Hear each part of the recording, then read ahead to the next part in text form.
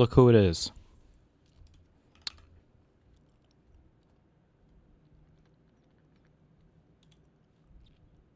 The DGG harassment community.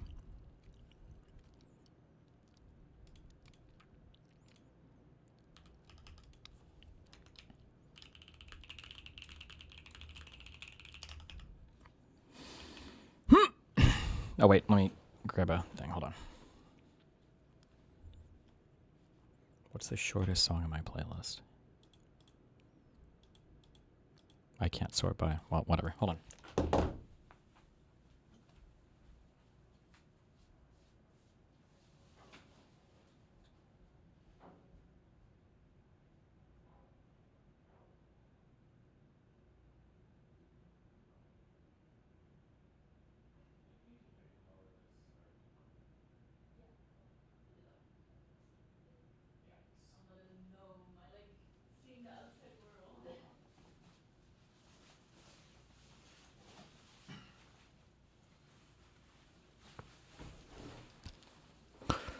Oh, blah, blah, blah, blah, blah, blah, blah, blah. Well, anything fun happened this morning?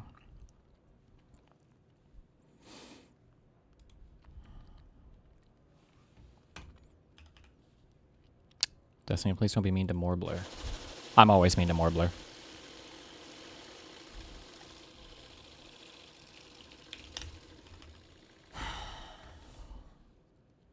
He loves it, though. He deserves it, so.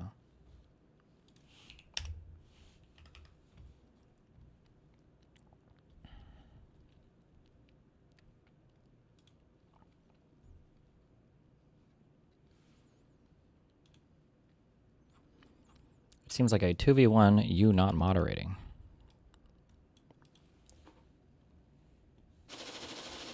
Oh, she asked me to moderate the debate. That's why I said I would.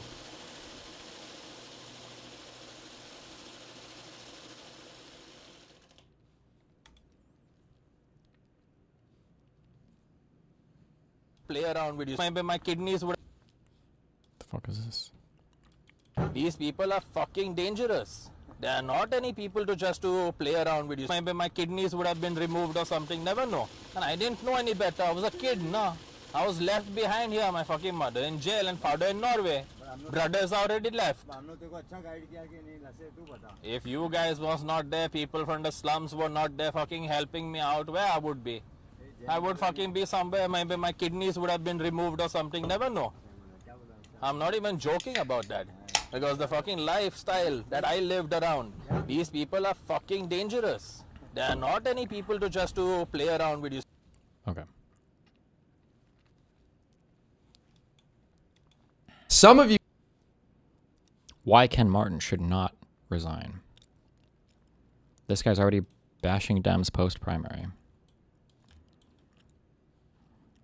Representative Christian Menifee wins Democratic primary for 18th House District in Texas, defeating Representative Al Green. This sucks. Al Green is one of the GOATs, and his replacement is a crypto-funded Zionist. We need to get money out of politics so nefarious forces can't use a money cannon to get their way. I'm so sick of the open corruption. Quote, tweet. That's why you should never let these commies use the vote blue no matter who rule at you. They absolutely will not support candidates they deem unworthy in the general.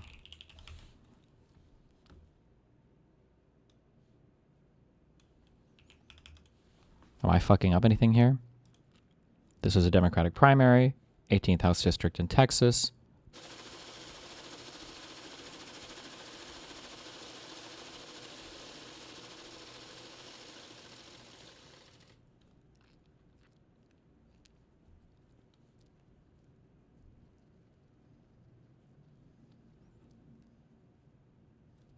They were both incumbents too, Destiny. They got fucked by the gerrymander. Nice.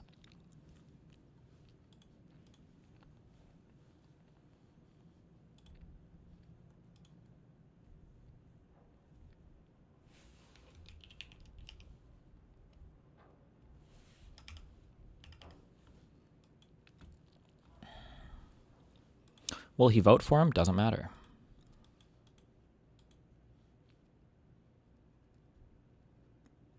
No shot is this real. What? Governor Jared Polis, fresh off being censured by the Colorado Democratic Party for letting Tina Peters out of prison early, showed up today to a private internal party call like this. Bruh. Bruh. Bruh. Really?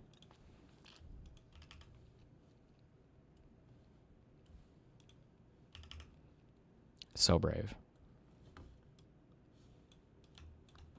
You guys are going to disagree. Some of you guys are going to disagree with what I'm about to say. In fact, a lot of you guys will. Wait. Before we do this, let me watch this turning point thing. Hold on.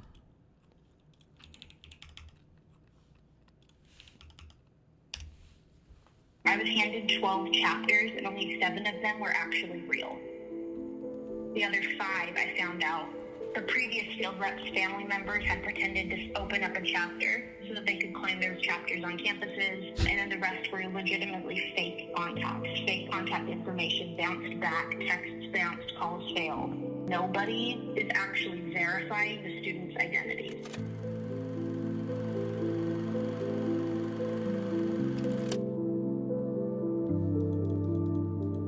Please welcome Turning Point USA CEO and Chair, Kirk. Whoa. Queen based? Turning Point USA says it's building a movement of students, a movement of ideas, a movement that spans thousands of campuses across the United States. The goal is for these clubs to be in every high school across the state. In its own filings, the organization claims to operate more than 1,800 campus chapters and to be active on more than 3,000 high school and college campuses. Great question. Start a Turning Point USA chapter. It says its program reaches millions of students. And behind that movement is money. In a single year, Turning Point USA spent more than $20 million on what it calls its field program. Damn. The part of the organization responsible for building and supporting these chapters. Altogether, it raises more than $80 million annually. That money comes from donors. Donors who are told they're funding something very specific. A nationwide grassroots network of young people organizing, educating, and reshaping the future of American politics from the ground up. Turning Point USA meets every other Thursday in room 312. Anybody's invited. The story is simple. A bottom-up student movement built chapter by chapter, campus by campus. Put your hand up if you're in high school. Okay. Wow. And it's not just a marketing story. These same claims appear in official tax filings, documents submitted to the federal government, where Turning Point USA describes itself as a nonpartisan educational nonprofit and certifies that it does not engage in political campaign activity. Point Action and Turning Point USA. This is the foundation of the organization. It's what justifies the money. It's what sustains the mission. It's what donors believe they are funding. What they've done is put America right back on the right course. But what if the numbers don't mean what they actually seem to mean? What if the chapter isn't what you think it is? What if the movement isn't actually there? We started asking a simple question, not about politics, not about ideology, just about reality. Are these chapters even real? Whoa. Hi, Elizabeth. This is Jessica. I'm the president at high school. You had reached out to Maggie, our director of student activities, and she forwarded us your email with some questions about having a Turning Point chapter on our campus. We do not currently host a Turning Point chapter on our campus, although I know it Oh my mostly God. lists us on their website. But if you want to give us a call back to have further conversation, we absolutely can. You can call us. In its public messaging, Turning Point USA presents a clear picture of scale, a presence on thousands of campuses, a network of chapters spanning the country. Not even a way to click on the school. But in its IRS filings, the language becomes much more specific. The organization reports 1,873 charter chapters, an activity on more than 3,300 campuses. There are roughly 3,500 Turning Point chapters at colleges and high schools across the country. At first glance, those numbers seem to reinforce the same story, but they describe two different things. A charter chapter suggests something defined, a group of students, a structure, some kind of ongoing presence on campus. But active on campus is much less clear. Club America is now on 3,300 high schools in America. It could mean a functioning student organization, or it could mean something much looser. A single event, a student who signed up, a chapter that once existed but no longer does. And beyond that, the organization also refers to what it calls activism hubs, a category that's less clear still. The filings don't spell out how these different forms of presence are defined or how they're counted. And without a clear definition, the scale becomes harder to interpret. Because these categories overlap, or if they're applied inconsistently, then the total number may not reflect what people assume it reflects. Before looking at the map, before making any assumptions, we wanted to understand what those numbers actually represent. Not what they suggest, but what they mean in practice. And to understand how these numbers translate in practice, we turned to the organization's own directory. School by school, we began working through the list, reaching out to administrators, student activity offices, and faculty advisors. And we just asked one simple question: whether there was an active Turning Point chapter on their campus. Some schools confirmed that there was, student groups that met, organized, and operated as we would expect. But in other cases, the answers were less clear. Some described the clubs had gone inactive, others said the group had existed at one point but no longer did, and in some cases, administrators told us they had no affiliation with Turning Point USA at all. School, like, would you be able to let us know if it was ever a club that existed and maybe dissolved? It has never, I do know for a fact it has never been a club on campus. Gotcha.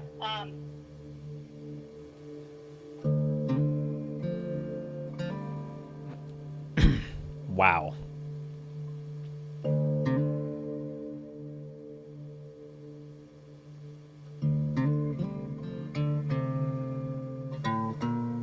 A student organization can come and go, records can be incomplete, and a national organization may define its presence differently than the school does. But taken together, the responses begin to raise a broader question.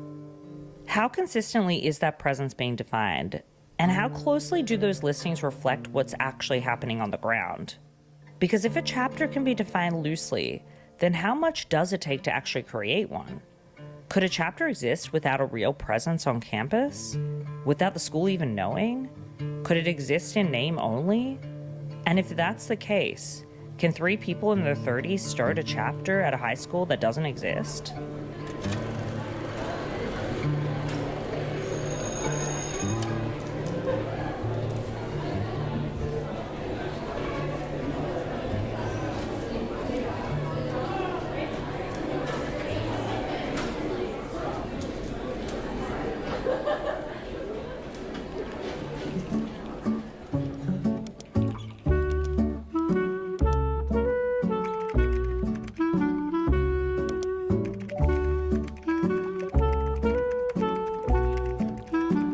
Which AI is this? Is this ethical? What if it's Grok?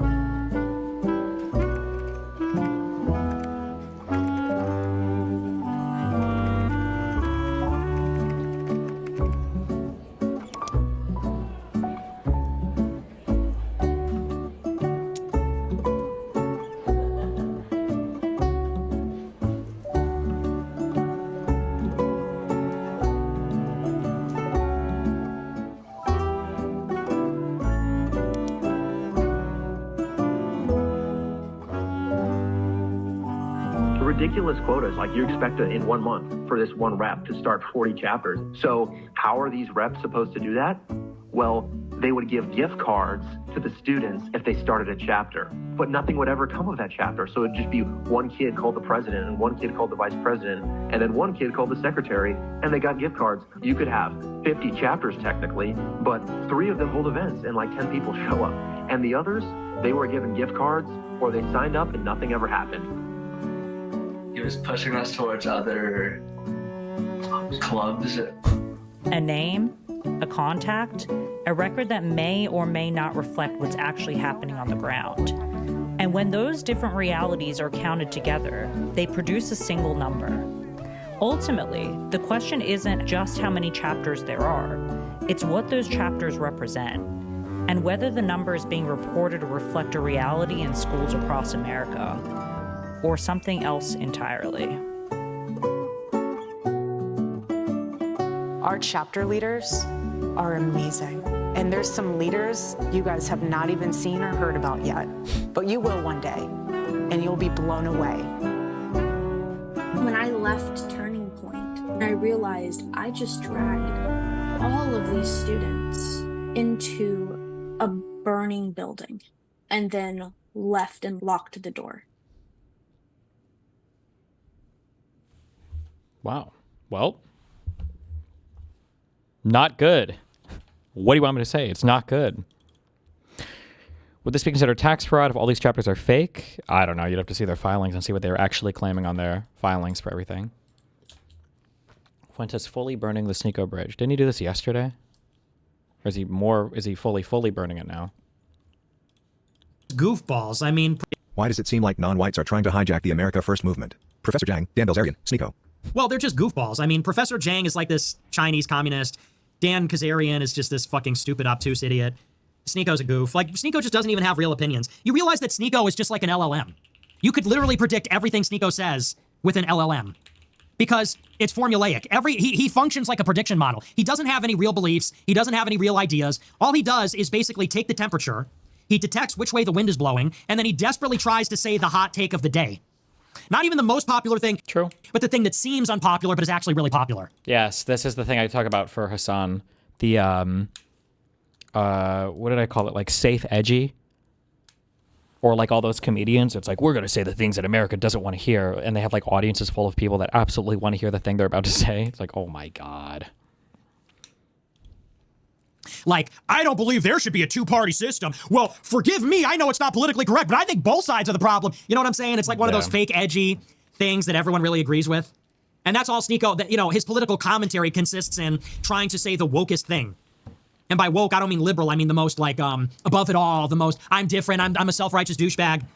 Every take is some flavor of this. I think racial supremacy is the root of all evil. Bro, you voted for Trump and then a year later you hate him, like... You have no predictions, you have no core, you have no ideological core, no values. You just say whatever you think will make people like you.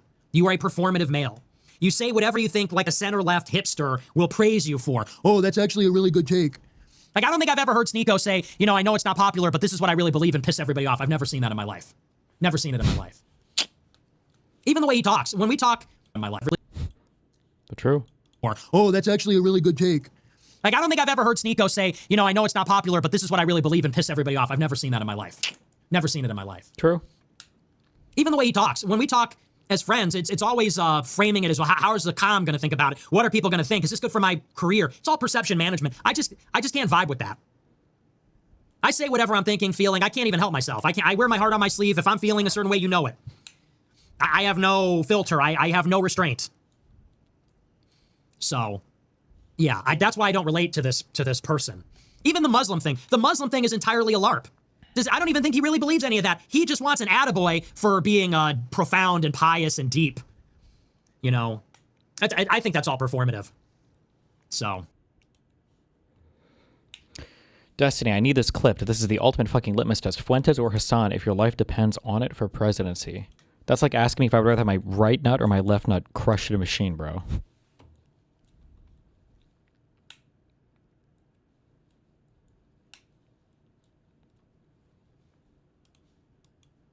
This man spent his life collecting 1.5 hours. Fuck that. What's now known as the world's largest.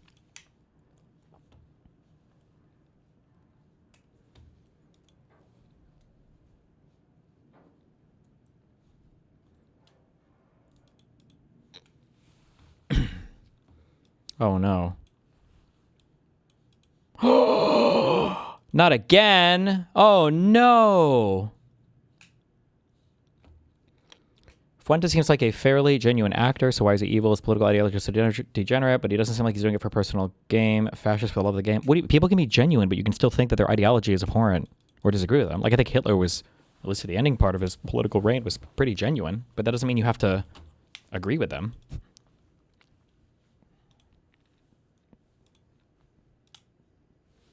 Can I get Yeah, can I get a mojito, a Moscow Mule, and a tequila shot? Alcohol? What? Thank you. I can't believe this. Are you saying that when Sneako... There is one man... Shut up. When Sneako's not on stream, he's being haram?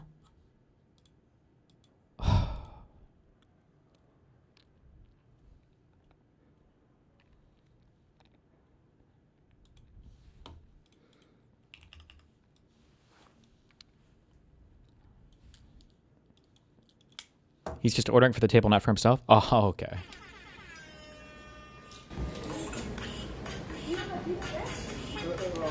No, I wasn't like...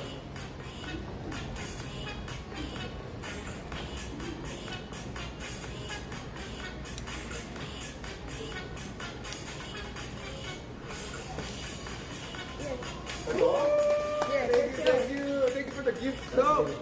Thank you. Why am I watching this? Love you guys. How old is this? Where the fuck is Darius at? Is this Korea, or is this like Koreatown somewhere? Is this recent? Is he in Korea right now?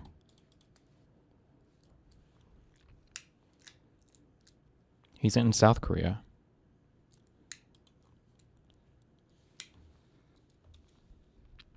That the world... Please. Mr. President, you have made us a nation of builders again. You're leading us to the greatest economy that the world has ever known. And I see that every week as I travel this country, main streets across dozens of states, from Alaska to Maine. I've been in many of those states 2 or 3 times. I hear it everywhere I go. Please thank the president for putting us back on track. They thank you. They love you. They want more of what we're doing: tax cuts, deregulation, fair trade, energy dominance. Small businesses are spring-loaded, and we see that. Please.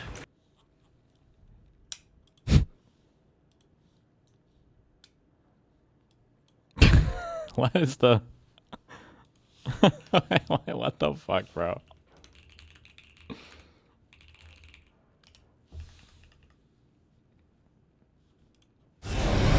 To be next or not. Then another 10.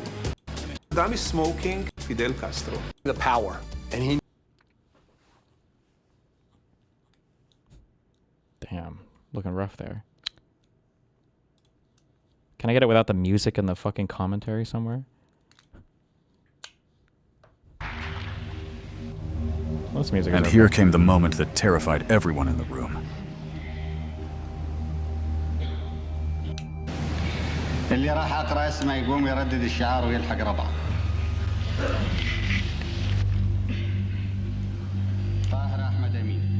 Then he began calling the names of the traitors. Despite their fear, those whose names were called obeyed the orders. But one man appeared visibly confused. When his name was called, he shouted in shock, "I haven't done anything."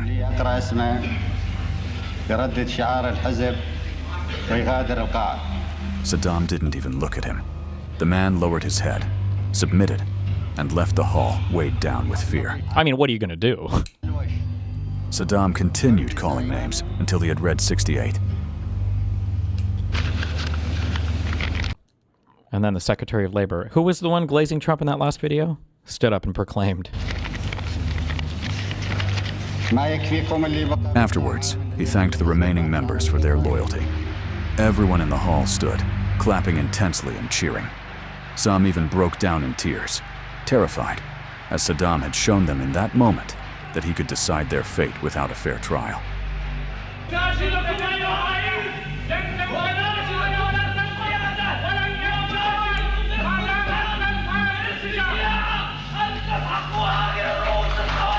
Even on the stage, Saddam shed a few tears for his comrades as a reminder of what awaited them. Outside, those whose names had been called were gathered into military trucks and taken to the security services prison. Wait, was this the same one? I thought there was one where it must have been this one where halfway through calling names, people start randomly like standing up and screaming like "Long live Saddam Hussein!" Like God praise Saddam Hussein. Was it the same one, or maybe it was early in the video? Fuck me. In the following days, extraordinary and swift military trials were held. These trials were mere formalities to justify decisions that had already been made. This is where Asmongold is like, as long as they're tried in court, guys. As long as they're tried in court, guys. Most were charged accused of betraying the country with Syria and plotting against Saddam. In the same month as the party meeting, around 22 of them were executed by firing squad. What? While others were sentenced to life imprisonment, or later tortured and executed. What? It was even said that some party leaders were executed by their own colleagues on Saddam's orders. No. To spread more the fear.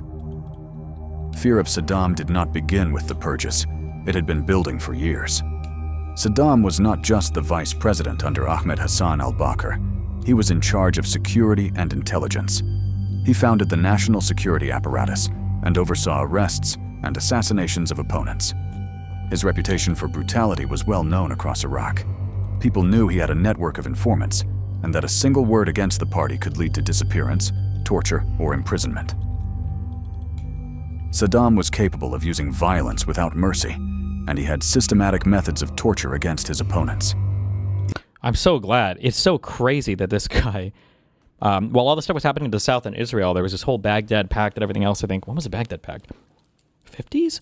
But Saddam Hussein taking over was just, he did crazy shit in that country, which is why we should all be happy. In 91, when we went in that first Gulf War and we got rid of Saddam Hussein. What a horrible, terrible person after using chemical weapons on Kurdish people and everything. God damn. God damn. But in 91, we went in and we got rid of that guy. We got rid of this horrible dude immediately. Thank you. Thank you. Even before becoming president, he was involved in political manipulations, including an attempt to overthrow Abdul Karim Qasim in 1959. These events linked his image to violence from a young age. As vice president, even within the party, he was seen as harsher and more ruthless than President al-Bakr himself. Many obeyed him not only out of respect, but out of fear of his revenge. The purpose of the called hall meeting was to intimidate the party leaders. It was meant to show Saddam's total power and control, and to make his enemies, and anyone thinking of opposing him, afraid. What happened in the hall was both public and symbolic. Do you still think the Iraq War was the first one or the second one? What? It sent a clear warning to the party. Wait, this is the first time that I don't know if you're joking or not. Yes, I am joking. In 91, we went in and we removed him from Kuwait, and we slapped his hand for using chemical weapons against the Kurds, and then we left him there for, what, another 12 years? Members inside about what could happen to them. Everyone felt that their lives depended on one thing: loyalty to Saddam. The 1979 called hall meeting was never allowed to be discussed or made public in Iraq. The recording was shared only with the party's top leaders, under strict orders to keep it secret. It did not become available to the public until the U.S. invasion and occupation of Iraq in 2003, when the security and party archives were looted.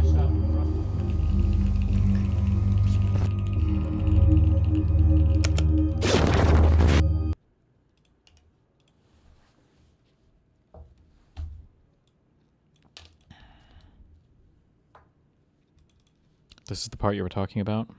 فيكم اللي بقى بالقاعة من لحزب البعث العربي الاشتراكي. God, Emperor Trump! I mean, Hussein, sorry.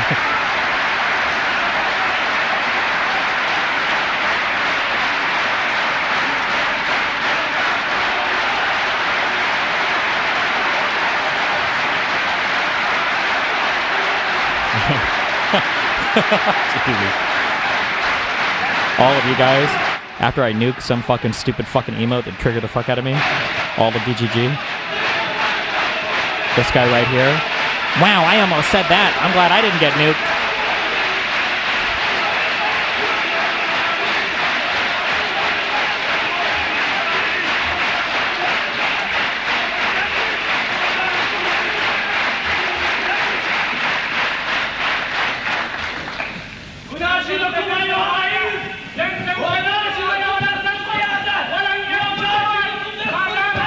See, this is how you know Saddam was a better man than I am. Because if it was me, those guys would be the next ones to go. Don't give me that fake fucking bullshit.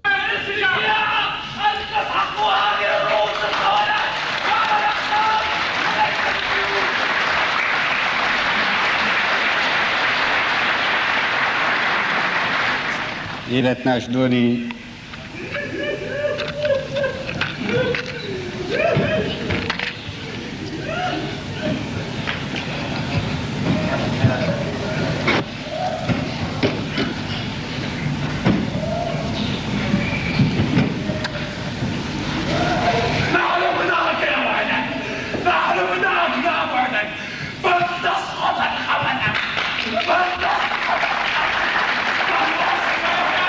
All of my meetups need to look like this from now on. Or I'm never doing them again.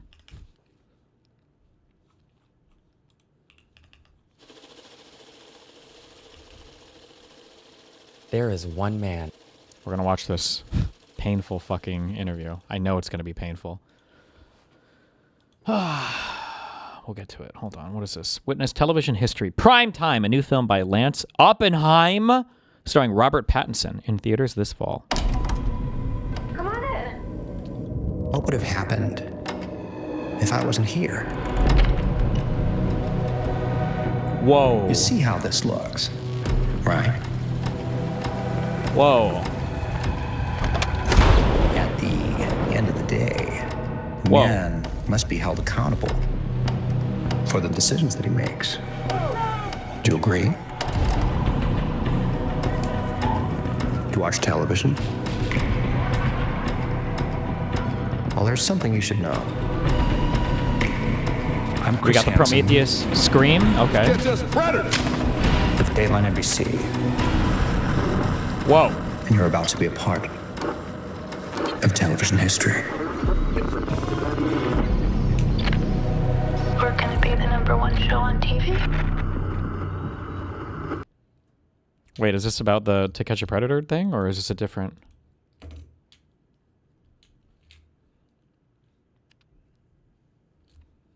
Was it really that big of a show?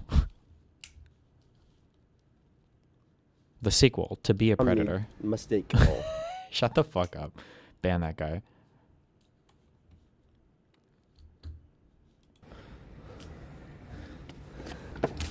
It's from Alien, fuck you. Was it? I'm trying to think of when the first like scream thing was used. Like the whoa! Like the I can't even do the noise. Was that in an Alien trailer first? Take us home! If you don't stop it, there won't be any home to go back to. Hold on. Where's that door open? Got it up! That noise. That one? Was that in Aliens or Alien 3 trailer? Was it?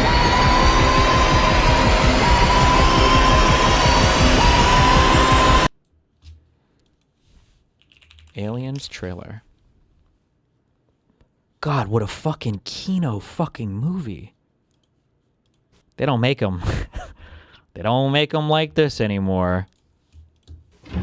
Just tell me one thing, Burke. You're going out there to destroy them, right? Not to study, not to bring back, but to wipe them out.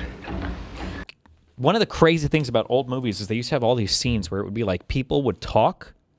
There wouldn't be 50 million jump cuts. You would have to actually watch the faces and movements of the bodies of the actors to understand like what's happening in the scene, to convey like some kind of like feeling, to some kind of emotion.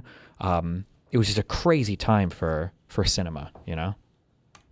That's the plan. All right, people, on the ready line. Are you me? Yeah! Are you me? Yeah! Are you? Get on the ready line, Marine! Get something to die! Get on the ready line!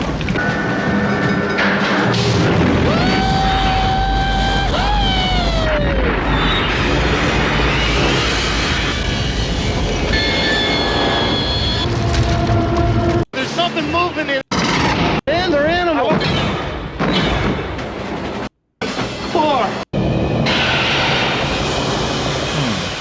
Aliens War. Oh, and the guy that voiced every trailer.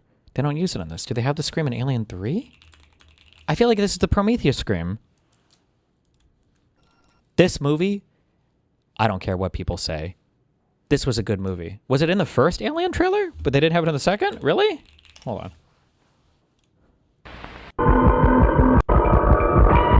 Oh, they did. Fuck me. Well, I'm a fake fan. Forget anything I had to say about anything. My bad. I love how StarCraft 2 used quotes and sounds from Aliens. I think that the Alien movie was like... I'm trying to think if this was the first one that showed... What would you call it? It's not steampunk.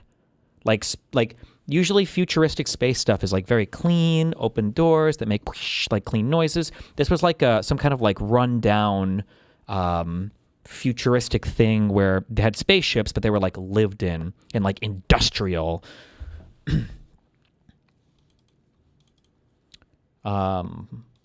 Industrial sci-fi. Yeah, I don't know. Blade Runner. When did Blade Runner have anything futuristic besides the stupid fucking robots that were just people? God, I hate Blade Runner 1. What a horrible fuck movie. Ugh.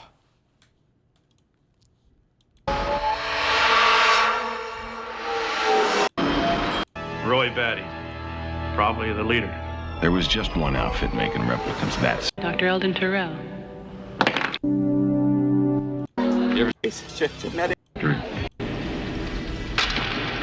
I mean, I guess this kind of is. I don't know if it, whoa.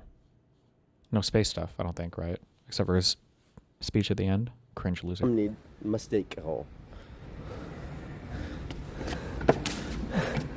What the fuck is he going?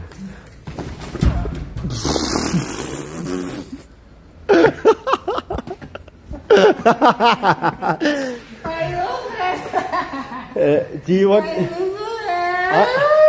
hey, can you stay here? I go get food. Is this epic, or is it just a guy being drunk as fuck? Okay, epic.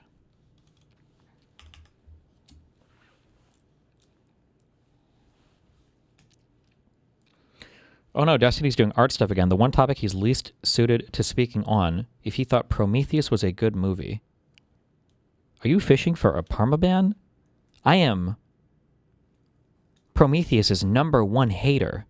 There are more timelines where I become Hitler than timelines, universes where I like Prometheus the movie. Okay? Don't even fucking start with me.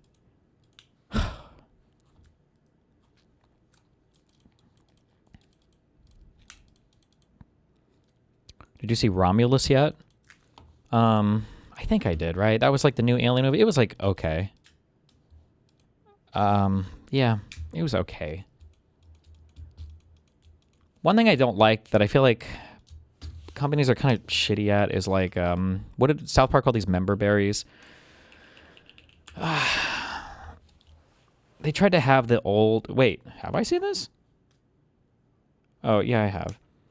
They tried to have the cyborg guy from Alien in this movie to like make you feel like it was a fucking callback, or I don't know. This movie was meh. It was alright. I don't even know how to say meh. No, I feel like Romulus was below meh, actually. I feel like Romulus was below meh. I think I liked the way that it looked. I liked the aesthetic more than anything else, but... I love you, man, but that Blade Runner take is awful. Now, I will grant you, do Android stream of electric shape is better, but even Philip K. Dick said Blade Runner matched what he thought of. Yeah, but that guy's probably old and he's a loser. If you really want to watch Blade Runner, imagine if you were really good at making movies and understanding art, and you watched Blade Runner. What you would do is you would make Blade Runner 2049. Then you would understand, because that Villeneuve, whatever the fuck that guy's name is, he watched the original Blade Runner. He's like, man, this movie sucks shit. But I know what he's trying to do, so I'm gonna do that. Okay, that's the only one you need to watch. Okay, fuck the old one.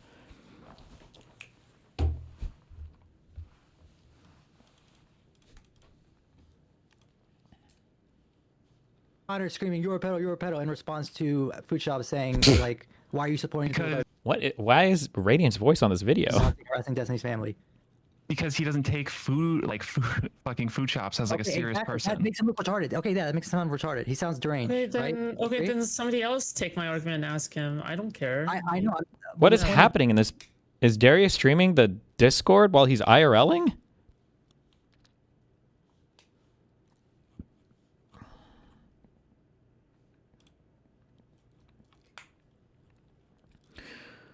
So you recommend 2049. I haven't watched it yet, but wasn't huge on the original either. Director's cut is the best.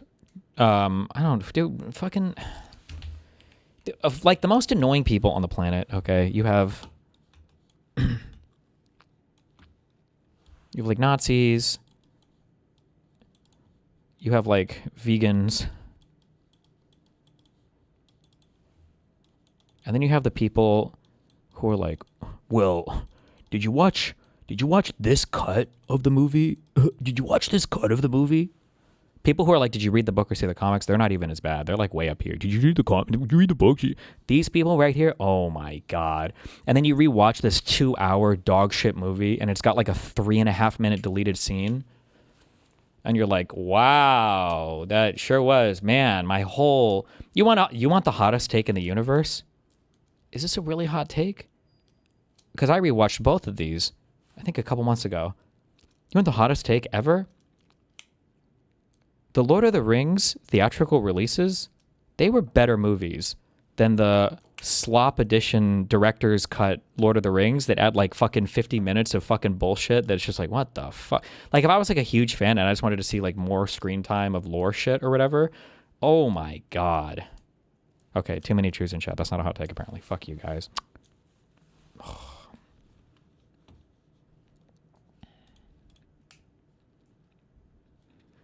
Kingdom of Heaven by Ridley Scott is legitimately a completely different movie from the... Bro, Ridley Scott movies are... I'm stealing this from chat, but it's like every time Ridley Scott makes a movie, the gods flip a coin, okay? And usually it lands on dog shit. But sometimes he can produce Kino, but I don't know what's going on in that dude's head most of the time.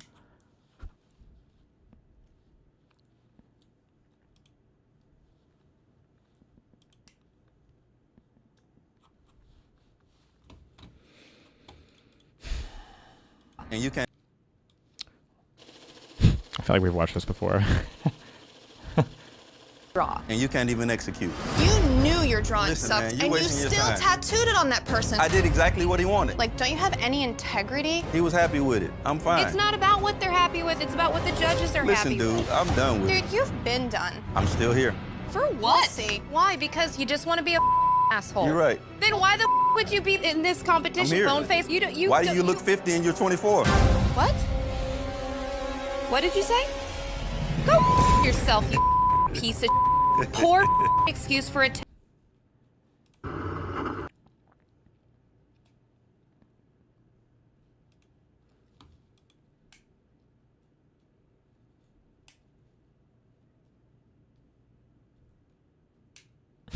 Jesus. Probably disagree. But okay. Some of you guys are going to disagree with what I'm about to say. In fact, a lot of you guys will probably disagree, but I'm going to say it anyways. Ken Martin, chairman of the Democratic National Committee, should not resign. And I will explain why in a moment. But first, I want to acknowledge that he's made some major mistakes. First and foremost was not releasing the report. He ran on releasing the report. He rightfully criticized past DNC chairs for not releasing reports. So he should have just released the report. Hello? Are we doing politics today? A little bit, but I have a debate I need to moderate in like 1 hour and yeah, I know. 5 minutes. What's up? Wait, in 5 minutes and 1 in an hour and 5 minutes. What's up? Oh. Well, I wanted to continue the discussion from like 3 weeks ago or so. I bet you do. On the Republican question. Let me watch this and then we can, okay? This is like schedule if you want to. Or we can do it tomorrow if you want, yeah. Tomorrow I think I'm pretty free and not doing anything. Do you have a preferred... Well, is Friday possible for you? Friday would be better. Yeah. Okay, what time? 2 p.m. EST. Or ET. That's like 8 miles. No, sure. Okay, then see you on Friday. Okay, I love you. Be careful. Have a good evening. Bye. By not releasing it, it's just caused way more drama. And of course, everyone out there is going to think that their pet issue is at the core of why Kamala Harris lost, and the DNC is too afraid to admit it. So this is a disaster and a mess that could have easily been avoided by just releasing the report. Second, he was unnecessarily combative in that interview with Pod Save America. He was justified in being annoyed by... I don't know about that one. I'd be curious watching him side by side, but like watching it with IRI. I feel like Ken Martin was... I mean, he was kind of on the defense the whole time, but like, whew, Pod was super aggressive the entire time. the host being incorrect on the facts and uncharitable with his questions, but it is Ken Martin's job as head of the Democratic Party to do every interview with a smile on his face and try to win over whatever audience he's in front of. He obviously failed in that instance, and that's not good. And finally, that's true. He is responsible for picking the person who wrote this disaster of a report. Ken himself said that the report was lacking in missing sections and sources, so he didn't want to put it out there. That's fine, but he is still responsible for picking the wrong person to write this report. And since we've seen the report, we now see that it was missing big issues like Biden's age or Israel-Gaza. So this was not the correct person to be writing this report, and that's on Ken. However, these are not deal breakers for me by a long shot, and I will explain why. So let's just be honest. The loudest and angriest voices about the DNC not releasing this report are just Democratic Party haters. These people claim to be on the left and spend most of their time attacking the Democratic Party.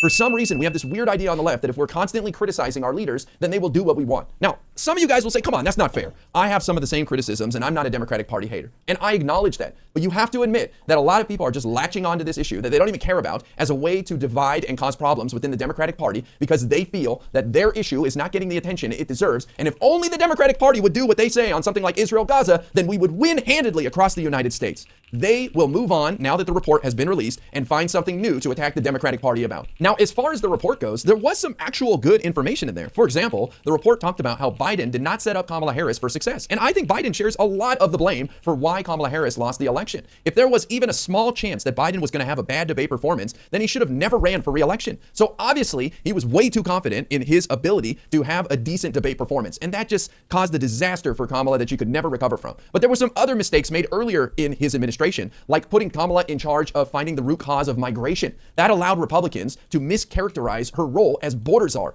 And I always challenge people, well, if she was in charge of the border, why did the Republicans impeach Alejandro Mayorkas, Secretary of DHS, and not Kamala Harris? Now, let's talk about why I think Ken Martin should stay on as the DNC chair. And the first reason is so obvious. We're winning. We are dominating the Republicans in every special election since Trump took office last year.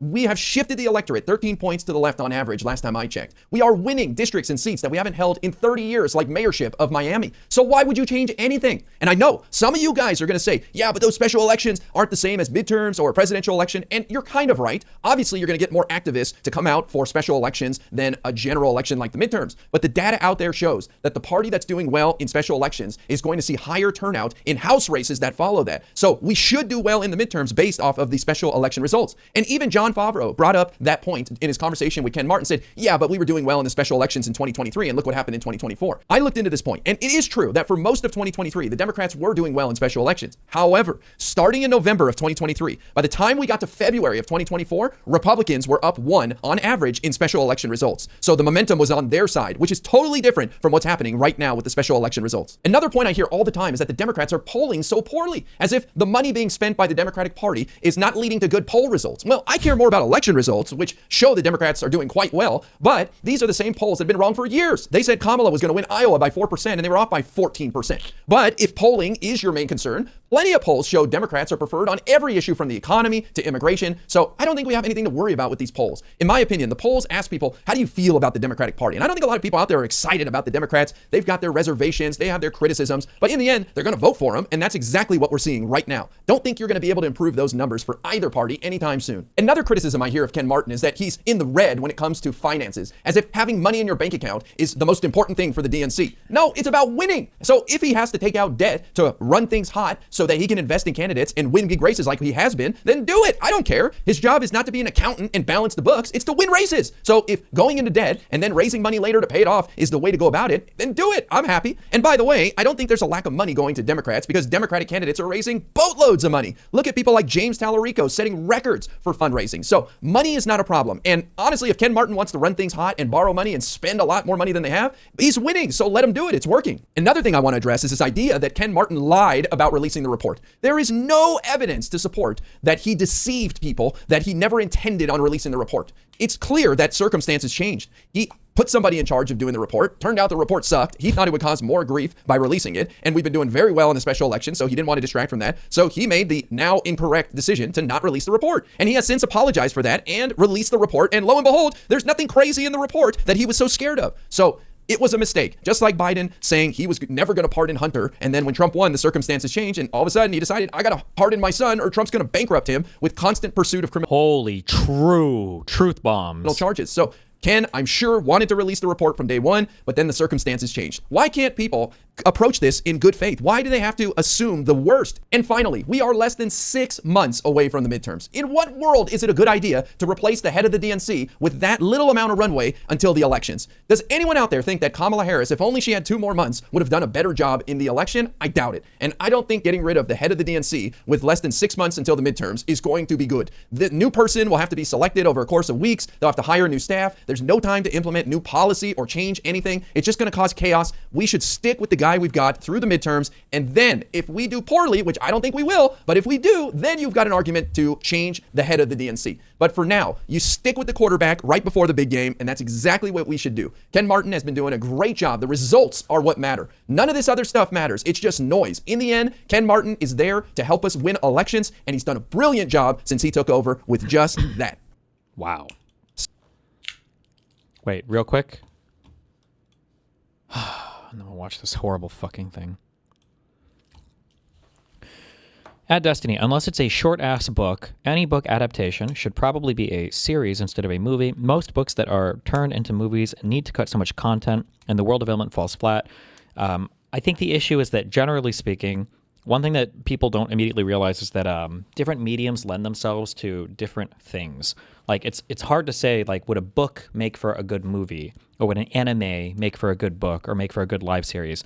Like, sometimes things just feel differently. Like, different mediums lend themselves to different types of things. So if you try to take a book and then just, like, adapt it one-to-one to, like, a movie, like, oftentimes it just doesn't work because books just lend themselves to different types of storytelling than movies do sometimes. That being said, there are really good book adaptations. I would have to think a lot about why. I feel like the Harry Potter adaptations were really well done, but I'm not 100% sure why. I'd have to think about it. I think in the oh fuck, what do I think of the Coen Brothers? Not There Will Be Blood. The No Country for Old Men. I feel like that was like a 1-to-1 book to movie adaptation. That worked really well, I think, for some reason. I don't know why, but I think that was almost like 1-to-1.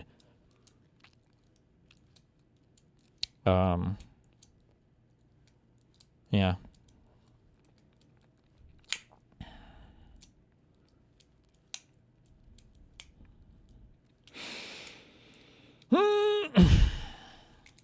The Shining? Stephen King famously fucking hated The Shining adaptation, okay?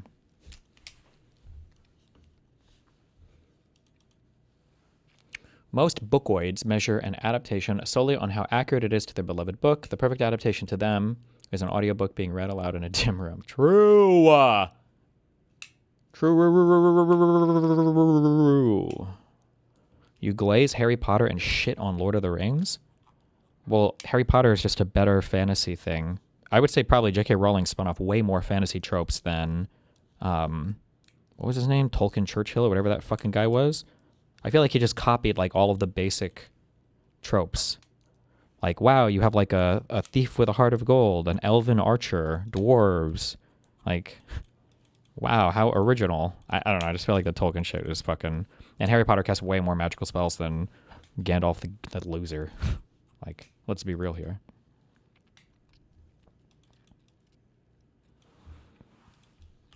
I'm just kidding. I consider The Lord of the Rings an almost perfect trilogy. And I don't even like fantasy that much. Lord of the Rings is a great trilogy.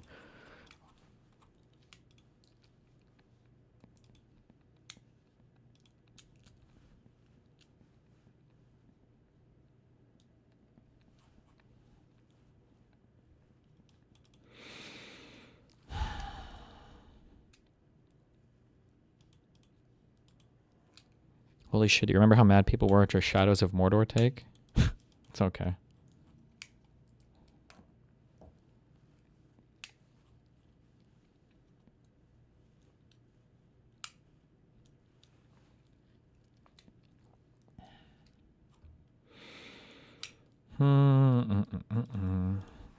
Fuck. Okay. Why do I need to watch this?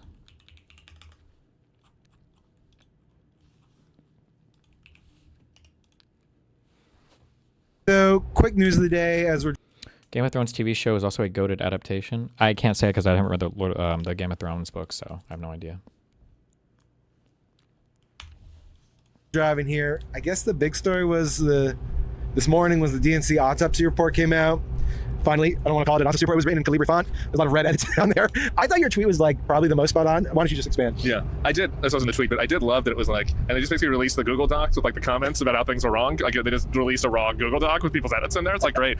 No, my biggest take was like, so there's been for months like these conversations about why hasn't it been released? What is the reason? The DNC people were trying to make it seem like it was strategic because they're worried about the midterms. The anti-DNC crowd, particularly on the left, there's a report in Axios that they leaked that they were talking about, which was basically they're not releasing it because it reveals that Kamala's position on Gaza was the reason that she lost, and they're covering that up because it's all part of the corporate elite scheme. The truth was neither of those things. The truth was that the report was written by like a 6th grader who doesn't seem to have been involved in campaigns since the Super PAC era started or since there was Twitter. And like the guy that wrote it, I think his last big campaign was the John Kerry campaign in 2004 when we didn't have YouTube yet or blogs. And so the truth about the DNC, like every DNC controversy, it's like the DNC was coming after Bernie, the DNC cheated the Iowa caucuses against Pete. Like everybody has a DNC conspiracy theory. No, like the DNC is Veep. Like the DNC is run by morons. They have no power. They just screwed it up like idiots. There's no conspiracy. There's no grand cover up. They just don't know what the fuck they're doing. And so anytime you're curious about what's happening with the DNC, that should be like your Occam's razor explanation. Not a conspiracy, idiocy. So incompetent, not conniving. Yes. I guess you raise a really interesting point, which is wait, why did these guys charter a bus for like 3 people? What am I missing here? Do they need this? it appears they put the thing together, did all the Google Doc edits, and then never like accepted the edits. They just left it at that first stage. There's basic factual mistakes in there. It doesn't make any sense. Ken Martin. There wasn't even... My favorite part, I'm trying to pull this out, is the conclusion. There wasn't even a conclusion. Can we see this on the camera? This was the conclusion section? No. Okay. Nothing there. Underneath the conclusion section, there's nothing. And then in a red edit, it says, this section was not provided by the author. But why didn't they resolve the edits? Why did they just stop? I don't get it. Okay. Because at some point this became such a farce that they understood that the more ridiculous it looked, the better it was for them. The more incomplete, the more like not a polished product, that meant that they could just disavow it. But I don't know what tweet you were talking about. I think you mean my tweet. Because my tweet, okay. My tweet was, if you want to understand the communications failures of the This isn't a bus, this is high-speed rail in California. DNC of the Democratic Party of the 2024 campaign. In the middle of the road? The handling of the autopsy release is a much better way to understand the problems in the Democratic Party than what is in the actual autopsy release. Like the anatomy of the autopsy. That's a good point. Thank you. It was a good tweet. I tweeted that, and it's clear to me that if you just look at the way the DNC handled this, you're like, well, this is the fundamental problem with the Democratic Party. It's that they both got a cozy friend to write it. The product was bad. Then they decided not to release it. Then they get hounded by the press. Then they release it under duress. And when they do, it's garbage. So that tells a story much more than when you read the actual autopsy, which tells you there's some things in there that are probably true. But honestly, the piece that was in the Bulwark by Rob Flaherty, Flaherty, which is actually a clothing brand. It's like filled with soft stuff that a lot of like middle-aged people. Yeah. But that's not how his name's pronounced. I've only ever seen it. I've never seen it written down. I've never actually seen it. I've never heard it pronounced. But anyway, he wrote a great piece about the autopsy in the Bulwark. You will get much more nutritious information about it from him than you would. The train can go off rails for certain distances. That's where the phrase "off the rails" comes from. If you try to navigate this Google Doc. I get over your pronunciation. It's so good. Ken Martin. Flaherty. Robert Flaherty. Can we talk about Ken Martin? Does he make it to the midterms? I think we're close enough that he makes it at this point, though, right? I don't know. I mean, I will just tell you that my sources tell me that there's a lot of incoming phone calls to a lot of different people being like, can you please run the DNC? Okay, I don't care about this. Okay, yesterday we watched a very, very, very brutal Matt Bernstein interview of Mallory McMorrow.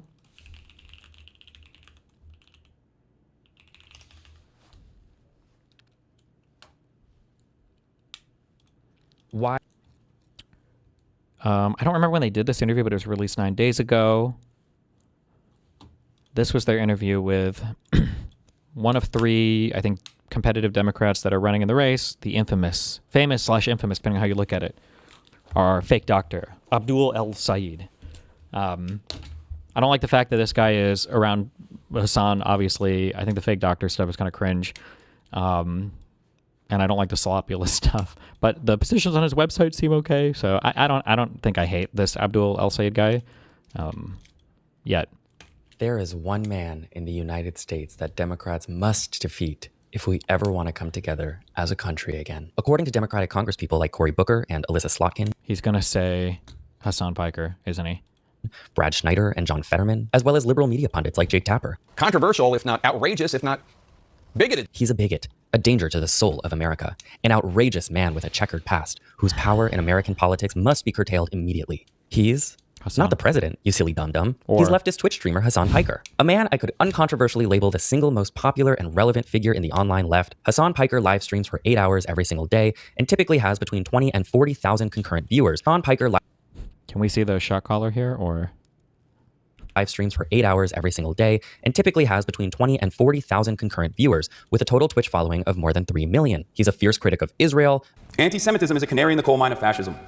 It's one of the oldest bigotries that has caused those of the Jewish faith a tremendous amount of pain.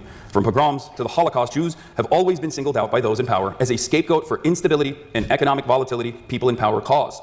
A resilient, nascent anti-Semitism is a constant threat, especially as economic instability makes those in power seek out old targets. This is precisely the reason why I am terrified of the conflation of anti-Zionism and anti-Semitism. The conflation is dangerous. Valid criticisms against the He wants to protect the Jews, guys. state, especially as all of the violence is unfolding, and everyone can see it, and tying it back to Judaism as a cynical ploy to stop all matter of conversation is truly terrifying. A fierce proponent of taxing billionaires, and the closest thing we have to the long sought after Joe Rogan of the left. Rogan of the left. Given Hassan's unprecedented ability to bring young men into the fold of progressive politics instead of fascism, Democrats should love him. They should go on his stream. They should invite him to things.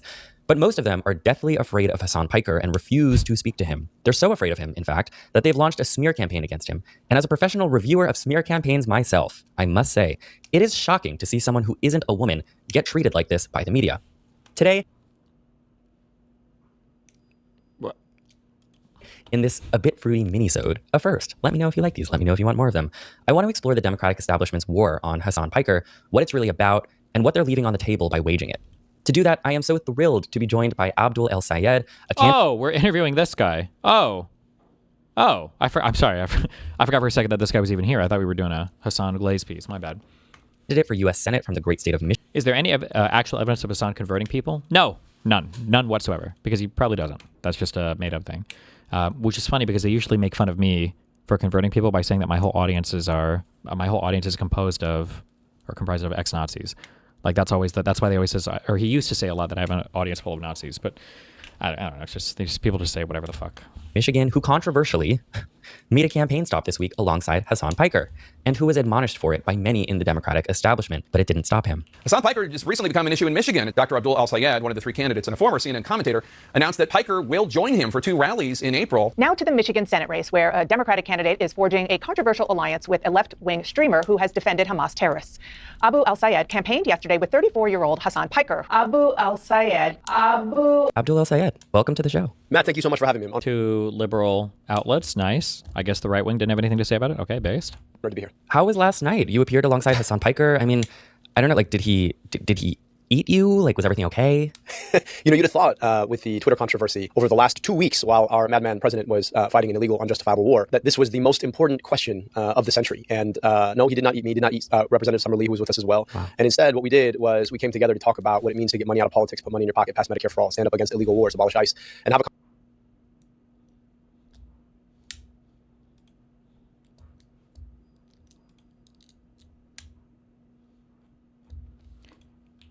there has to be, if straight men shouldn't be doing this, then no other group of people should be doing this, okay? Bruh. Jesus Christ. This is my impartial media? I guess they don't pretend to be impartial. I don't know if they do or not. Okay. Was we came together to talk about what it means to get money out of politics, put money in your pocket, pass Medicare for all, stand up against illegal wars, abolish ICE, and have a conversation about what it takes to bring people together around that message. And it turns out that when you actually go and talk to people, you're willing to persuade them on what you believe, you can win elections. You know, everybody paid attention to our campaigning with Hassan. I started my day yesterday on Fox and Friends, where, look, there are a lot of things me and the Fox and Friends hosts are going to disagree on, but that doesn't mean that I'm not going to go and have a conversation with some lovely boomers who have been duped by the MAGA movement into thinking that somehow this president wasn't going to start another war to enrich himself and his friends. So, you know, I'm going to go everywhere, talk to everybody, because that's how you campaign in the year of our Lord, 2026. Yeah, it also looked like the lines to get in were extremely long. So I don't know. I guess the college students just didn't hear Jake Tapper's condemnations of Hassan Piker. You know, it turns out, like, tutting people about... Remember when they said over and over again that Bernie Sanders was going to dominate in every single primary because his audiences, especially with college kids, are so huge. Who they should not listen to is the best single way to make sure they listen to that person. Talk about it. In gay world, we call that the Streisand effect. Abdul, just for appearing alongside Hassan Piker, your detractors have spent the last few weeks smearing you as all sorts of things by proxy. Your opponent in the Michigan Senate race, Mallory McMorrow, she likened Hassan Piker to the far-right neo-Nazi Nick Fuentes. She's not alone in that comparison. Could you characterize these smears and explain where they're actually coming from? Because, as like a Jewish person who respects Hassan for his principles and deeply rejects Nick Fuentes, it just feels so dishonest and frankly offensive. Yeah, I can't answer to why some. Remember the difference between the McMurrow one? Now we're in friendly land. Lots of yes and, lots of layup questions. We call that a layup question. Comparison, could you characterize these smears and explain where they're actually coming from? Because, as like a Jewish person who respects Hassan for his principles and deeply rejects Nick Fuentes, it just feels so dishonest and frankly offensive. Yeah. That's a layup. Yeah, agree with me. Yes and. I can't answer to why somebody says what they say, but I can try my best to assess the context in which they say it. What's ironic to me is that the last one of us who actually campaigned with Hassan was Senator McMurrow at the 2024 DNC when they were both there to campaign for Vice President Kamala Harris. And you didn't get this clapback from the likes of Third Way, from the likes of the ADL, from the likes of AIPAC when Hassan was invited to the DNC. But when he decided to come and campaign for me, there was a whole different clapback. And I'll leave it to your very smart, very thoughtful audience to try and figure out why. Never mind. I hate this fucking guy. Never mind. That we have to get Haley Stevens out of the fucking race. We got to get Haley out. I'm sorry. She's got to go. Not the Islamophobic shit. Please, God. Oh my God. It's so fucking cringe. Oh my God. Why weren't people mad that the DNC wasn't criticized for inviting Hassan Piker to the Democratic National Convention where we were all coming together to celebrate Kamala Harris, and where tons and tons and tons of people were invited to go and attend as content creators and influencers, not as people standing side by side to like campaign alongside a candidate? Come on, it's not even close to the same comparison. Oh my God. To campaign for Vice President Kamala Harris. And you didn't get this clapback from hold on. One of us who actually campaigned with. Offensive. Yeah. I can't answer to why somebody says what they say, but I can try my best to assess the context in which they say it. What's ironic to me is that the last one of us who actually campaigned with Hassan was Senator McMurrow at the 2024 DNC when they were both there to campaign for Vice President Kamala Harris. Never mind. I hate this guy. I won't support him also. That's not a vote blue no matter who for me. I won't support the Republican, but like, fuck. Come on.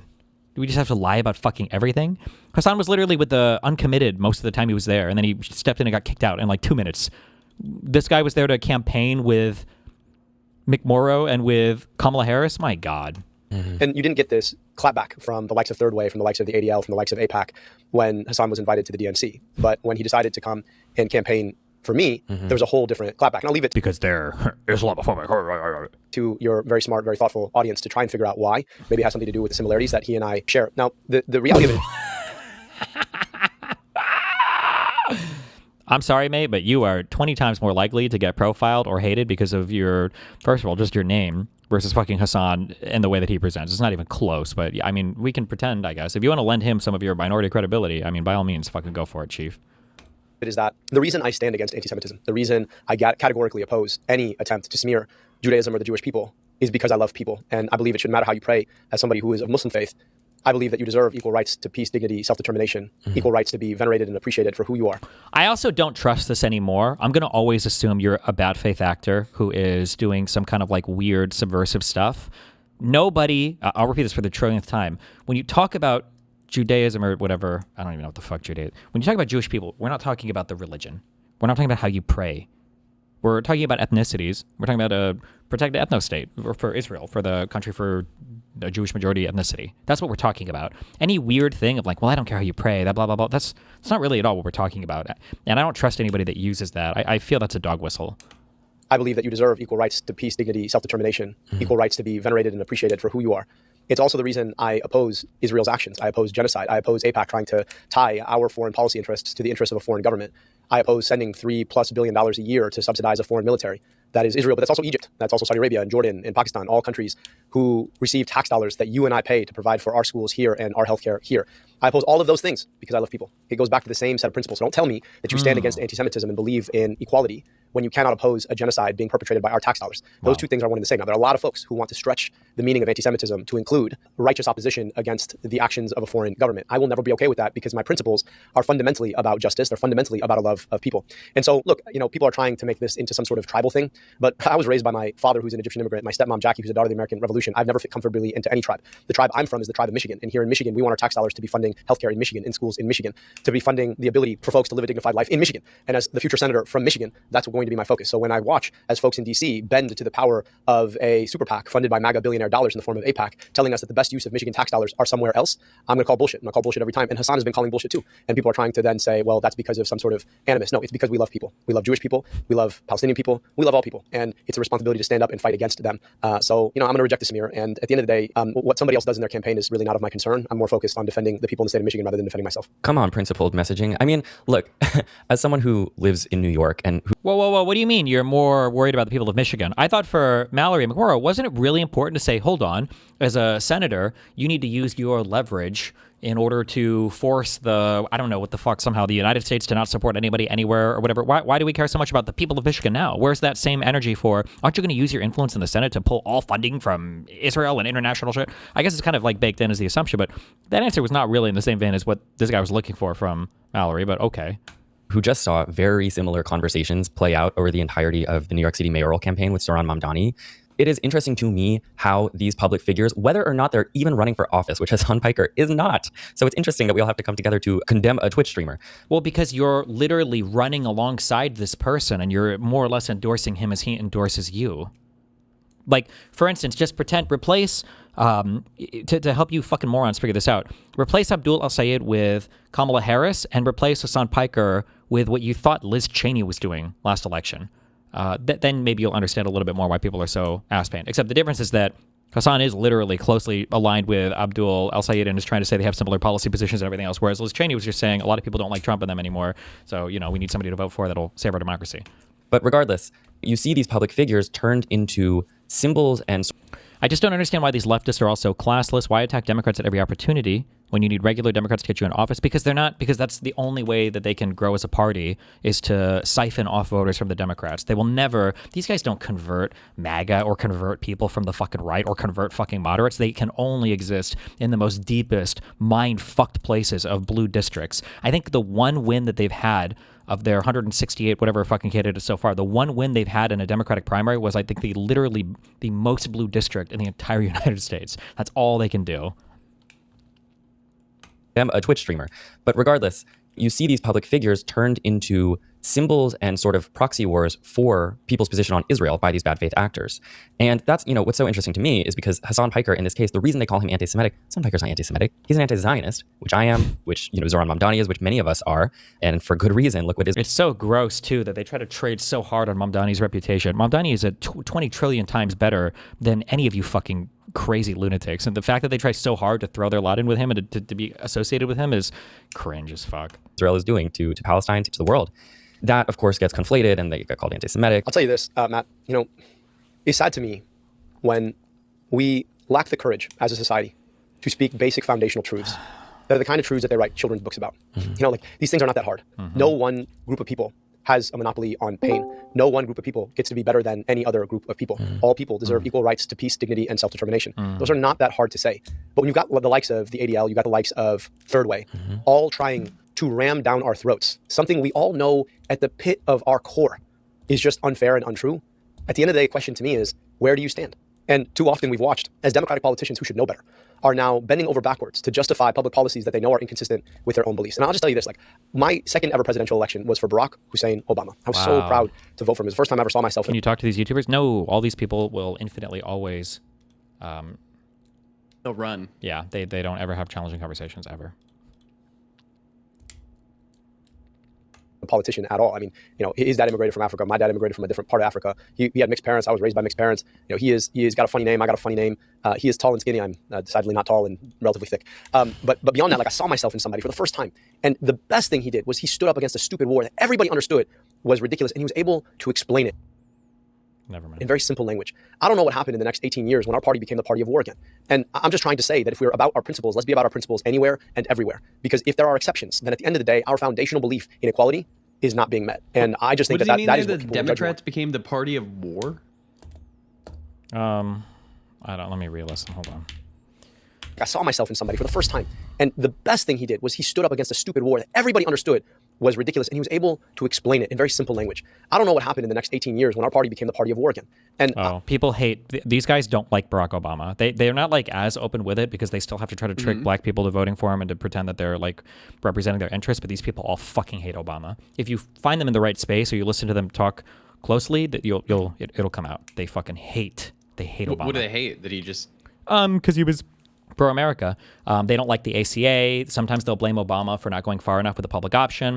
They'll blame Obama for not making abortion legal federally, like a law across the entire United How States. could he get the public They'll option? blame, why are you even asking this question? Why are you even asking this question? What a stupid. It's because Obama hates America and because he was a corporate shill. True. They hate the fact that the whole Gaddafi-Libya thing. They don't like any foreign stuff. They don't like Syria. Like they hate Obama. They do. They hate America. All right, I got it. I'm just trying to say that if we're about our principles, let's be about our principles anywhere and everywhere. Because if there are exceptions, then at the end of the day, our foundational belief in equality is not being met. And I just think that is what people will judge you on. Everyday folk want to know that you care about their issues and that you understand what they're facing. And if you are more interested in what's happening in somewhere abroad and you are willing to send their taxpayer dollars somewhere else to destroy someone else's life, money that could be spent to improve our own, they're going to fault you for it. So don't be surprised when we don't win elections because we are hypocritical on our own values. And I want Democrats to win. And I want us to win because I want us to be clear about what we believe. It's not enough to be against Donald Trump. Obviously, the man is an egotistical, egomaniacal, now genocidal maniac who doesn't have the basic cognitive capacity that is deserving of the job. And at the same time, it's not enough to just point to him and be like, oh, well, he sucks. Clearly he sucks, so why are you better? No, he was praising Obama, then saying we went downhill after. No, listen to what he said. Hold on. We'll judge you on. Everyday folk want to know that you care about our principles, which I don't know what happened in the next stupid war that everybody understood was ridiculous, and he was able to explain it in very simple language. I don't know what happened. He says, I don't know what happened in the next 8 years. Is that what he says? From 2016 to 2024? Does he say 8 years? In the next 18 years. 18 years. Our party became the party of war again. That's what he's talking about. They hate Obama. They hate him. They hate him. And I'm just trying to say that if we're about our principles, let's be about a maniac who doesn't have the basic cognitive capacity that is deserving of the job. And at the same time, it's not enough to just point to him and be like, oh, well, he sucks. Clearly he sucks, so why are you better? You got to be fighting for something, not just against something. Well, and when we talk about like this war on Hassan Piker, this war on you, this war on Zoran Mamdani, which, by the way, it's very interesting that the people, these sort of centrist mainstream corporate Democrats pick the biggest... The war on I'm sorry, and I could be wrong. Maybe I'm just not watching the right media. But I feel like the war on Mamdani is all fucking Republicans. Are there still like center-left lib outlets that are attacking Mamdani a lot? Maybe I'm just not seeing it. Everything that comes across my feed, I feel like it's all fucking Republicans that fucking hate him. They fucking hate Mamdani. I don't see lib left attacking him, but again, I don't know. During the primary, sure, but after that... Zoran Mamdani, which, by the way, it's very interesting that the people, these sort of centrist mainstream corporate Democrats pick the biggest fights with all happen to be Muslim, but I digress. That war is being... Also, this dude, you're so fucking white and retarded. Oh my God, and both so American. Both of these people are so fucking white, but... This war on you, this war on Zoran Mamdani, which, by the way, it's very interesting that the people, these sort of centrist mainstream corporate Democrats pick the biggest fights with all happen to be Muslim.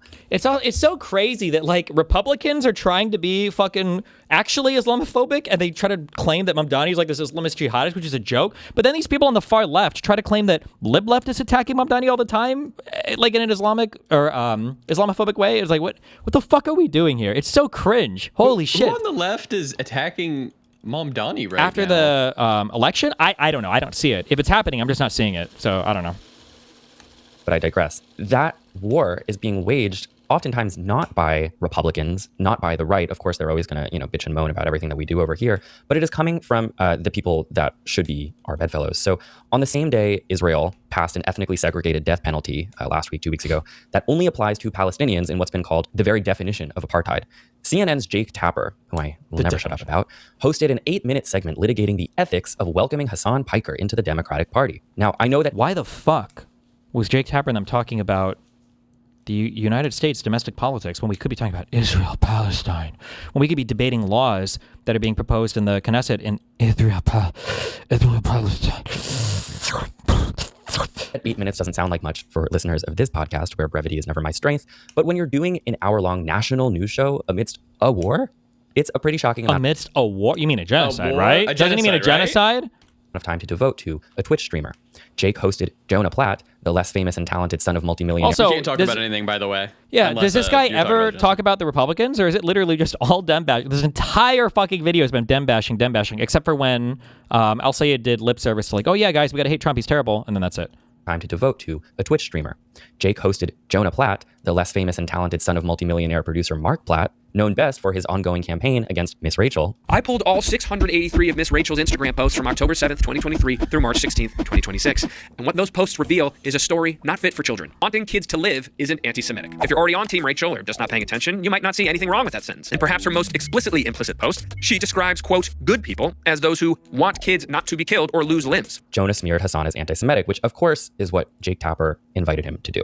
What Piker does that a lot of people of his ilk do, these are the tropes they use, and then he'll use the exact same tropes and just sub Jew for Israel. He would never say Jews control the media, but Israel controls the media. True. And, you know, this guy was the based on Jews here. didn't pull us into the war with Iran and control the American government, but Israel does. Is it Matt's about to listen to all this and, well, I mean, isn't he right? normal for the media apparatus of the Democratic establishment to be fighting this hard against someone, Hassan Piker, who represents a huge portion of their potential voters? Yeah, right. I mean, it leaves me wondering, truly, like, if these people want to win. I'll tell you this, if I've got to choose between being on the side of Jonah Platt or Miss Rachel, I'm picking Miss Rachel. And I think most people... I wonder if this guy knew he was coming here for an hour-long Hassan Glaze fest.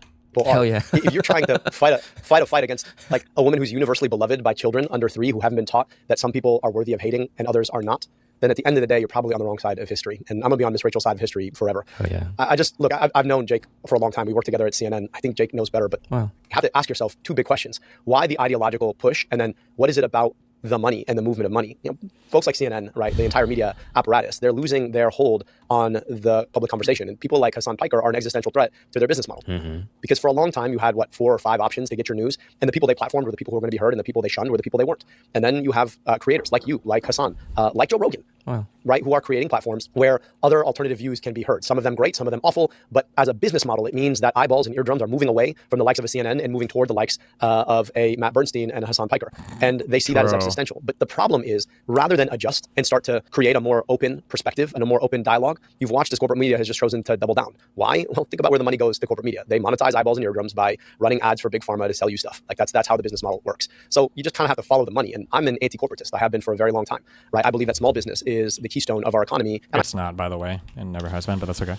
What is this? This Jonah Platt guy has 40,000 subs. Why are they even talking about this guy? Because he's on the interview. True. With, what's his name? True. Jake Tapper. I fight against big corporations, and everybody kind of knows that. So for them, it's just a matter of where the money is. And too often in these kinds of newsrooms, there is a party line that gets towed. And too often it's been the same old people with the same old perspectives who've assumed that they have a hold on our eardrums, that they can decide who we hear and who we don't. And then they double down, bring on people like Jonah Platt, whose whole thing is to smear people like Miss Rachel. So at the end of the day, unfortunately, I don't think they really want to win. I think they want to make money. And I think by trying the to Miss Rachel point smearing to was stupid, I think. Was it? I don't actually know what her position was on anything. She went and she did a few retarded. I feel like she was doing some kind of cringe on Instagram, pro pally shit. Yeah. But then I feel like people got mega ass pained about it. But it wasn't like the biggest deal in the world. I don't know. Sure. Whatever. Kinds of new media creators and talk about why somehow they're not worthy of being listened to, whatever they think. This is about trying to hold on to the money-making machine that they've had for a very long time, and clearly it's not working because more people are listening to folks like you to get a different perspective. True. And they're understanding that at the end of the day, you can take whatever you want out of context for a guy who's been streaming 8 hours a day every day for 13 years. But there are enough people who are paying attention to be like, you took this out of context, and all that shows is that your whole approach here is indicting of the fact that your smear campaigns haven't been working, should not be working, and are not consistent with the truth, which forces us to ask whether or not any of the stuff that you produce is actually worthy of the truth. And you know what? When it comes to those like Hassan Piker comments that, are taken out of context, and they love to make a big stink about we need to condemn Hassan Piker because Hassan Piker said that America deserved 9/11. And here's what Piker said about the horrors of September 11th, 2001. Hassan Piker's past and present is checkered with controversial, if not outrageous, if not bigoted state comments like this one. America deserved 9/11, dude. It. I'm saying it. We totally put it on ourselves, dude. Holy shit. Will you speak to what he said about 9/11 and October the 7th? Democrats say he's a dangerous anti-Semite. He's also declared America, quote, deserved 9/11. I mean, it's crazy. I mean, my God, you have many of my parties. They're proud to do events with like that Hassan Piker. This is the individual that just recently said that America deserved 9/11. Piker did later call that comment inappropriate and said he didn't mean Americans deserved to die. Any principled anti-Zionist. Why are we? Never mind. Any person who is principled in we need to tax billionaires to fund social services knows that their issue with Hassan Piker is not that he said one time in one of his 8-hour streams, which he's done every day for years and years and years. Out of context. 9/11. It's not about that. It's not about that. Look who we have in office right now across the political spectrum. People who have done heinous things, not just said heinous things, people who have done heinous things to women, to children. And yet there's so much more of a commotion about this one throwaway comment that Hassan Piker made. Throwaway. One thing. And so it's not about that. It is about the fact that he is anti-billionaire and anti-Israel. And I wish, I wish we could just be more honest about what we're actually attacking here. Again, after— Me too, brother. Me too. I wish.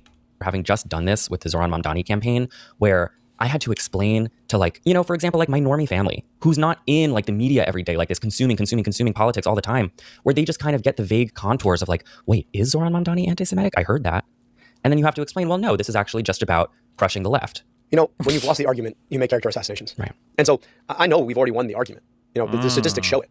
And so instead, it's they reach for these easy to pick up character assassinations. My Republican opponent, Mike Rogers, here's a guy who spent his time in Congress literally— Oh my God, are we talking a Republican right now? What? The statistics show it.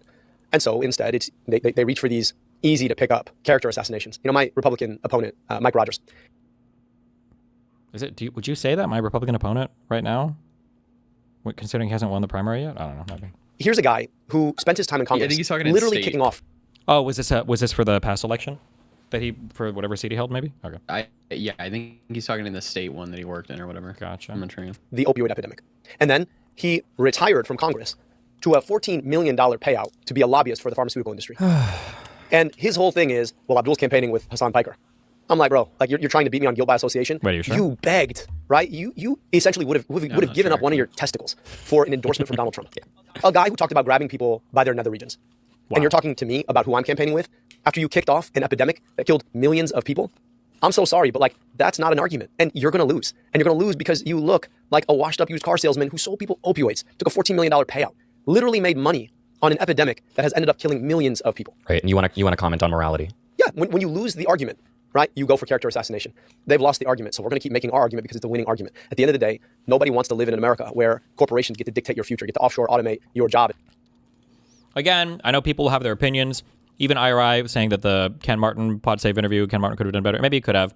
But like, there is no world where Mallory McMorrow could have had a performance that would have rivaled this when the interviewer is just like playing, like testicle tennis with this guy. Like, it's just insane to me that you're going to bring this guy on. You're pretending.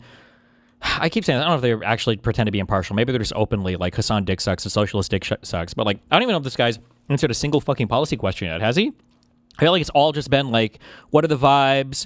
Hassan, how do you feel about, I guess this guy you're running against, Hassan, and then like, doesn't the Democratic establishment kind of suck? Hassan. It's like, what are we even doing here? Like, how, like this guy, it would be impossible for him to give a bad interview on this program when the whole thing is just designed to make him look good. And Hassan.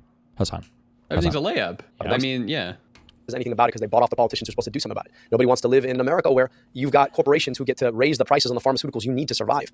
We don't want to live in the kind of circumstance where we cannot see a doctor when we get sick. I want to live in an America where everybody is guaranteed the healthcare they need and deserve, where you can dream of owning a home, where you send your kid to a dignified school. Like, these are not hard things. So we're going to keep making that argument. They can keep trying to argue about what a Twitch streamer said out of context. And I'm looking forward to winning that argument every single day because you know what?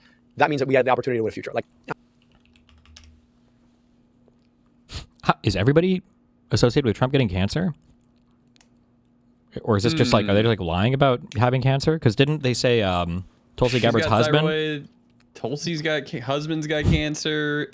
His chief of staff, I think, the lady, I don't remember her name, has cancer. Like I told you, I'm not here to defend myself. At the end of the day, I really am not. I am here to make sure that our public policy finally works for the 10 million good people here in the state of Michigan who deserve a lot better than they've been getting by the likes of a Mike Rogers, by the likes of an establishment that tells them that the best way forward is to siphon off yet more and more of their hard-earned money into taxes that go to fight foreign wars, or worse, go and line the pockets of an insurance CEO. Something that I find particularly infuriating, frankly, is that we have listened for the last several years as Democrats and their consultants and mouthpieces in liberal media have spoken about the need for a bigger tent. We keep hearing this, big tent, big tent, big tent.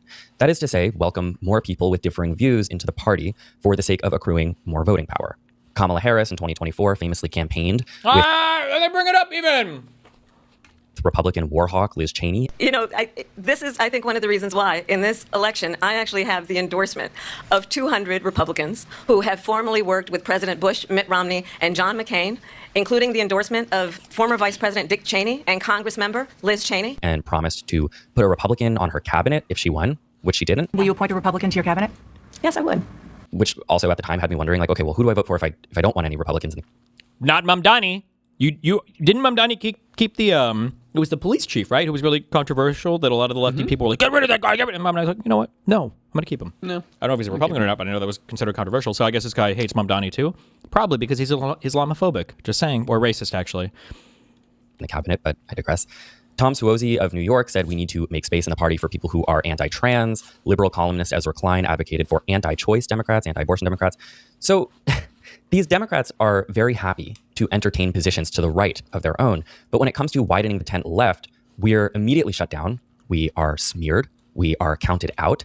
Many on the left, and like I just want to speak for...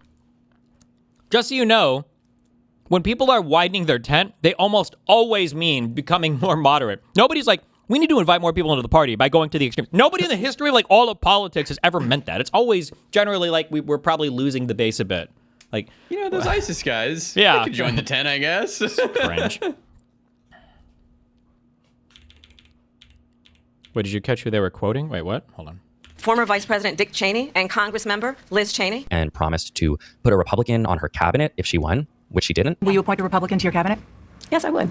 Which also at the time had me wondering, like, okay, well, who do I vote for if I don't want any Republicans in the cabinet? But Obama did this, by the way. Oh, but they hate Obama. They do. A lot of people don't realize it, but they do. They're really undercover about that. Oh, this is the New York City Police Commissioner for Babadani. Jessica Tisch? Really? That's how you pronounce that last name? You sure? I think so. I digress. 10KEOY26. Thank you for gifting 20 subs and DGG. I love you, buddy.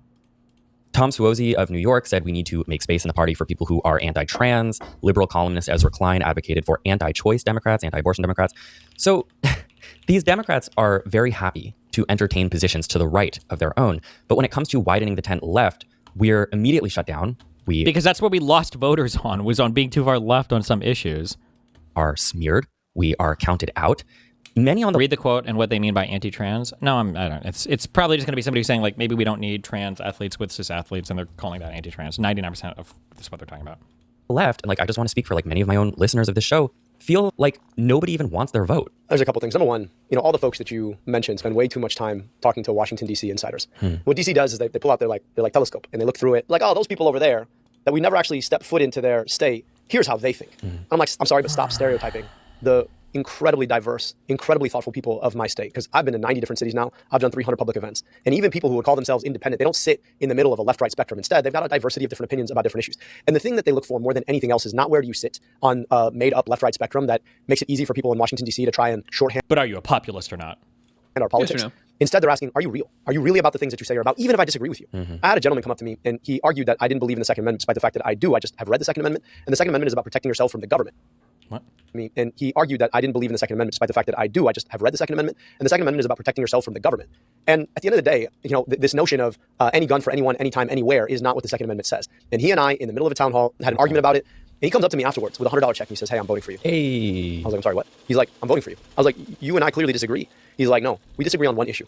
But if you're willing to tell me where you stand, you're willing to argue with me, you're not telling me what you think I want to hear, but you're telling me where you stand, that means that in those rooms in D.C., when they push you, you're not going to get pushed around because you believe in things, and that's why you're doing it. And that's the part that D.C. never sees. So when we talk about what wins, let's think about authenticity. Because say what you will about Donald Trump, the man's authentic self is like a super ego that exists in a body. Yeah. And so whenever he speaks, it looks like he's being authentic to what he believes because nobody in their right mind would ever say the shit that he says.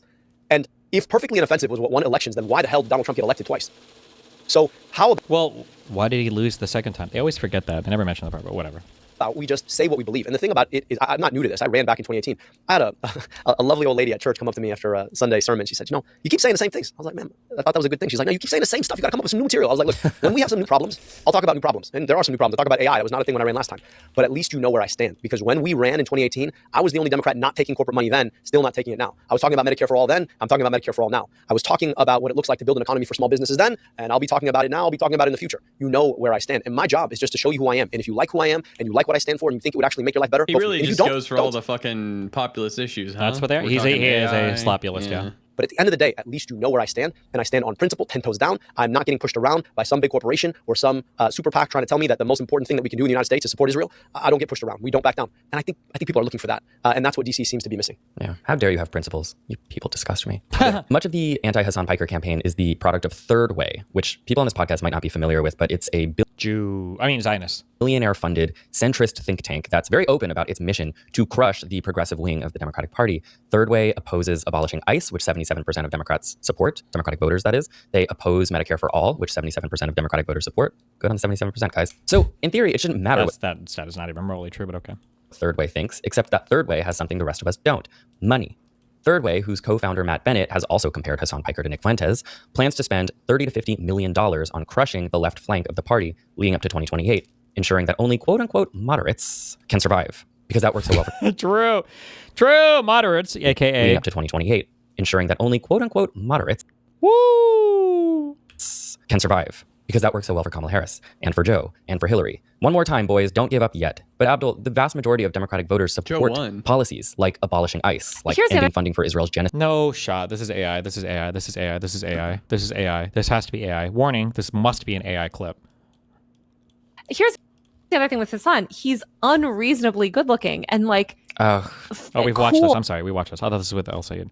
We've seen this. And dresses cool. Tell me about But do you know what I mean? Like Hasan would be an influencer no matter what he was saying, because he is hot. Here's the other thing with Hasan. He's Jesus Christ. Problem, Trollface? Aside, like taxing billionaires. And it increasingly feels like our leaders in power don't care what we want. They are willing to smear representatives of the majority, like Hasan Piker, in order to preserve the status quo for billionaires, corporations, AIPAC, the list goes on. And so, like, this feeling that I've been stuck with, it just doesn't feel like a representative democracy, where these broadly popular positions and people who hold them are like, who do we vote for if we want our views reflected? We have to understand what Third Way and AIPAC really are. These are democracy suppression machines. True. Their job is to funnel huge amounts of money from the richest people in society to insulate politicians who agree with them from the likes of the public who does not agree with them. Third Way exists to launder old ideas that have destroyed people's lives back into our politics yet again, using the money of the corporations who benefit from those old ideas. AIPAC, same thing, MAGA billionaire dollars funneling into our politics. They don't run ads about Israel. They don't just come out and say it. They run ads about any which thing, trying to smear anybody who is not sufficiently allegiant to the state of Israel and what the state of Israel leadership wants. And so we just got to call it what it is. And we've got to recognize that they are beatable. Because at the end of the day, money doesn't vote, people vote. And so we've got to be willing to put ourselves where they put their money, right? And that means we sign up to volunteer. That means we're knocking doors. That means we're having uncomfortable conversations with folks about who we are and who we want to be. It's that people power that actually does win elections. And yes, right, I would rather be in a situation where I'm taking $5 from 100,000 people than taking $100,000 from 5 people. And they think that system of politics works. I think it's quite the opposite. So if you want to be able to beat them, help us beat them, right? Let me go after them. I'll take all of their shots. But at the end of the day, my job is not to protect me. My job is to make sure that yet another generation doesn't get broken over the policies that they're trying to force down our throats, policies that tell us that the whims and interests of big corporations and their shareholders matter more than the lives we get to lead.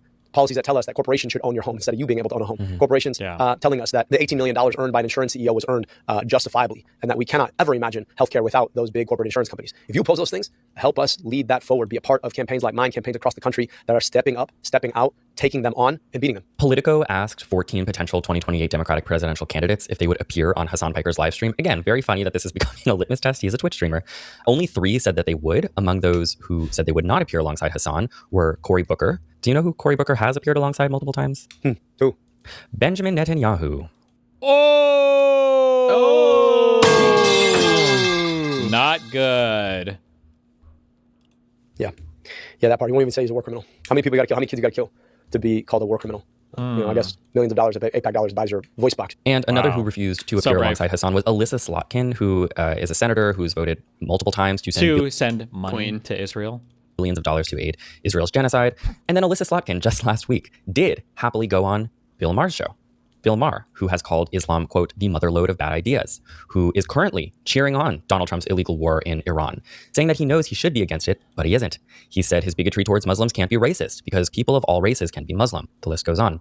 Oh, well, true. And none of this seems to bother Alyssa Slotkin, I guess, as much as Hasan Piker being against the genocide of Palestinians. I just want to ask, like, as a Muslim, feel so fucking entitled that Hasan has to talk to these people and these people have to talk to him? It's like retarded. It's kind of like a fake it till you make it. The way that these people work is that they constantly try to sell this idea that the majority of Americans, not even Democrats, but the majority of Americans all believe in their policy agenda, that they all agree with their big policy positions. They just are either being suppressed by big money, big corporations, big pharma, lobbyists.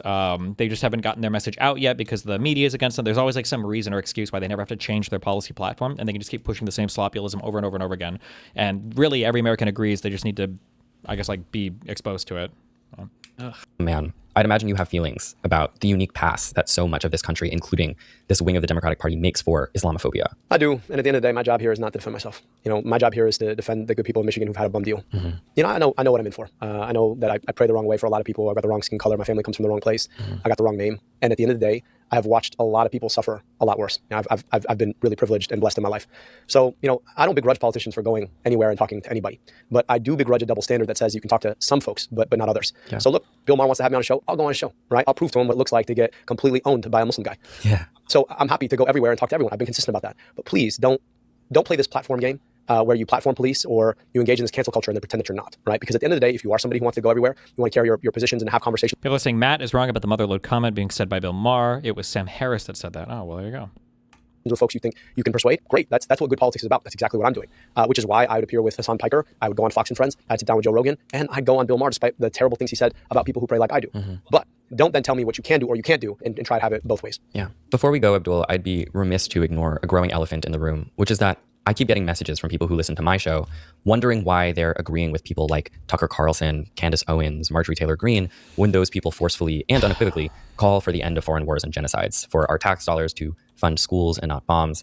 And, I always try to explain to those people that those pundits aren't coming from an ethic of equality, that they're still Christian nationalists, that much of their criticism of Israel is folded into anti-Semitic worldviews.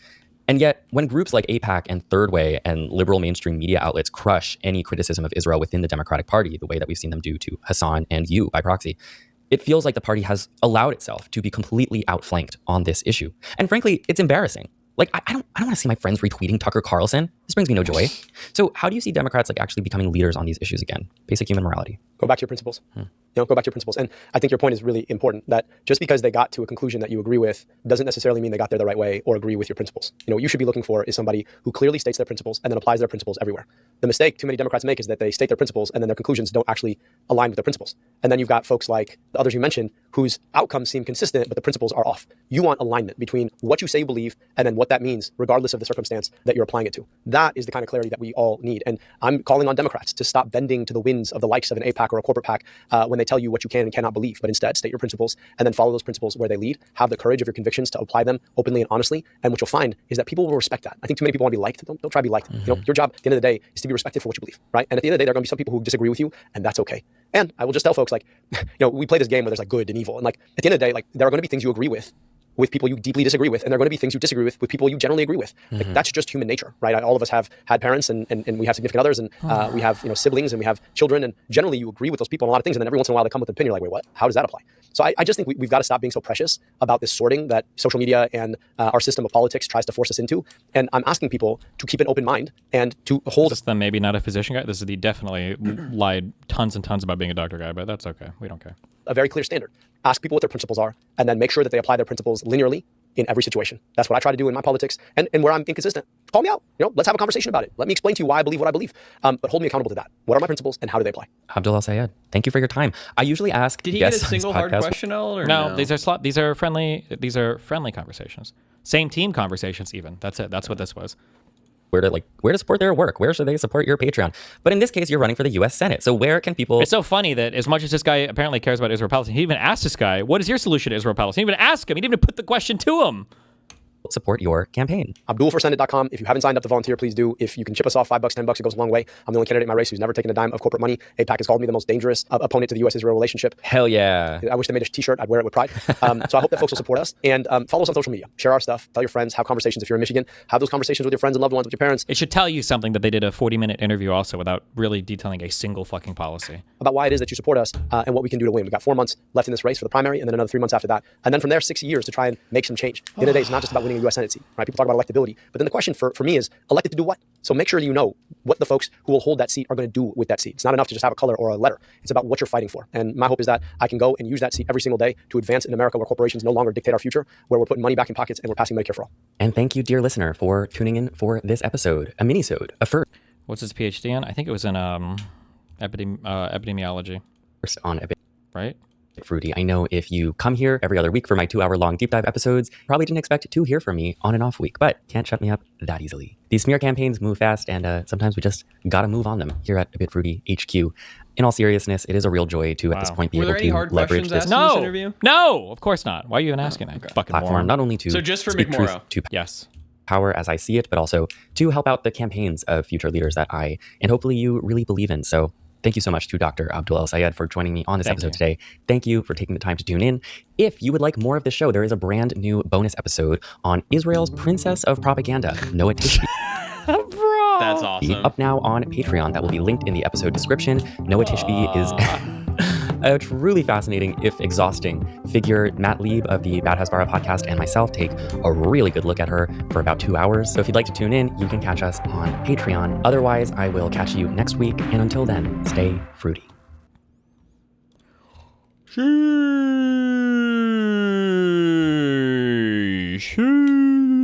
We are back, and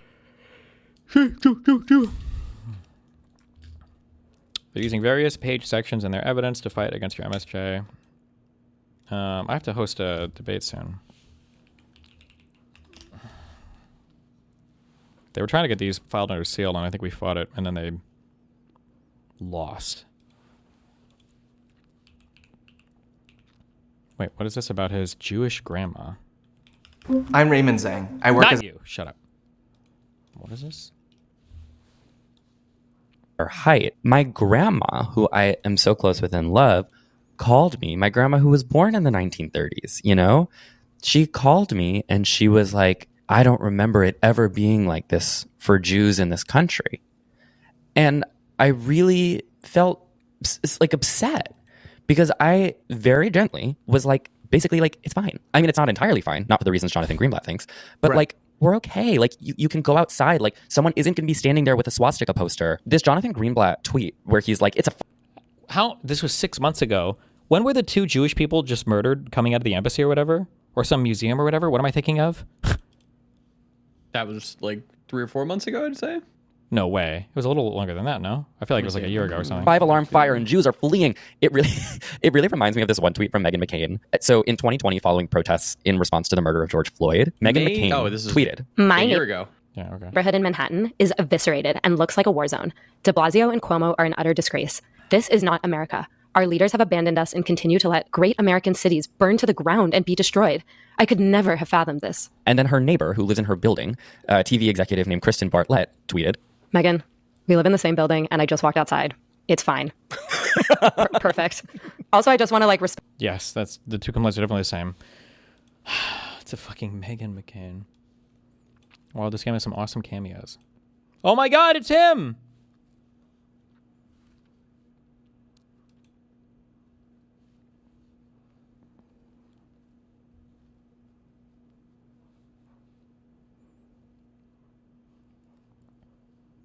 Oh.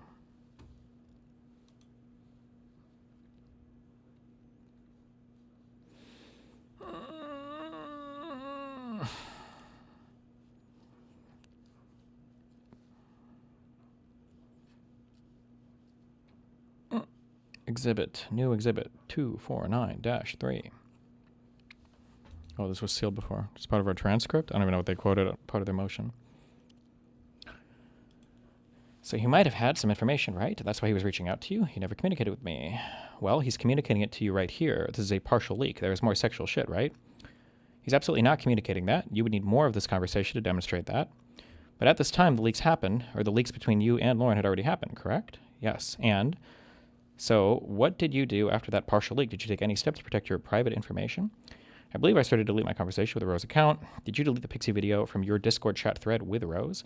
I believe I deleted every media post prior to November 29th. I believe so, yes. So let's be clear. Not queer. What exactly did you delete prior to between the November 20th partial leak and the November 29th? I'm not going to have an exact memory of that. Well, give me your best recollection.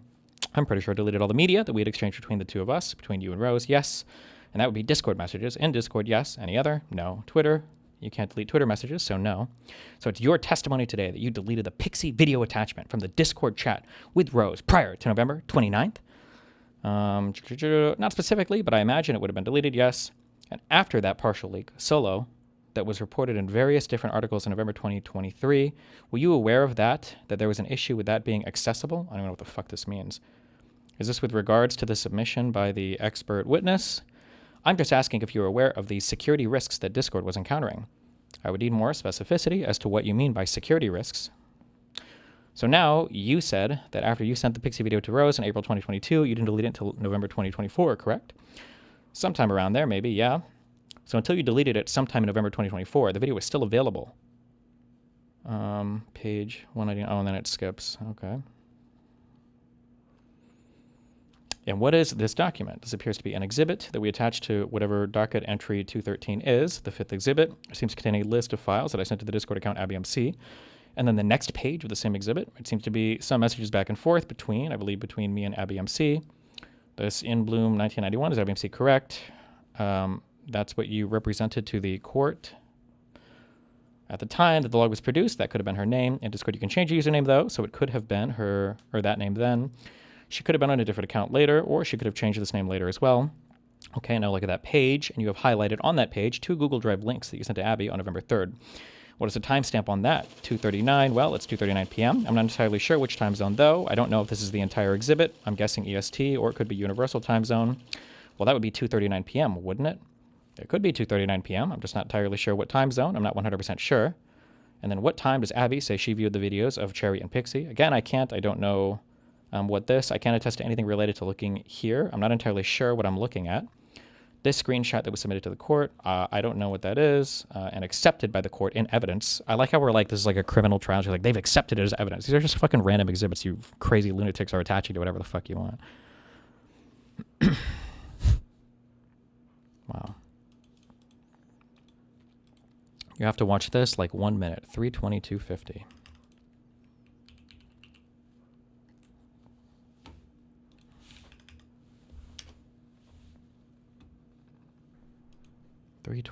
Jesus Christ, more charts? Streamed 8 hours ago. Any questions? Any comments? There are white welfare queens. It's like 25 to 35% of the phenotype. Let's euthanize them. Let's not euthanize them. That's too far. Let's chemically castrate them, and/or give them voluntary vasectomies and voluntary tubal ligation. Okay. Euthanasia is too far. But let's do voluntary, let's gently encourage, let's tell the unproductive welfare queens, white, black, or... What am I, why? I don't need to be linked to Connor's political commentary. I don't care. Jeez. Okay.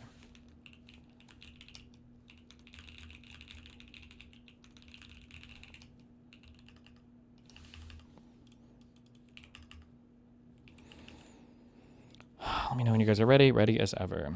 I'm ready as well. I need you to be Ken Paxton's biggest defender today. I need to be Ken Pack. You mean Ken Martin? Careful. Sorry, Ken Martin. Careful. Let me use the restroom back 1 sec.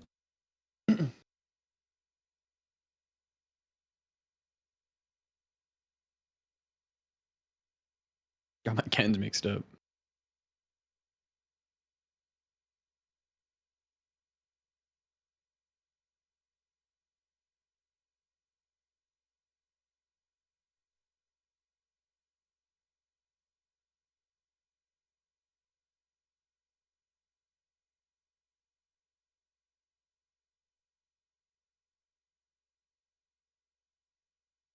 Best argument for why Jedi are retarded. Go. Why are they retarded?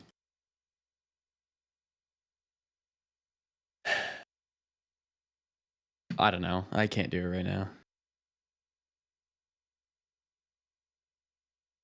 I'm just waking up.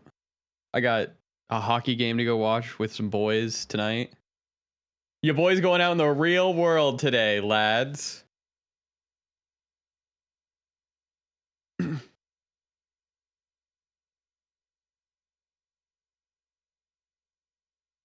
They aren't retarded? What are you talking about? They won.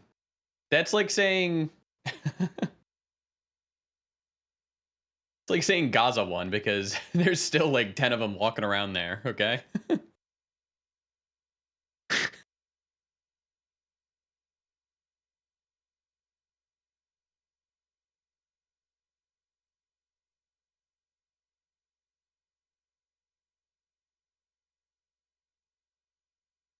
NBA news. Oh, I'm done with the NBA. Nah, I'm over it. The NBA is literally the worst sport in existence right now. It's a sport that levies itself as like it has a flow of play and like it's supposed to be like kind of action paced and like quick and fast. It literally is every single fucking play is a stop into free throws. It is impossible to watch. It is actually impossible to watch. I am the #1 NBA hater right now. At least fucking American football is honest in what it is of how there is a stop between every play. I think soccer is actually the best sport, and it's not even close. The least amount of ads, constant action. Yeah, it is criminal how baseball is just getting better and better and better every single year, and basketball just gets fucking worse and worse and worse and worse. It's actually fucking dog shit. Fix your fucking sport. I'm done watching it entirely until you fix it.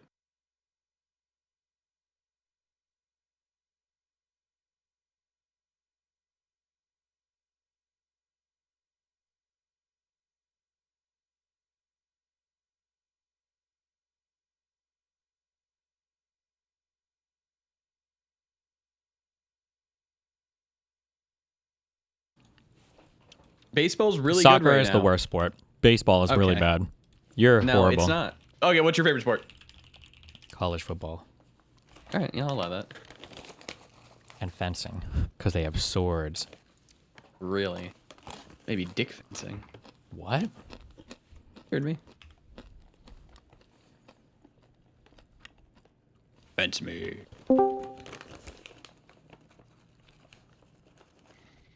Yo. Oh boy. Are you ready? I'm ready. Should I do camera or are we just doing audio? I don't know. It's up to you guys. Okay. You're not moderating this, by the way. You're in the debate. It's a 2v1. What? Why would we agree to that? Why would I agree to that? That's on you, buddy. I don't know. Because you're stupid? Wow. Really? Really? I mean, you could moderate.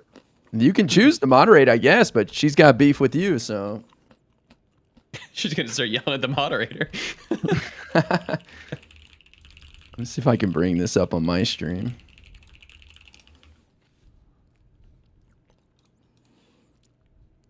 Are you fighting with us too, Mooten, or are you just chilling?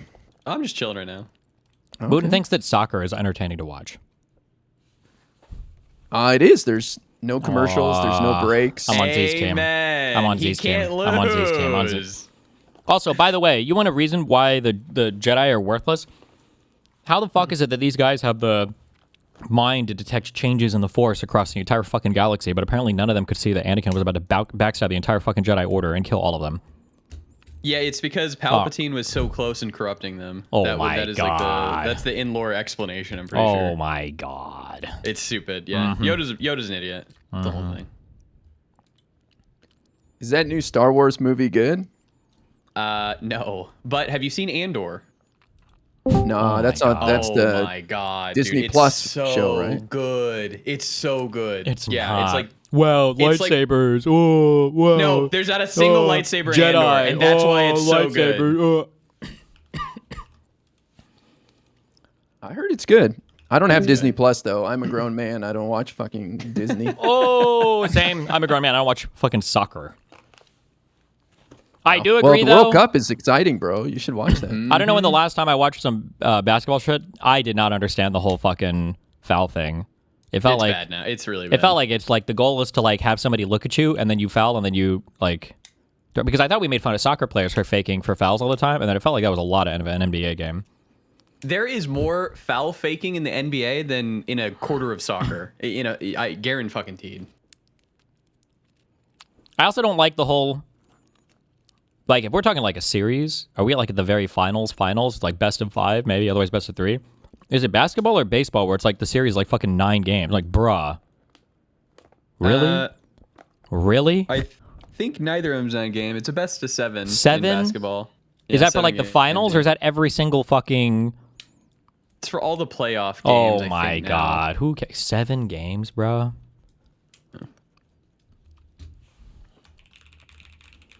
Trying to get Z in here. She was here, but she left. Oh, she's in stream until. Oh, there she is. What's up, guys?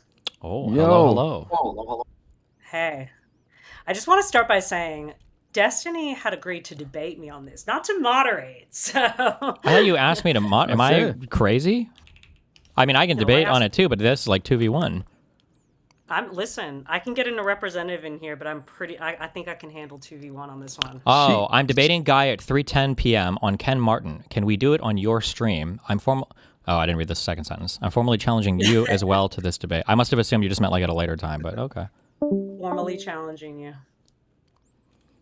This is her profession, okay? She should be able to take us on 2v1. I'm actually excited. I feel like I'm going to learn some stuff because I love hearing about how this stuff works. So, Listen, my goal is that we're going to walk away from this and you guys are going to be 100% on my side. This is my goal. Good. Oh boy. Yep. I think I can achieve it too. All right. I hope. I have multiple tactics. How are we going to do this though?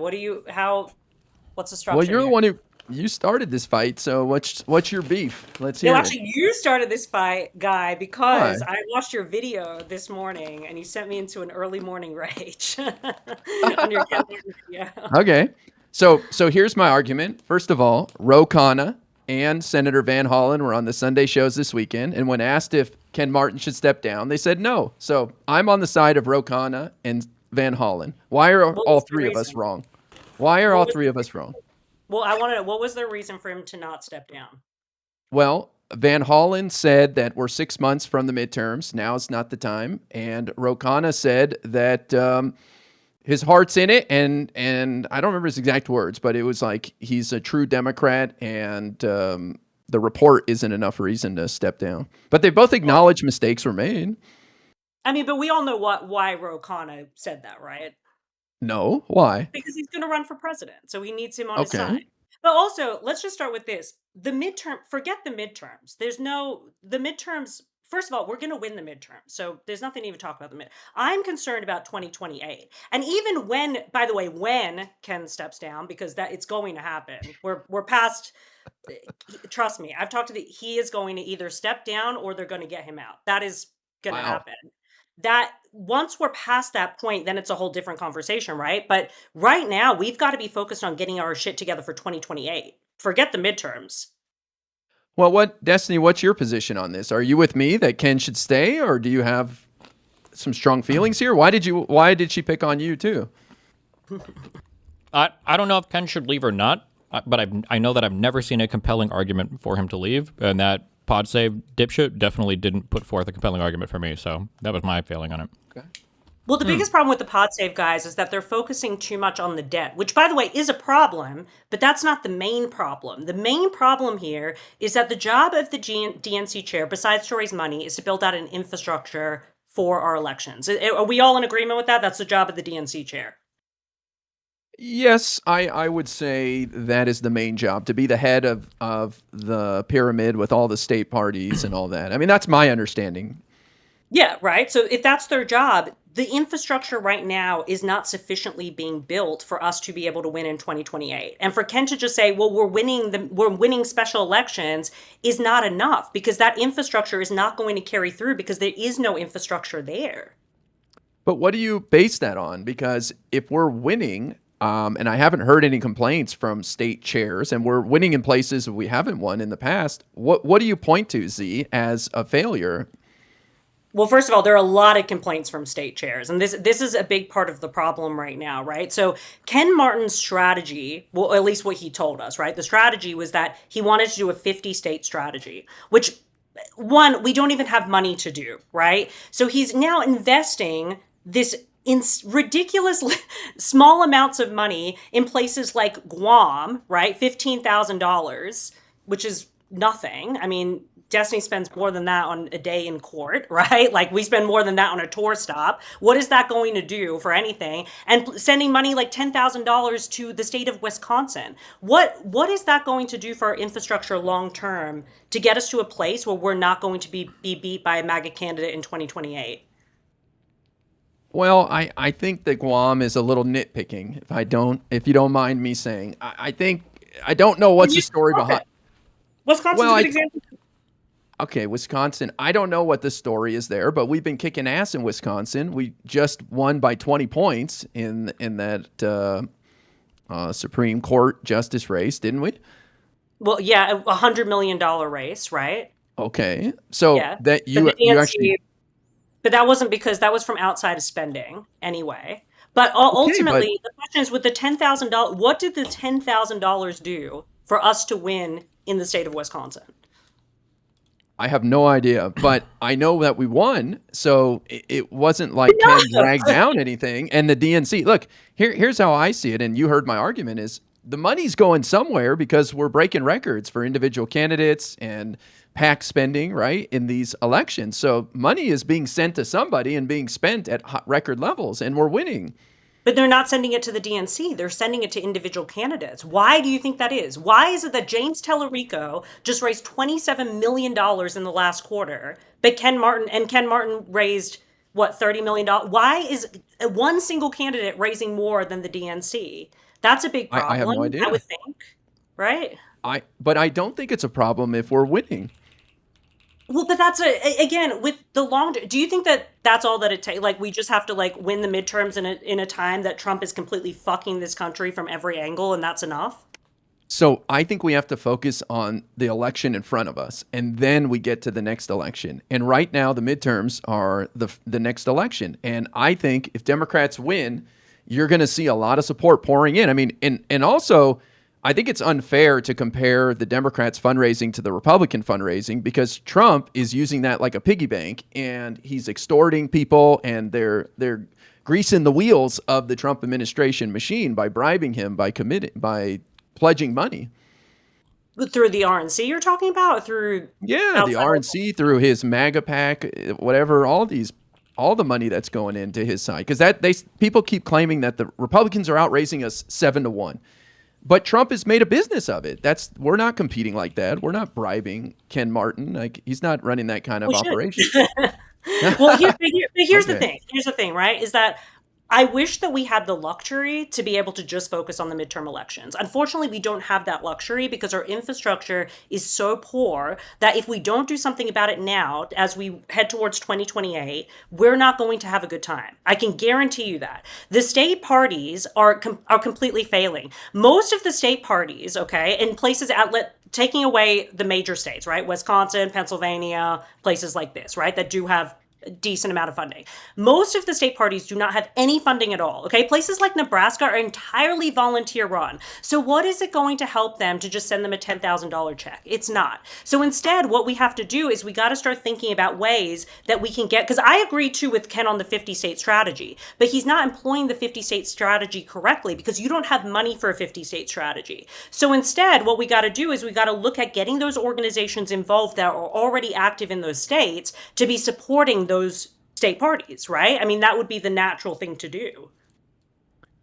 Yes, but my question to you then is two-part question here is who could do it better than Ken right now? Because I don't think this is a Ken Martin problem. I think this is just people souring on the Democratic Party due to us having a big loss and a bad year in 2024. And, there's nothing to be too excited about because I look back at 2017 and it seemed like we were suffering from the same problems after a big defeat to Trump in 2016.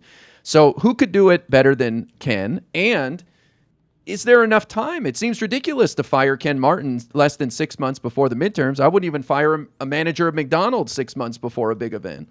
Well, the thing is, it should have been done sooner, in my opinion. But here's the thing: is that the first part of your question was that.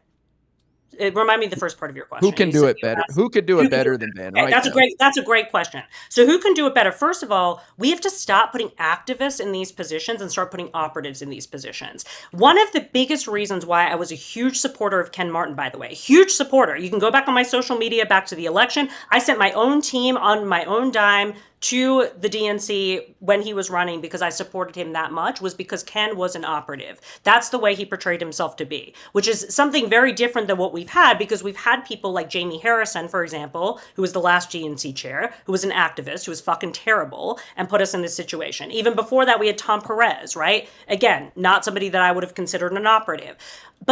So what we need now is somebody that is a better operative than Ken Martin, and understanding that we need to have an actual strategy that's going to get us to the next level. Right now, we don't have that strategy. And that is clear, not just from people outside, but from people inside the DNC who are saying the same thing. People like Anderson Clayton, who has said the same thing. Again, the autopsy report was just, who cares about the autopsy report? First of all, the autopsy report was a massive fumble on Ken's part. And I think that there was a way that he could have gotten around that much better if he was a better operative. Okay, so then to the timing question, do you agree with me that there's not enough time between now and the midterms to pick a new head of the DNC, implement policy, and have any impact on the midterms? And in fact, it would have a detrimental. Well, but it would have a detrimental impact on the midterms. It would show chaos, and it could take away some much needed leadership. Yeah, but the chaos is already happening. Look at the New York Times just released an article 3 days ago that said that, Ken, what is Ken Martin going to do? He's in hot water. So it's not like the chaos isn't already happening. Now we got to show what happens after that chaos. Now we got to show the real leadership. Because if we just keep doing this, what are we going to do? We're going to end up at the midterms. He's going to say, oh, well, we won the midterm, so everything is fine and dandy, and it's not fine and dandy. Well, how do you come to the conclusion that it's not going to go well in 2028 based on what you're seeing right now? Even if it's true that the money's not there from the DNC to the state parties, but the individuals are raising money as people are going around the DNC, and maybe Ken is just not helping in any way at all, and the DNC is just, useless. But still, the money's going to the candidates. So why change? So what we need to do first and foremost, if we're going to get ready for 2028, is that we have to start sectioning things off and what we got to do. The first thing that we got to do is we have to build a media infrastructure. Destiny says this all the time on his stream. You say it. I've heard you say it, right? Do you think the DNC has built a sufficient media infrastructure? Well, no, but I'm not on the inside to see what they're trying to do. They could be working hand in hand with David Pakman and Brian Tyler Cohen on some big things, for all I know. They're not. No. Okay, well, then I don't know who would, right? I don't think they get it, and I don't think they are going to get it anytime soon as far as investing in these spaces. But don't you think that we need somebody that gets it? Why are we so happy with just being like, oh, well, they just don't get it? To me, it's that's not a sufficient excuse. Well, it's because I figure their attention is in other places, and they see the limitations of this online space. I don't know. Maybe they're investing in ways I'm not aware of also. Just because they're not investing in my corner of the internet doesn't mean they aren't investing anywhere in the internet. Maybe you know more than I do on it. I have no idea. No one. That's part of how do you know that, though? Well, I know that because I'm on the inside. There is no media infrastructure in the DNC. In fact, I've tried to reach out to Ken Martin repeatedly about this, and he doesn't respond to anybody's text or email, not just mine. I talk with major donors that can't get a call back from Ken Martin. That's a problem. Right. Well, again, I don't know the whole story, and I hear you on the negative stuff, but I always feel like the negative stuff makes its way to the top, and we don't hear about the good stuff. And what he must be working on something. I mean, do you think he's just sitting there just completely shitting the bed? No, I think that he's traveling around the country, taking photo ops on different races. And again, that's okay. That is part of the job of the DNC chair, right? You got to be out in the public. You got to be doing those things. But that is not the main job of the DNC chair. The biggest problem here is that why is it that somebody like Charlie Kirk, who was fucking 18 in 2013, okay, was on Twitter starting the culture wars for the RNC. And yet now in 2026, we're still too scared to say fuck, right? On the internet. That's where the DNC is at. To me, I don't understand how we can justify that.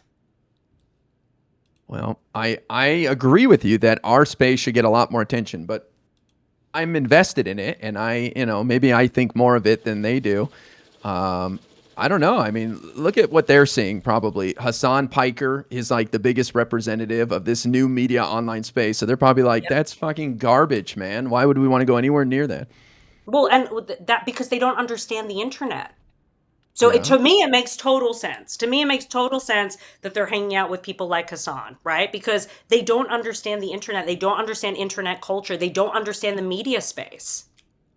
And instead of learning it, because the thing, listen, I'm in my mid 30s, right? I don't understand a lot of things about the internet. I've only been on the internet for like 2 years in terms of like social media, but I understood from a very early like time, way back in like 2015, that if we didn't compete online, then we weren't going to win elections. So why is it that somebody like me is understanding that, but not the head of the DNC, the person that's literally running the entire party?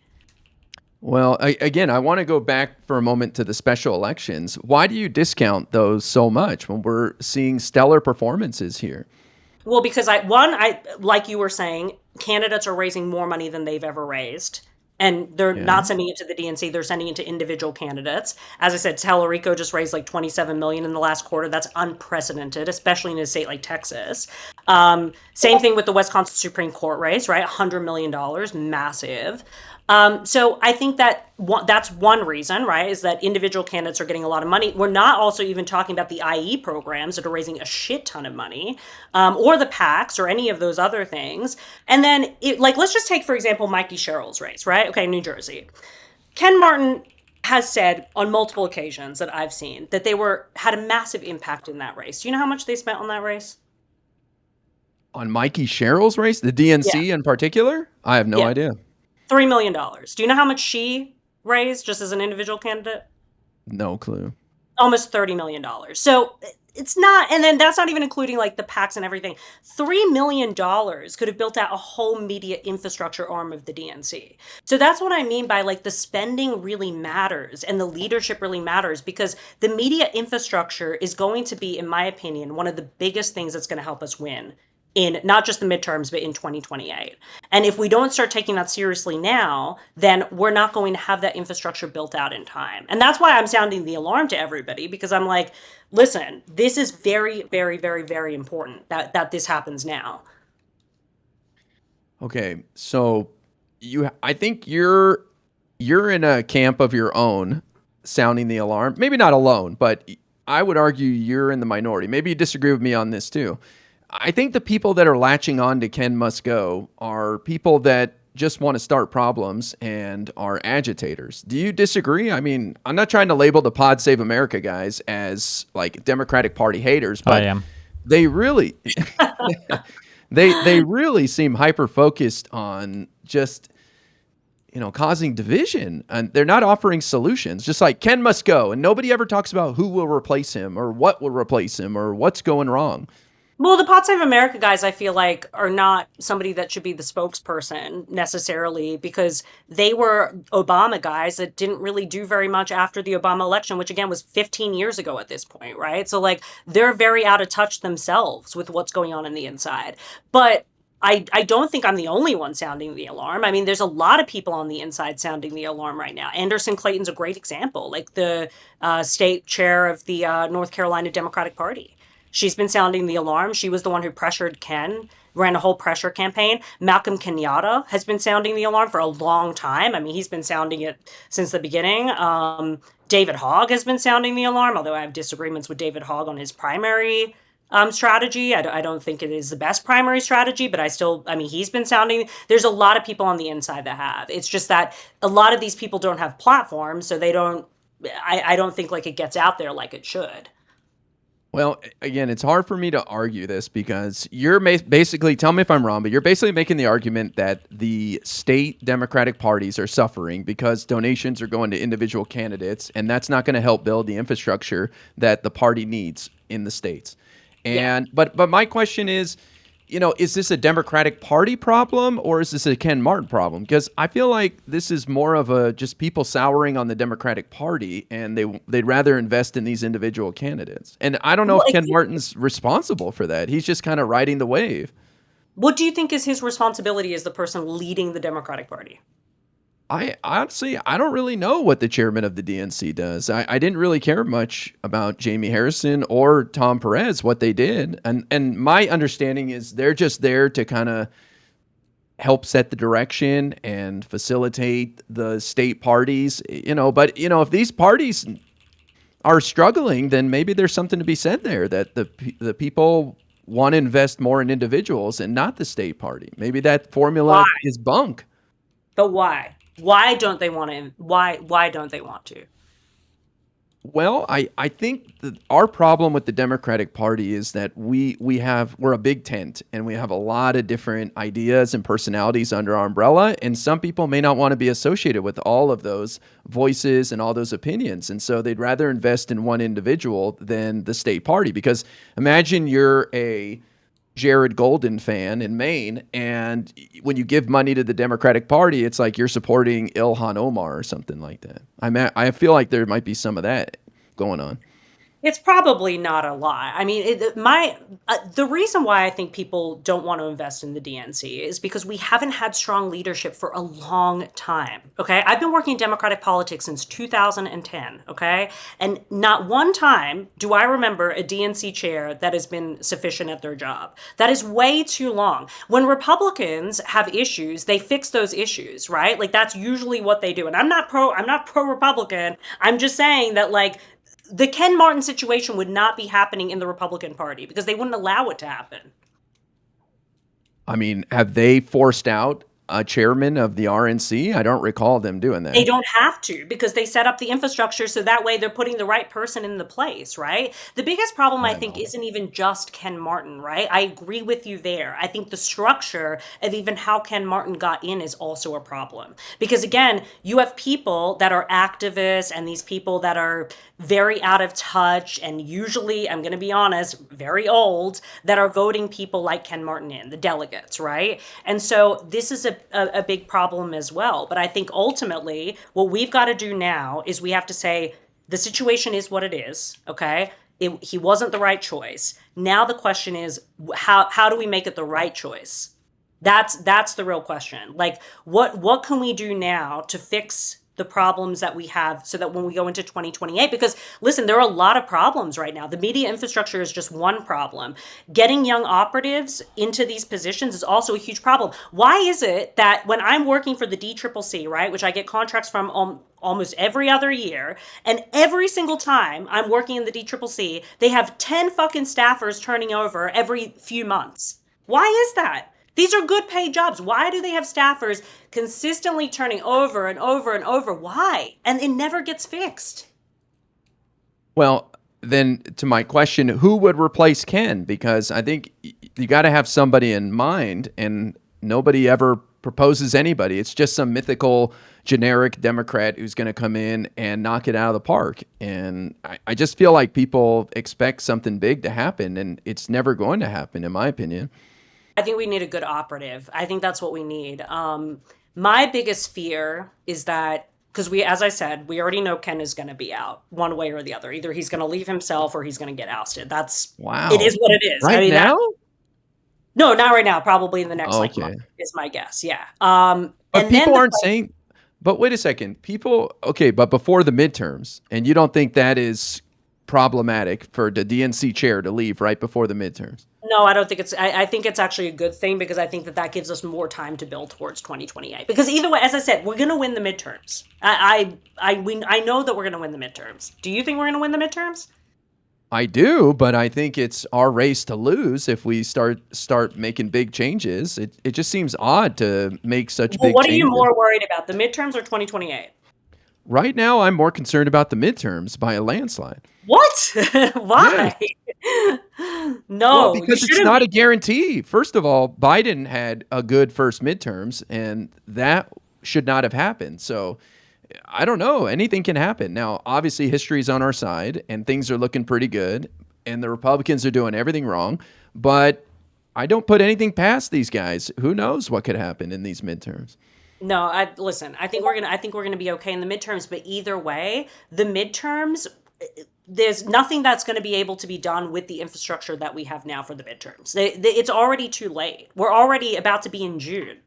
But what happens if we do very well in the midterms and money just starts flowing into the DNC? Everybody starts giving money to the DNC, and Ken is able to shift gears a bit, and he's like, okay, now I'm going to start doing my 2028 strategy. I mean, does the guy not deserve a chance to implement his strategy? Well, I think that he's had a long chance. He's been in for 18 months. Yeah, And we and haven't he's seen done any very results. well. But he hasn't, because we don't have the infrastructure. So But that's the thing. the infrastructure be damned. We're winning. Because the thing, we're winning, but not because of what is your evidence that we're winning because of Ken Martin? I don't have any evidence, but don't I don't have have any any evidence to the. But I don't have evidence to the contrary either. But what I have is that we can we're. look at the spending. That's evidence to the contrary. When we're investing only 10% in those elections, Okay. to me, that's but evidence. Also, our voter registration is awful. Why is it that Republicans have fucking registered, 5 million voters since 2020? We've been raped in every single state, including Okay. blue states.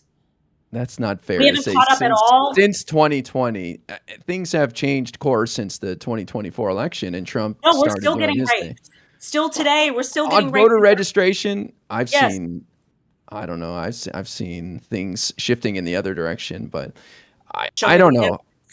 There's no evidence of that. And then Ken Martin wants to say, okay, well, we're going to invest in voter registration because Turning Point is actually fucking raping us on that. So then what does he do? He goes to fucking Nevada where we have automatic voter registration. Like, why? Well, like, this is we don't have a Scott Pressler in tight jeans tucked into his boots out there registering people. Okay, so I don't know. They have. Are you going to tuck your jeans into your boots and go out there and register people? But doesn't that tell you something, that somebody like Scott fucking Pressler can get out there and register that many people? What does that say? Yeah, and he's What does that say losing. that somebody like So Scott what? Pressler, who is this gay kid that has no power in the party, that has Whoa. somehow been able to make his way through the RNC, has been able to make his way to raise all of this money to get this many people registered? Why is that not happening on the Democratic side? Is it because we're stupider? Why? No, I don't. Again, I think people have soured on the Democratic Party in general, and so they're not excited about the party as a whole. But they love these candidates. They love the individuals. It's kind of like So what does that say? The fact that they love these individuals, they love Tellerico, they love Mikey Sherrill, they love these people, but they don't love the DNC. Why? Well, because they just went through a 4-year period of an octogenarian in charge, and they were not impressed, and they got their asses kicked by inflation, and the border was overwhelmed, and they have some sour feelings about the Democrats. Even though things were going well and they did well, they didn't see it like that. And so I don't know. We have to change our messaging, right? Like the message, we've got a branding problem, we've got a messaging problem, we've got an operatives problem, we've got a media infrastructure problem. Those are massive things that the DNC chair can absolutely fix. I believe that the DNC chair can fix that. Well, and look, I applaud you wanting to fix that, and I do too. I want the Democratic Party to be cool, and I want our registration to be way up. But again, I see us winning. And I'm impressed and I'm excited, and we're breaking records, and we're flipping districts and seats we haven't in 30 years. That's because Trump sucks. That's because this is the worst president. His approval ratings are the worst of any president since before 1960, right? Like that says something. People are sick of it. So obviously, even in that Mar-a-Lago district, they flipped the Mar-a-Lago district. Yeah. But that wasn't because of Ken Martin. That was because they didn't do that. But they didn't do that to stick it to Trump. They did that because that person ran on affordability and was talking about the issues they care about. So the Democratic Party messaging is on point. It's resonating with people. I think it's dismissive to just say. The Democratic Party, that was her messaging. The Democratic Party hasn't changed their messaging at all, really, since Kamala Harris. They're trying to get a little more edgy. I think but it's not enough. To me, this is a problem on both sides because people on the right aren't thrilled about the Republican Party either. So I think it's something that both sides. Huh? The Trump people are winning in their primaries. Okay, their primaries. But you have like Ken Paxton winning last night with 8% of the electorate in Texas voting. So I'm not impressed by Republican victories within their primary. I'm saying that on both sides, you have the American people registering as independents and not as excited about the parties. That's what I'm saying. Like the energy is being put into the individuals now and not the parties. I feel like it's not a Democratic Party problem. It's just America right now.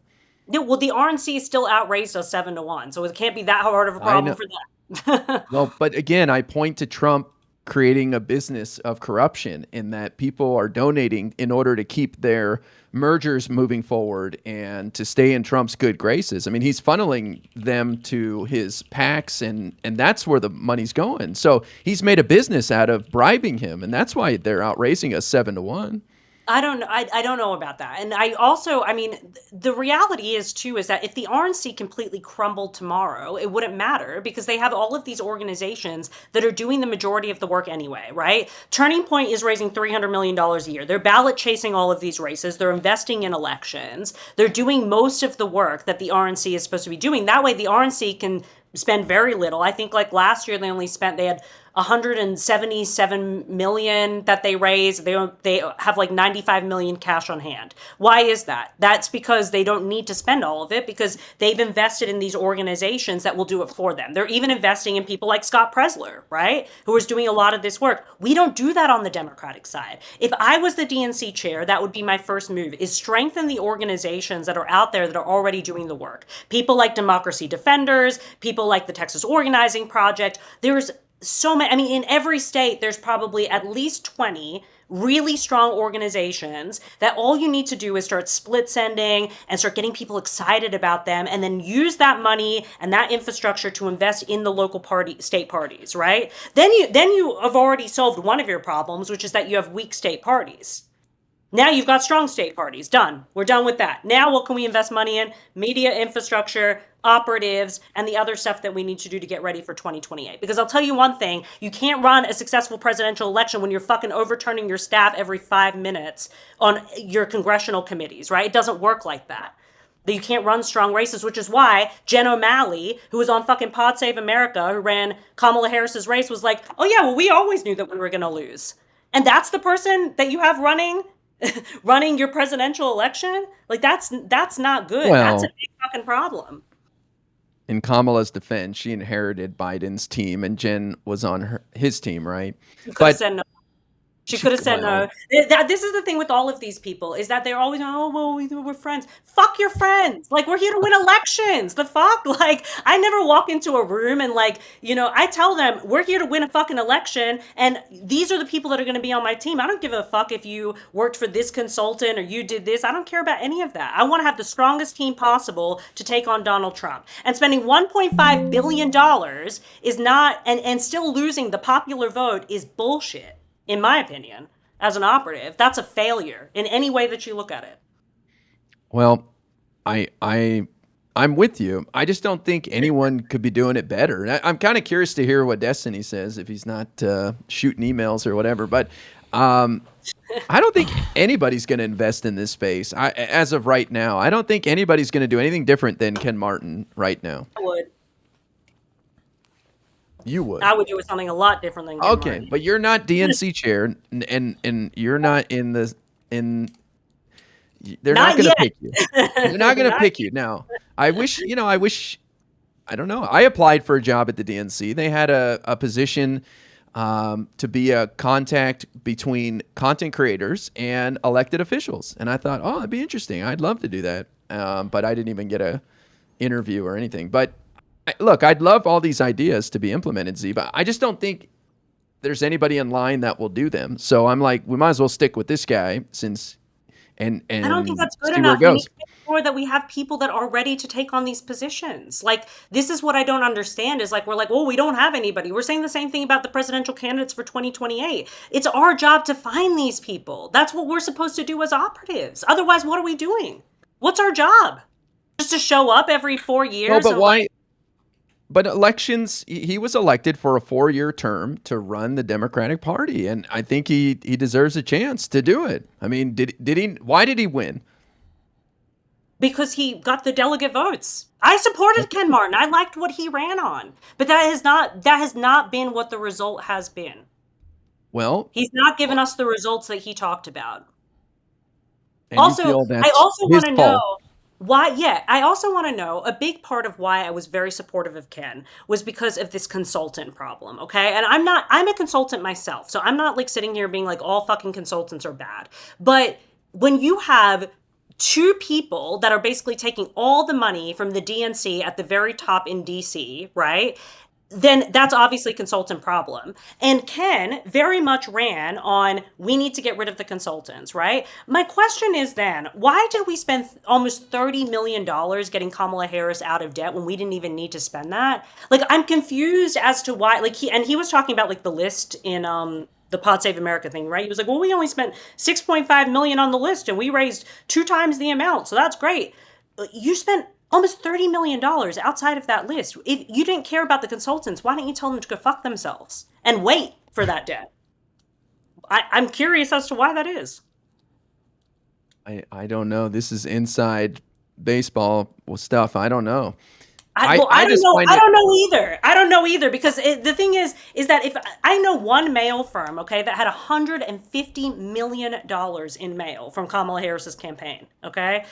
I think they made their profit. I think they're going to be okay. I don't think we need to be giving them more money to spend to pay off debt. I really don't. I think that could be easily negotiated out. And then I also just think it's dishonest on Ken's part to sit here to the public and say, oh, well, we only spent $6.5 million on the list and this is normal. Everybody does this.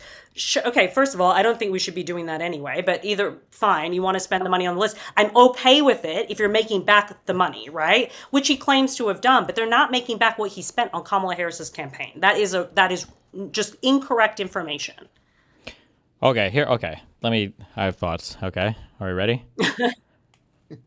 Okay, so on this first part, I think I disagree with almost every single point you brought up related to money. So when you talk about the list, it sounds like it's pretty normal for a presidential campaign to be aggressive, especially in the last part of their presidential cycle spending, in their election cycle spending, where sometimes they might take on debt when they're trying to cross the home stretch.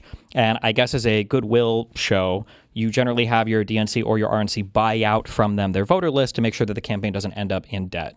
I think that sounds like a thing we probably... That's fine. I have no problem with them spending $6.5 million on the list when they got the money back. Well, no, wait. No, it has nothing to do with getting the money back. It has to do with ensuring that you don't have somebody running for president on your primary ticket for the presidency who is afraid to spend at the final moments because they think they're going to end the campaign in massive amounts of debt. It doesn't have anything to do with making the money back. It has to do with ensuring that candidates feel comfortable spending right up to the limit so that they can give their best shot to win an election, right? Well, they didn't, but yeah, we could talk. That could wait. Other... They spent, right? Yeah, they spent on bullshit. So that's, but yes, we can say they spent on bullshit, but they spent the money. Okay, so that's the first part. The second part is, my understanding is the DNC fundraising has hit historic levels. I don't know where the 7-to-1 number keeps coming from. It sounds like a talking point that was spun out of 1 month of fundraising. What fundraising are you talking about then? It's because it's not. Ken Martin, from what we've seen, Ken Martin just raised $40 million, which is approximately on track with what the other DNC chairs have done. But the RNC has raised, they have 150 something million cash on hand. Cash on hand has nothing to do. That could be carryovers from prior years, whatever. Cash on hand literally means nothing. I don't know why we care about cash on hand. I think it's something we can look it up. It's about a 7-to-1 difference in what. I haven't seen that borne out anywhere. My understanding is that 7-to-1 difference came from 2 weeks of fundraising of March this year or something. I don't know where this idea that the RNC has never outraised that much from the DNC. I don't think that's true. I'm pretty sure we've hit historic numbers of fundraising for the DNC since Ken Martin has been in the chair. Now, is that because of Ken Martin? Is that because of the hatred for Trump? It's not or whatever? Historic though. It's not historic. I don't know where you're getting that number from. He raised $40 million in the last quarter, and I think it was Jamie Harrison had raised $37 million. Okay, well, what you just said was a historically high number. What you just said was a higher number than the last one, right? Which would make it historically. Yeah, but also you're not even counting for inflation. But it's roughly what you want to argue with $3 million. Do you think inflation was 10% in 1 year? Was it 37 million to 40 million? I'm just saying it's not like the fundraising is going down. 40 million doesn't make any difference. It's higher than it was before. That's all I'm saying. Okay. Yeah, but again, my problem isn't as much the money on hand. Although I don't think we should ever be in debt. I think that's why. Stupid. How is that stupid? Because you're spending. Because there is an NP positive investment that you can make with your money rather than having it sit in a bank account. Why not? What do you mean? We can pay off the debt. It's not whatever debt the DNC is holding right now is not relevant. Ken Martin himself said it. He can pay it off if he wants to right now. That's just not a relevant thing. If you want to go into debt to buy for something like winning elections, which we have been Oh, I think fine. I think that's a But worthy again, thing. winning elections. How do you think that Mikey Sherrill would have won the election without Ken Martin's help? I don't Yes know or that no? person in particular, but just to clarify on this Or money part. anybody. Just to Take any clarify. race. Hold on. Just to clarify on this money part. Also, you keep bringing up the idea that like, oh, all these people raise so much more than the DNC. That is always the case. The DNC was not out fundraising. No. Barack Obama. Yes, it is always the case that the candidates on federal election levels are always. That's true on the Republican side. That's true on the Democrat side. It's been that way at least in my lifetime. You're never having a case where like, oh, Barack Obama only raised $100 million, but the DNC raised $750 million. That's just always the case on broad elections because nobody even knows who the RNC or the DNC is. You just have to make calls to donors and everything else. Normal people are not excited to donate to the DNC. They're excited to donate to Obama or their particular federal level candidate. What? Why shouldn't They can be. I'm just excited? saying they could be. I'm just saying historically that's not the case. I'm just saying that's not like an exceptionally horrible failing on Ken Martin's job, and that's what's happening on the Republican side either. Donald Trump is outraising the RNC. Are you comparing Ken Martin to Jamie Harrison or to which I'm just looking chair? at the They historic. all suck, I'm just saying for the historic norms, it's the same on the Republican side though. The RNC is not but outraising. why do we want historic norms? I'm Jamie just Harrison saying- is literally.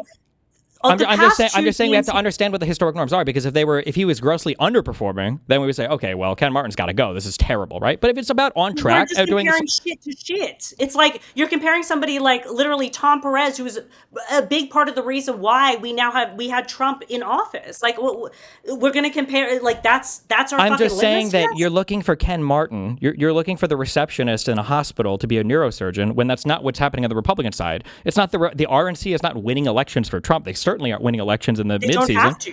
Yeah, exactly. But I'm just saying Because that we they've can't. invested in organizations that do it all for them. Sure, that's fine. So just on the money side, there's that. But then switching over to the other side, so you're talking about this investment thing. So Ken Martin committed to doing a 57 areas, I think, that Democratic DNC, not chairs, but members of the DNC come from, includes like Virgin Islands, Guam, or whatever.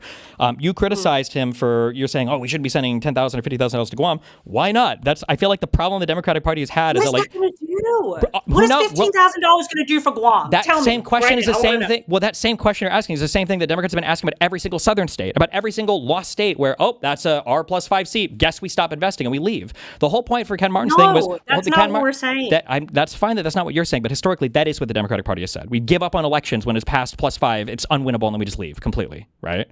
Yeah, but that's not. But again, you putting $15,000 into a state chair is not even going to buy them fucking lunch. That's fine. It'll get some lunches unless these are very big people. But the goal, when you talk about infrastructure is definitionally, this is long-term CapEx. This is not a 6 months we have massive infrastructure. This is like years and years and years of investment. You said earlier that $3 million. Not necessarily. Always, yes. You said before that No, not necessarily. There's a lot of these issues you could fix, but probably even like before the midterms. That's if you fine, really but you yourself brought up Charlie Kirk from fucking 2010 or whatever. That didn't spin up overnight, and he had massive support from people like the Koch brothers and more established Republicans. Even for these people that have massive support, it takes a long time to stand this stuff up. It can't be that Ken Martin is supposed to come in and in 12 months we have a fully fleshed out Democratic Party. The media infrastructure, though, arguably has been very strong on the Republican side since at least 2015. Yeah, but that has nothing to do with the RNC. What do you mean? The RNC was a big part of making sure that Charlie Kirk had that support that he needed. I think Donald And Trump not just Charlie Kirk, and by the the way, Koch but Ben brothers, Shapiro I think and were all a much bigger part of that than the RNC, who I don't think that the RNC is a major player in any of these things. I think the RNC is part of a larger... But they all work together to make this happen. I agree. That's how it works. Yeah, I agree with you 100% there. But I'm just saying that Ken Martin is not going to create the left's version of Fox News while also solving our podcast problem, while also solving our Russian and Chinese misinformation fighting against our party problem, while also fighting against the fact that the wealthiest man in the world is rigging the largest news social media platform in the world against this problem, and is not going to fix the structural problems of like the Senate or how the gerrymander works. These are all like huge national U.S. problems. He doesn't have to do all that. That's not all of his job to do all that. I agree. There are plenty of Democratic organizations that could help him do that. Sure, I agree. But then, so when we look at like the end result of everything, so I think it's good that he's investing in every state. Even if you think it's not enough money, that's fine. You can have that opinion. It's more than what was being invested before in every single state, which I think is good. But what does that do? What are the results of that? Well, you can't argue that. No, you can't argue that because the results are we have historically outperformed any prior special election run-up to an election in all of U.S. history. So the results are on Ken Martin's side. What is your evidence that Ken Martin is the reason for that? I don't need the evidence that Ken Martin is the reason for it. I can Yes, just say you do. that You need the evidence because there's literally no. You're basically saying that that Ken Martin is the reason why we've won these special elections, and there's no evidence to support that. I mean, Ken Martin has invested money more than in the past in all of these special elections in all of these states than the DNC has historically. Not all of them, and only. Wait, where's the place that we're underinvesting? He only put in like $3 million. That was just nothing. I don't know how $3 billion is nothing. Okay, that sounds like a decent. It's nothing when you're raising $30 million just from an individual candidate, and then you have outside groups that are also spending. It's not going to do anything. But you know what? $3 million. Wait, real quick. That's every single election. Always, you are never having your national committee, your national parties out raising these massively popular federal election candidates. That's why you shouldn't be investing that kind of money in them, because there's no point. Wait, so the problem is that he spent too little, so he shouldn't have spent any money at all?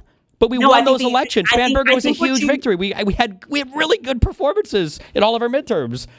Yeah, but what we have to do instead is we have to build out the long-term infrastructure that we need. Which he's doing with starting with the small investments, but he's getting the money flowing, so the infrastructure will slowly be stood up. But it's not going to happen in a year. I think that if we $10,000 is not going to do anything. It's going to do literally nothing. I don't know if it's $10,000. I feel like the number was higher because I think John complained that it was $50,000. But like, let's assume even 50 is nothing for a state party. Okay, well we're not made of money over here. We don't have infinite amounts of money. But but instead, I'm not arguing that he needs to be spending money on that. I'm arguing that his job is to make sure that they have the infrastructure that they need. So what you need to do is you need to get these groups together that are already doing the work and get them raising money through the DNC apparatus, through things like split sends on lists, through things like texting, and get them I don't all think together any of to these work on the state parties. Are there any organizations that would want to do that? Yes, of course. I There's don't so believe many you. organizations No way. that would want If you had a massive organization and you felt like you had an undue or a larger influence on some particular state, you would be happy if Ken Martin rolled up and he said, "I want you to fold in your entire organization into the DNC." No, you're not asking them to fold in. You're asking them that, first of all, it's an exchange of support, right? So I'm telling you, I'm going to help your organization raise money through my list. And what I'm asking you is to help your state party chair to grow out their infrastructure. Why would the DNC help? But why would the DNC Hmm? help these organizations raise money on the list when PACs and super PACs historically have always massively out fundraised the DNC and the RNC? Well, it doesn't matter because, again, you're just having an exchange, right? So you're making sure that they're getting something and that in return, they're helping their state parties. By the way, the $20,000 is per month for Guam and every state. Sure. I think that's the minimum. But so I guess my question is like, I don't understand. The big question is like the two that go hand in hand are like, what are the huge things that Ken Martin should be doing differently? And then who is a person who we feel like could be delivering better on these things that Ken Martin should be doing differently? Well, and see, this is what we need to talk about is who's going to be next, right? Because as I said, I think Ken Martin is already going to be gone. The biggest problem that we have next is that what they're going to do is they're going to try to get a Hassan person in. They're going to try to get somebody like Faz in. Yes, they are. They've already talked about it. I don't think so. I don't think a Hassan type figure. What is the Bulwark speaking for? Like people that are voters in the DNC. They've got a couple names floating around, but Faz is probably one of the top names floating around right now. What is how do you spell this last guy's name? Let me see. Oh, new drama inside the DNC. 2020 campaign. Also, the 40 million figure comes from the first 4 months after the election. There was a press release in June of last year that DNC raises more in the first 4 months under Ken Martin than any other chair in history. And it was like double what they raised in 2017 in the first 4 months.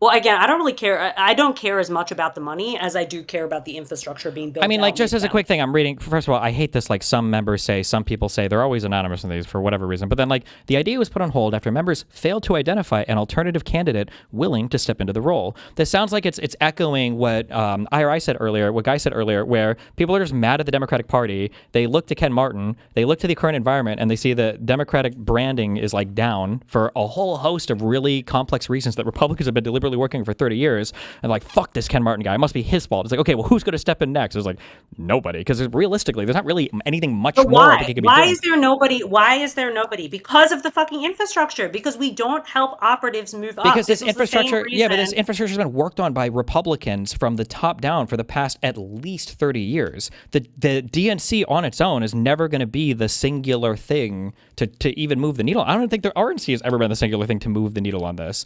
I feel like it's been more like the these they all think work tanks together to move the needle. That's yeah, the they point. might, We but don't Ken do Martin that has on the nobody to work with right now in terms of like there is no left version of the Federalist Society or the Heritage Foundation or the Koch brothers or Why? I mean, I think that's a good thing to analyze, but it certainly isn't because the RNC chair or the DNC chair has gotten these people invested. It's about leadership, though, right? Because we don't have leadership on our side. I agree with that, but the leadership is not the RNC chair. It's not like the Republican National. Yeah, but it's a big part of it, right? Because the thing is that you could say that effectively for anybody, right? So then you're just basically shifting, like, it's like, again, like if you don't have any infrastructure, then who are you going to look to build that infrastructure? Obviously, the people that are in positions of leadership in the Democratic Party. That's who should be responsible for it. Sure, but I mean, I agree. If we don't even have a person to replace Ken Martin, maybe it's time to look to other places to see, like, well, what else can we beef up? Like, we're talking about media a lot. There is no left, like, center left, lib left friendly media in this entire fucking country. No DNC chair is going to change that. No DNC chair is even going to make it. Why? Wait. First of all, how much do you think it would be to like start building something out like that? How much money do you think it would cost? I think you'd need like $20 million to get something like that off the ground. No? For what? What are you spending $20 million on? You'd have to develop like a network or something like Daily Wire. That's what I would assume would be what you're talking about. I mean, what else are you talking about? Like Turning Point USA is huge. They have these annual events, right? That probably costs $10 million to produce that event. No? They wouldn't spend that. But either way, like you don't need that for media infrastructure. What do you wait, hold on. To get something broadcasting on like cable news networks, what do you think the investment is? Do you think that's on the scale of millions or tens or hundreds of millions? Wait, for what? Does that, to get what does that look like to get something on cable? What is it? To get like a cable media network type thing spun up, like a CNN, Fox News, MSNBC. I mean, look at like what Adam Mockler's built out. You think that cost him like $20 million? I love Adam Mockler, but Adam Mockler is not CNN. Adam Mockler is not Fox News. Yeah, but you don't need CNN or Fox News to build out a media infrastructure.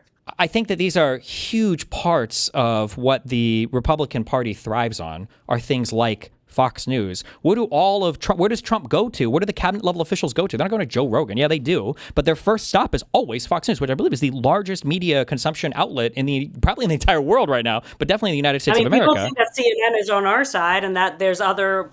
Yeah, but CNN is not on our side, though. It's not. That's why I said it's not really that lib left friendly. Jake Tapper's writing books on how senile Biden was, and you got everybody constantly backstabbing themselves or stabbing their friends in the back over the DNC autopsy and Ken Martin has to go and everything. There is no like lib left like circle jerk media like Fox News is. Fox News is just insane circle jerk, and it's again the largest media outlet in the United States. I don't think that Ken Martin invested. We couldn't build anything because we don't have Fox News. I think that Fox News helps a ton. And I think that saying that like $3 million into a podcast studio is going to compete with that is not realistic. Well, it's not into a podcast studio, but you would be able to invest in the infrastructure that you need. Start getting staff, start getting people reaching out. Why don't we have people reaching out to find new talent, to beef up new talent? That's a whole expenditure of stuff that there's not even like a guaranteed return of investment on. The Daily Wire is arguably the most successful in the country at that, and they're falling apart.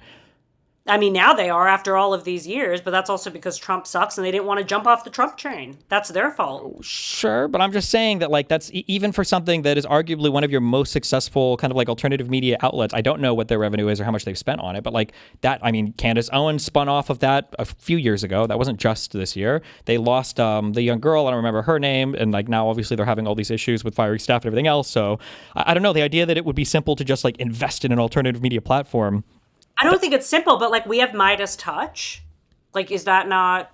Yeah, they're doing a good job. But like, I don't know if like a few $1 million would help Midas Touch. I don't know if some dollar cash infusion would help Midas Touch. Listen, I think that we could start building out the infrastructure that we need to at least start to compete. That's what Ken Martin is doing, though. He's starting it with the payments to every single state so that we'll at least have some competitive thing in every single state. No? It's a start. But that's not going to do anything for media infrastructure. That's a whole separate issue. That's I don't not know do if it's on the media. DNC to be building media infrastructure. I don't. That is that. What else should? What do you think the job is of the DNC?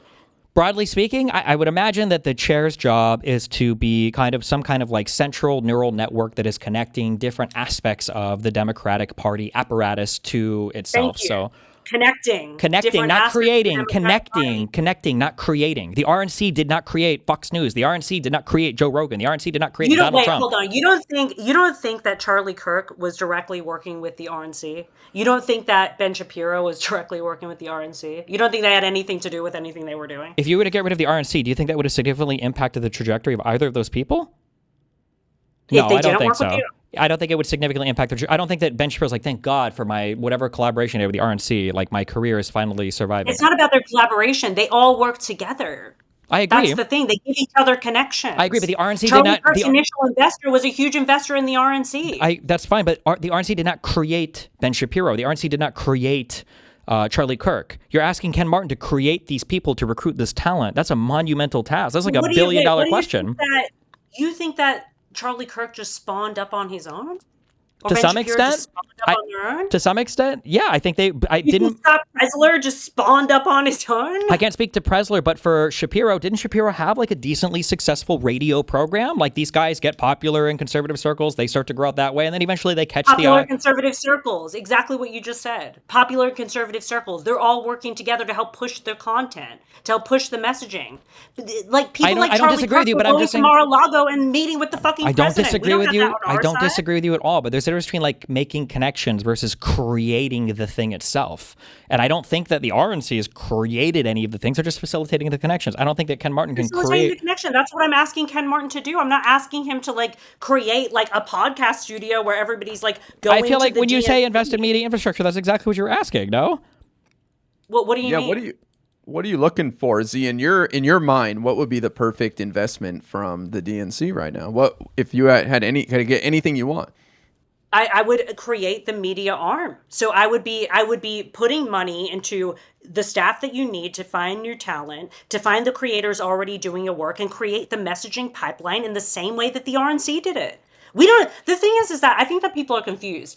We don't need to recreate the roadmap. The roadmap has already been created. We just need to replicate what the Republicans have done successfully. And it seems to me that nobody wants to do that because everybody's like, well, we're different. We're clean. Fuck that. Like, why can't we just replicate what they've already done?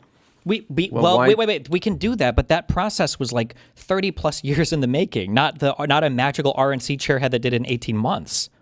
Yeah, I mean, I'm not saying that's going to happen in 18 months, but we could certainly fucking start, right? I mean, I think that Ken Martin has started that investment project. I haven't heard any named. Are there named people, not just anonymous people quoted by whatever Bulwark or whatever Axios or whatever? Like, where are these named Democratic officials coming out and being heavily critical of the DNC? I feel like I would take the opinions more seriously at that point, other than just like the. Anderson Clayton is a big one. She's come out multiple times. Malcolm Kenyatta. David Hogg. These people were all officials in the DNC. Hold on. Wait. I'm talking about elected. Isn't Hogg, for all I love him, survived a school shooting and I think was a chair or something, or not even a chair, sat at some part of the. Yeah, no, so he's vice chair.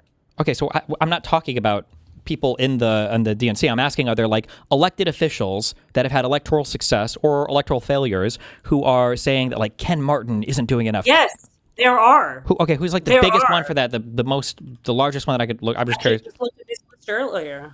Wait, who? Well, but I gave two names at the very beginning, in Ro Khanna and Senator Van Hollen. These are two of our most vocal Democrats out there, and they still have confidence in Ken. But you hand waved it, Z. You said that's because they're running for president. Cory Booker complained about. Wait. Just give me one person in their statements. Maybe Ken Martin should resign. Cory Booker said that Ken Martin should resign. And what was his rationale on that? Cory Booker said that did not explicitly demand that he resigns, but said the Democratic Party desperately needs new leadership. What does that mean to you? I don't know. Well, I don't know. I can find his statements, but.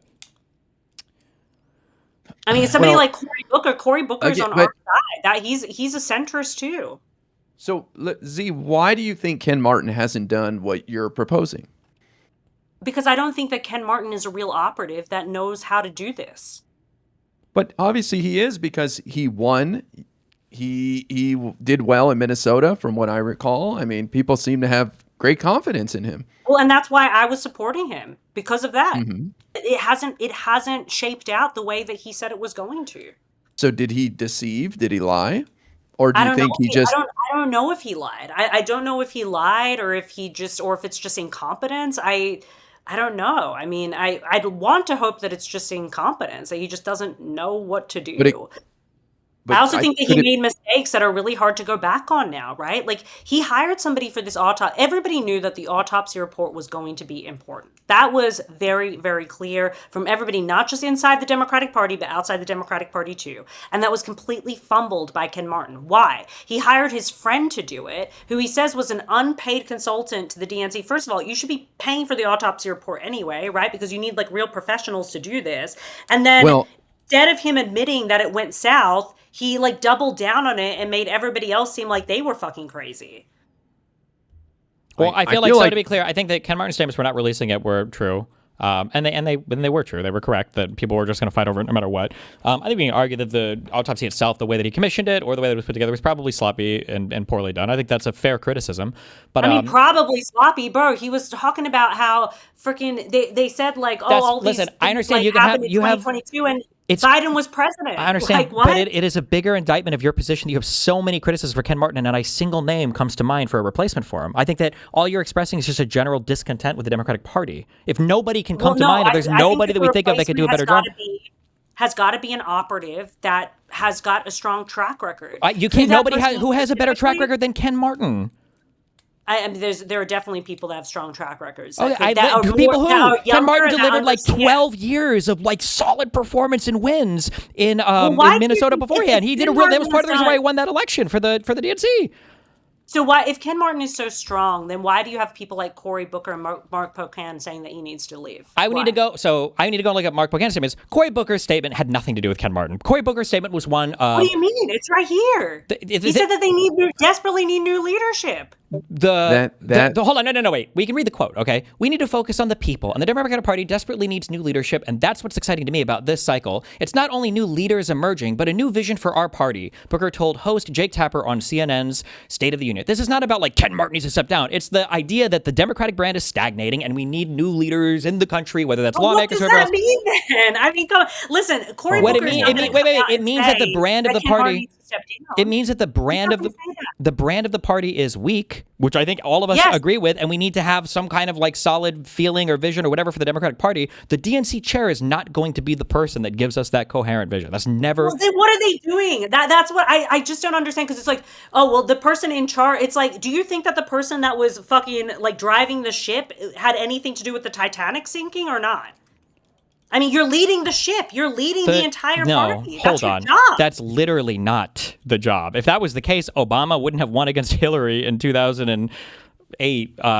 Trump wouldn't even be anywhere near the presidency because the Republican establishment fucking hated him. That's not true. The RNC and the DNC are kind of there. They're to collaborate, coordinate, and facilitate things in the background. But the super big media creation stuff, the super big lawmaker discovery stuff that you're looking for, happens on a much more organic level for the Republicans and even for the Democrats than the idea that... You keep saying organic, but it is anything but organic. Okay. It's not at all organic on the Republican side. It is very much structured in the way that they want it to be structured.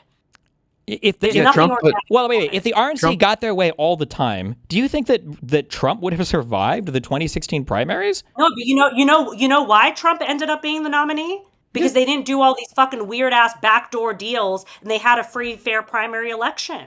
That's why, because they knew that if they tried to get in the person that they wanted, that they'd be weaker. Okay, then in that case, you're just telling me, okay, that if that's your argument, that's fine. But then they can't do anything. They're not guiding the ship. They're watching the ship, and then they're reacting appropriately to what's happening and unfolding before them publicly. The RNC could not steer the ship away from Trump, however much they might have wanted to. Exactly, and so they accepted that was going to be their fate, because the other option was them doing basically what we did with Bernie, which we're not going to get into. I know you don't want to talk about that's Bernie, fine. But like the guy who's never gotten more of the quarter of support from the entire electorate, the guy who never approached Clyburn for nomination help, the guy who has never been able to carry black voters through Super Tuesday, the guy who had never even been close to winning the Democratic Party election. Then why not have a free and fair primary then? We have free and fair primaries. What happened in the last one? Bernie Sanders was winning in 2020 before Obama literally called everybody and told them to drop out. I'm sorry, just as a quick thing. If the only way your candidate can win... let's not go into the Bernie Sanders. I mean, this is a true point. If the only way that your candidate can win is for three people of a similar ideology to remain in the race to the very end, your candidate was never going to win in the first place. It never should have. Like, that's all of politics always. That's been people drop out of races when they realize they can't win, sometimes in exchange for counter positions. Biden didn't win any of the first states. Doesn't matter. That was a historic... In Nevada, I think he came in fucking like 5th place. Do you think that Bernie Sanders was ever going to outcompete Biden on Super Tuesday? I don't know. Because we didn't get to fucking see what was going to happen. No, it would have never happened. It has never happened. There's no indication that it would ever happen. The only thing that the Bernie bros can hang their hat on are like young Hispanic voter polling from 2016 and maybe 2020. This is the only thing that was the Bernie lifeline. I want to ask you, why is the Democratic Party brand weak? Because I still haven't answered that question. Why is it weak? Because the center left does not have a media apparatus. And because the Republican establishment, not the RNC, but the media apparatus, the billionaires that supported in the background, their think tanks like the Heritage Foundation and the Federalist Society and the actual systemic structures, the systemic advantages that Republicans have in the United States through things like the Senate or the Electoral College or the balancing of the House are all things that have been massaged in Republican favor over long periods of time. And they have the luxury... By who? What? By who? I don't buy the fucking Jews. Maybe you tell me. You're in the meetings. I don't know. By Republicans over long periods of. Probably a lot of these. Republicans. Yes. Who are investing in the infrastructure of young people, right? Who are investing in the infrastructure of media companies. Who are investing in the infrastructure of field races. Why is it that when we go to a state, like in the state of Nevada, for example, why is it that that Turning Point USA is there all year round, every fucking year, and has been there since 2013, but the Democrats hardly can even get out the vote during an election year? Well, Why? now we have Ken Martin investing in every state and every district. So hopefully we get to see more of those people on the ground. And but what are they doing? They're actually registering voters in an automatic voter registration state. Historically, what the fuck is that gonna do? Historically, my understanding is Democrats have always had a better ground game than Republicans. That hasn't been the deciding factor in a lot of races. Republicans have just made a concerted effort to control so many other parts of the media apparatus in a more shameless manner that Democrats could never, for whatever moral or whatever the fuck reasons, could never bring themselves to do. There is no... People are looking all this time for what is the left's answer to Joe Rogan. We need the left's answer to fucking Fox News, okay? I wish that I could find pornography that was as sexy as Sean Hannity slobbering every fucking Trump official that walks through this guy's show. These are some of those popular shows. Tucker Carlson is the most popular fucking late time whatever host in all of the United States. Bill O'Reilly is one of those popular hosts of the entire United States. These guys go from local radio to syndicated radio to Fox News, cable radio, and then they suck off fucking interviews over and over and over again. Ken Martin is never going to be able to stop that. David Hogg is never going to be able to stop that. According to you, the RNC and none of these people ever talk to each other, They talk to each other, but I'm not saying you're not telling me that Ken Martin needs to talk to people. You're saying he needs to invent these people. The RNC does not invent these people. They just connect them. He doesn't talk to people either. Ken Martin doesn't even return a fucking call or text to major donors. Well, I don't know what it is then maybe Ken Martin should continue to do that because historically the fundraising over this last cycle has been better than the entire history of the Democratic National the Party or whatever. Because he raised $3 million more dollars. More than they did last time. Yeah. So it seems like he's doing something right, I guess. Spending it on bullshit. What? And spending it on bullshit. You say spending it on bullshit. It seems like the results pointing in favor of historic Democratic election wins. I mean, but you don't have any evidence that was because of Ken Martin. You literally just said that Democrats have raised more individually than they ever have. Well, so if we wanted to dive into this, the question would be, where is the DNC spending its money? When we won those 14 seats with Spanberger included, if we were to go and look at where the DNC was spending its money, we could, I guess, take a breakdown of how the money was spent. And then I guess the question would be, was that money moving the needle on any of these voters? I don't even know how we begin to answer that question. But I'm just saying that, you're trying to present this as though I'm the one fighting the uphill battle, whereas we have a Ken Martin guy who wants to invest in every state. He's doing that at higher levels than they ever have before. And all of our special elections have been blowing Republicans out of the water. And you're like, you have to prove the causality. It's like, I think at that point, I think it's on you. When you don't even have an alternative. The Democratic Party branding is weak. Why is it weak? Because if he's doing so well, why is it weak? Because Republicans own the media. They own all parts of the media. The richest man in the world bought X. We don't invest in it. What could Ken Martin, what could the Democratic Party have done to prevent Elon Musk from buying Twitter? Well, there's nothing that they could have done for that. That's a huge part of it. That's a massive. It's probably one of the worst social media platforms on the planet that's driving how much crazy shit towards the Republican media apparatus. What could the Democratic Party have done about Fox News? See, if I had my way, I would invest $5 million in clippers to go create clips of Democrats all day long like Neon and all these streamers do, because these guys have a huge advantage with this bullshit. But the Republicans are putting out 10 times more content, or even more than that. I read somewhere that it was 500 times more content than Democrats put out every day. That's insane. That's not surprising at all to me, though, given that when they put out that content, it's getting echoed at every single part. If I'm retarded enough and I put out a retarded enough fucking investigation, I might get noticed by the President of the United States and Elon Musk on X, okay? My name is Nick Shirley, right? There is no equivalent, no amount of me being cognitively impaired is going to get Anderson Cooper or Jake Tapper. I don't even know if Cooper does media anymore. Any of these people or Katie Collins or whatever, none of these people are going to pay attention to me. Just our media is not the same. Because they don't talk. Sure, but that, what you're talking about there, I agree, is a thing that needs to be worked on. I don't know who on the Democratic side has recognized the level of shamelessness that we might have to go to in order to move our party in a competitive direction. I don't know who that is. I haven't seen that. I would love to This is a big part of the problem because find Ken Martin and Batman my way into his house and tie him to his chair and give him an hour-long presentation on my schizo view of the media. But I don't know. I don't know if anybody in the lib left world it can even acknowledge that. I don't know. I'm not sure. I mean, the biggest problem now is that, as I said, Ken Martin is going to go. I mean, I don't know if that's even true. If he's supported by party leadership. And nobody even knows what. That's a big part of the problem. Is that right now inside the party, it is split on Ken Martin right now.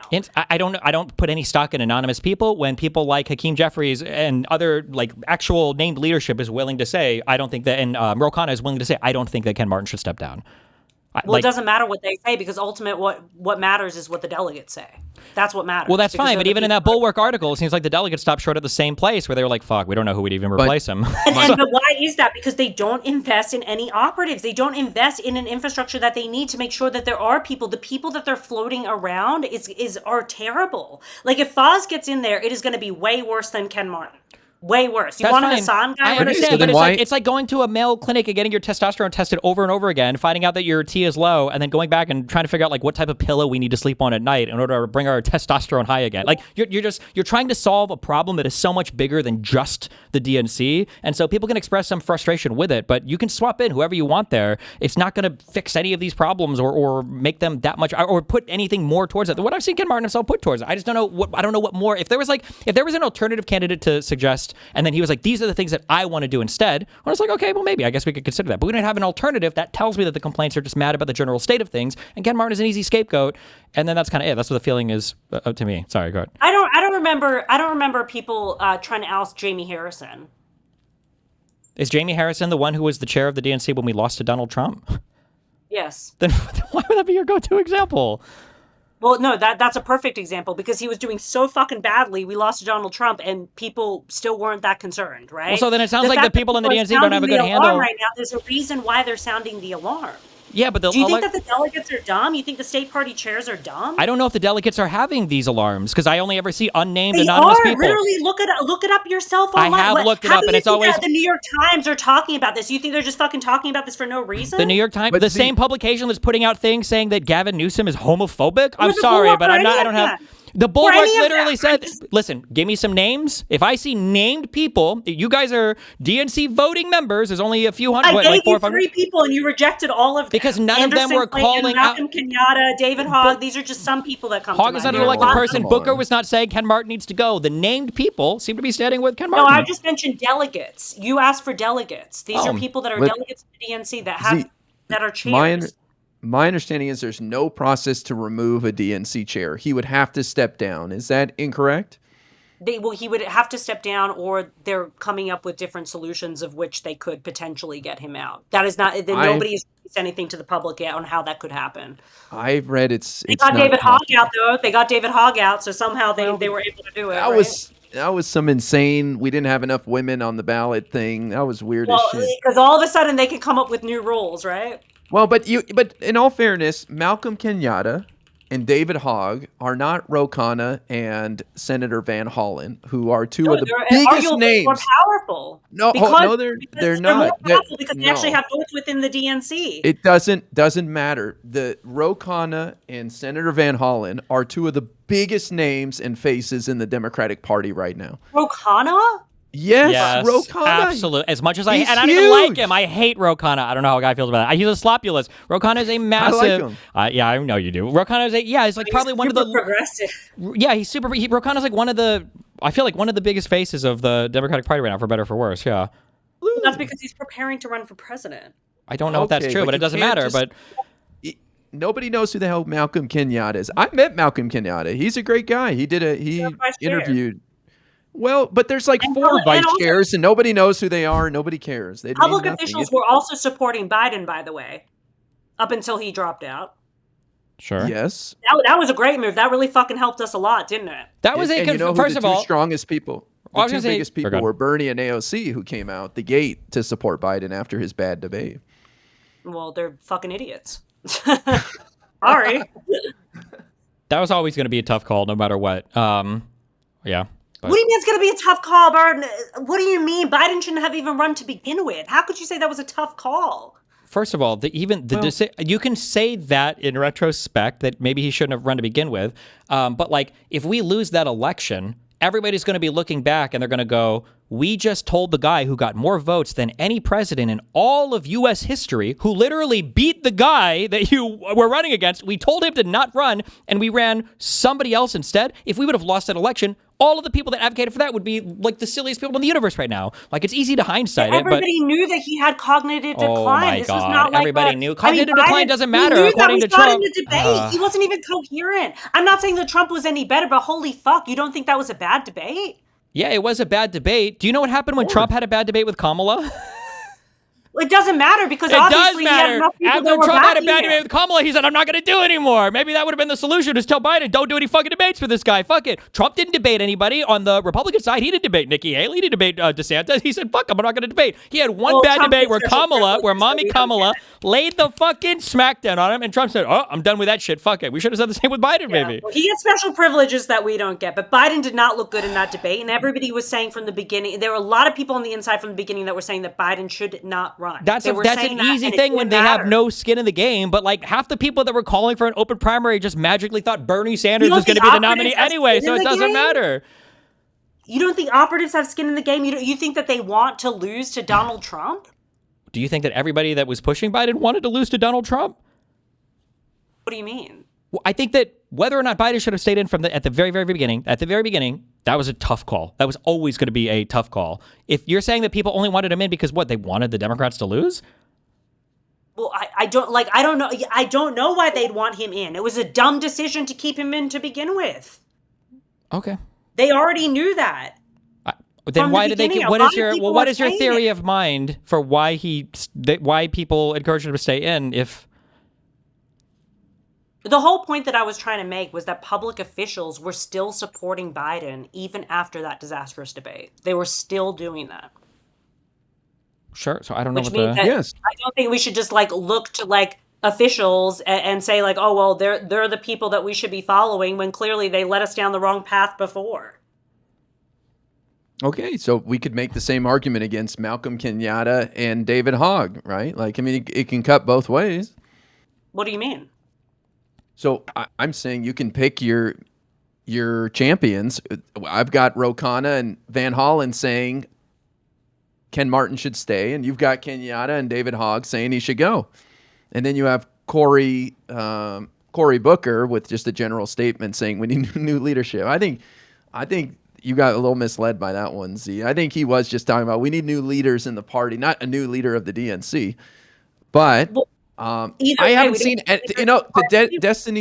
to Destiny's point, nobody big has come out and said it's time for Ken Martin to step down. I'm sorry, but Malcolm Kenyatta is unknown outside of Pennsylvania, I think, where he's from. Nobody knows who the hell Malcolm Kenyatta is. You don't think Mark Pocan? You don't think nobody knows Mark Pocan. People? Are you kidding me? Nobody knows Mark Pocan. No way. They He's do. Nobody. Of course they do. What do you mean? You're just saying that because what you think? I would love to see a poll on Ro Khanna versus Mark Pocan. I mean, I would bet my entire. I'm betting my entire life and every dollar I earn in the future, I will be a slave for Mark Pocan if he has more name recognition than Ro Khanna. It's going to be 10 to. There's not even close. Wait, what is this guy? Mark? How do you spell his last name? What do you think? Hold on. Do you think that somebody that's going to run for president is going to go against the DNC chair right now? I don't know. Maybe. Why not? That is not strategic. That is fucking. Z, I think so because the public is kind of there right now where they're pointing fingers at Ken and his stupid autopsy report. Why are they pointing fingers at? If Ken is doing a good job, why are there even fingers being pointed? Because again, it didn't happen with Jamie Harrison. This didn't happen with previous DNC chairs to this level, that it's in the public. Because right now, well, it didn't happen in the past because we had a president and everybody in the presidency to point to. Now we're in the off season and nobody knows who to point the finger at besides Ken Martin. Because who would you point the finger at besides Ken Martin if you want to express frustration with the Democratic Party? Again, if there was like another person that could take that spot, or was offering to take that spot, or was excited about taking their spot, I think I'd feel differently. But right now, it just seems like we're kind of like things are just kind of rough with the Democratic branding, and people just point at Ken Martin. But like, I don't know what the specific complaint is, or anybody who's willing to step up and do something different. Do you think that the Democratic Party branding should be the responsibility of the DNC chair? I think they should play a part in it, but I don't think that the branding can be determined. Who runs the Democrat pages on social media? Like, wait, who do you think? Who do you think is responsible for the Republican Party's branding? The RNC. What do you mean? That's just not even remotely tied to reality. It's Donald Trump. It's Donald Trump right now. Democrats on social media is outside the DNC apparatus? No. What? Do you think that it's like the Republican Twitter account that is like managing the reputation of the Republican Party right now? Well, no, because I think that they have outside groups that are doing that for them. Sure, Again, it wasn't in 2020. It wasn't in other ones that are already doing that for them. Yeah, it wasn't in 2016. The Republican brand does not come from the RNC. I don't think anybody even has known. If you were to Where pull, does it come from? It comes from their entire top-down media apparatus that they've worked for decades to construct. And who do you like? Where do you think that starts? It starts from the ground up and from the top down. It starts with their. From where? It has to start from somewhere. Wherever it starts from, it's not the RNC. It has nothing to do with the RNC. Well, then who randomly starts it? Nobody randomly starts it. It's a thing that has been growing on. Do you think that if I were to go to Ben Shapiro's autobiography, do you think in the beginning he would credit his early success as a radio host to the RNC, or him starting the Daily Wire to the RNC? No, none of these people would point to it. Glenn Beck wouldn't. Rush Limbaugh wouldn't. Where did it start from? It was the infrastructure of the RNC. I disagree. I would be. If there was ever evidence of that, I'd be super curious to see it. But I've never even seen or heard that talked about. I don't know where else you would think it would come from. Like, how do you think somebody like Charlie Kirk is just able to like go to Mar-a-Lago? I don't even know if Trump wants the RNC at Mar-a-Lago. What does the RNC have to do with? I don't think the RNC has much at all of a. How do you think that all these people get connected? How do you think that happens? A lot of them, honestly, my guess is probably through fucking people like Milo Yiannopoulos. I went to the Daily Wire party, okay? And I was walking around and there were RNC members there. There was fucking members of Congress there. There were media people there. That's fine, but like all of these people are like friends with and like connected with other people. They're not all going through the RNC head all the time. A lot of these people just know each other because a lot of these Republican operatives have been working for a long time in this space. The infrastructure starts at the RNC. That is the center of the infrastructure of the Republican Does Milo Party. Yiannopoulos even have like an official? Is he like an RNC sitting person? Well, no, because first of all, I don't even is Milo like even like considered like part of that apparatus As anymore? crazy and as horrible and pathetic as it is, I'm pretty sure Milo is like a super connector behind the scenes for Republican thing. He's literally the guy that connected Fuentes to Trump or Fuentes to Kanye West, like unfortunately. But like there's like a million other people like that on the Republican operative side for these people that are working to do shit. I'm sure the RNC maybe helps a little bit, but none of these people started because or owe their success to. Where do you think the operatives in the Republican Party come from? Some of them might start at the, I don't know, like the Heritage Foundation or the Federalist Society or... a lot of them start at the RNC and they get connected to these groups through the RNC. Name one. What do you mean? Did Roger Stone come from the RNC? Roger Stone certainly interacts with them. Yes, but he didn't come from them. There's a difference between identifying people to connect people with versus creating them. Well, how do you think that connection even begins? We don't Roger care about Stone isn't the one connecting them. It's the RNC connecting. Yeah, but we don't care about the connection. We care about the talent. If we have the talent, the connection is easy. But where does the talent come from? Not the RNC. Well, let's like take somebody like Scott Presler, for example. Do you think Scott Presler would be like famous on his own? I don't know anything at all about Presler. I'd have to look him up. You go to this example. And he's very important to the infrastructure of the Republican Party because he's registering a fuck ton of people. So like somebody like him, like where do you think that these people come from? They amplify the messaging. That's the difference. The Democrats don't do that. Give me a minute now. I will read on Presler. And Presler yeah. says he was a field director, regional field director in Virginia. That's where he started. Virginia. For who? Oh, it just says the Republican Party in 2015 and 2016. We're done here. We're done here. Okay, but then like people like Charlie Kirk didn't start like that. You know, Charlie big Kirk was personalities. his original Ben Shapiro. RNC I think donor. if we wanted to duplicate what they've done on the right, it would take someone like Destiny going to a couple billionaires and saying, hey, man, I'll shill your bullshit and we'll try to get people elected that support your business interests if you give me a couple $1 million and help boost me. I think that's the story. You guys don't get about the RNC amplifies good talent and the DNC does not. And what the is RNC amplifies good talent and the DNC does not. Has I the just think DNC they have reached out business. They just have they reached huge. out to Destiny? Have they reached out to Adam Mockler? Have they reached out to Luke Beasley? What are they doing to connect? No, all because of these guys haven't sold their souls for money. They actually care about this stuff. Well, and it's they're not just that willing to too, but there's be also a empty different vessels. there's a different expectation in our party that's just not how we do things, which needs to change. Well, and that's bullshit because we should do things I understand, like that. but the We wanna DNC win. is not that. It's that change. I don't think is going to be pushed by the DNC. But why can it be pushed by the RNC but not the DNC? Why is it that like we have different? Well, no, that's not true. You keep giving this as we can be corrupt too. Fuck that. I don't care. If the Republican establishment could choose one thing right now to keep, and then they have to delete the other thing and rebuild it from the ground up, do you think they would keep Fox News or do you think they would keep the RNC? I don't even think it's close. I don't even think it's remotely close. I think they would keep Fox News. I mean, obviously they would need the RNC again is the hub that amplifies this all. Yeah, hubs are Fox hubs. News. Fox News. What is Fox News? Isn't making Scott Presler famous? But I don't even. Okay, is the think- Presler guy a huge deal? I don't know anything about this Presler guy. Yes, I've heard the name before, but is this guy Scott Presler is a huge fucking deal. Scott Presler is one of him and Charlie Kirk single-handedly have registered like 5 million plus voters since 2020. personally? Like he walks around and he asks people to sign up to. What do we mean by when we say like he's? I'm not saying he's not. I just don't know what. First of all, that this is like the fixation according point. to Mother Jones, Scott Presler is primarily funded by Elon Musk. I wonder how that happened. Major donors. I wonder how that whole connection happened. You think through the RNC that they connected him? That's it? I think that was probably the first step. Well, Absolutely, so especially when you told me that he was working for the DNC. What did you think about the DNC rolling out the red carpet for content creators at the convention? I don't think it really mattered. They had a whole stage just for new media. I was at the DNC convention.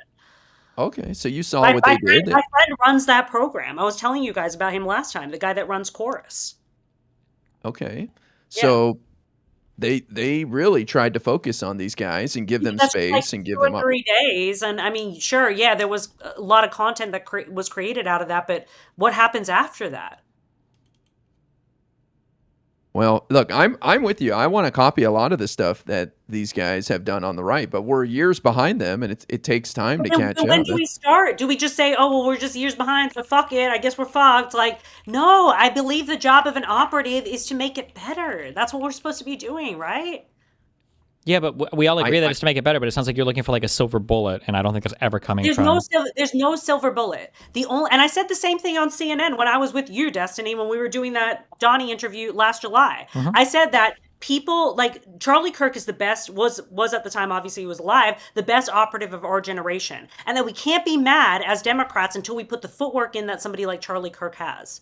That's what I said, and I still stand by that to this day. If we put the footwork in and then we're still behind, then I think that we can complain and bitch about it, blame it on the billionaires or whatever the fuck, the progressives want to do. But right now, we haven't even started to put the footwork in to be able to do that. Sure, but I just don't know what the head of the DNC can do to facilitate that. And if it's such an easy and obvious thing, be a connector. Sure. But they're the people. Whether you say be a connector, the people aren't there to connect. Those people just don't. Yes, and why are they not there to connect? Because they don't have operatives. They don't do it. The thing is that you have to understand that this is a big infrastructure problem amongst the Democratic Party. It is not just the DNC. The DCCC, the fucking steering committee, they all have this problem. Why is it that the average age of operatives on the RNC side is like 35 or 40 years old? On our side, it's fucking like 18. Why is that? Because people don't stay long term in these positions because they pay them like shit, they burn them out, they don't give them the right training, and then they throw them on these projects that they feel like they're fucking a fish out of water. Those are things that we can change. So I guess if you were to look for somebody different running for the chair, because we have no name that we can even consider as an alternative, what would be like the one thing that you would look for with like some level of detail? What would you be expecting this person to do? I'd be expecting them to build out the different operations that we need. So the first thing is what I was talking about with the state level parties, right? Connecting them to the local organizations and having that exchange. Hold on. Wait. Just one thing. Properly. So one thing at a time. So why are state parties not already connected to local organizations? Because there's no connector of anything. Are the state parties retarded or are the local organizations retarded? How can they can't just email each other? Like sometimes it's both. Sometimes they're in states that, like, for example, like Nebraska, right? Like sometimes, like Nebraska, for example, is like entirely volunteer operated. They have like no budget at all. They don't have time to be going out making connections with organizations. Shouldn't the connections be mutually beneficial? Wouldn't this be one of the first things? If you're talking about people that are all volunteered, if you're talking about all people that aren't even getting paid, then it sounds like there's not even any value in reaching out to these people anyway. It's a defunct organization that's worthless on its own. Like what? I don't even understand. But you need to rebuild it. That's the problem. You need to rebuild it, and then once you start, and then so that's one issue. Okay. How much money would be talking here just for one district in Nebraska, for one? I guess just an electoral vote, or I don't know, for a congressional district. How much money are we talking here that would require to be invested? And it has to be invested in like a meaningful way. So you have to have staff that knows how to invest. I don't think that they should be going after those big seats anyway, right? I think that they should be going after local level seats. I think the state parties need to be doing more to get people into the city council seats, the state rep seats, because you build power from the ground up. That is how it works.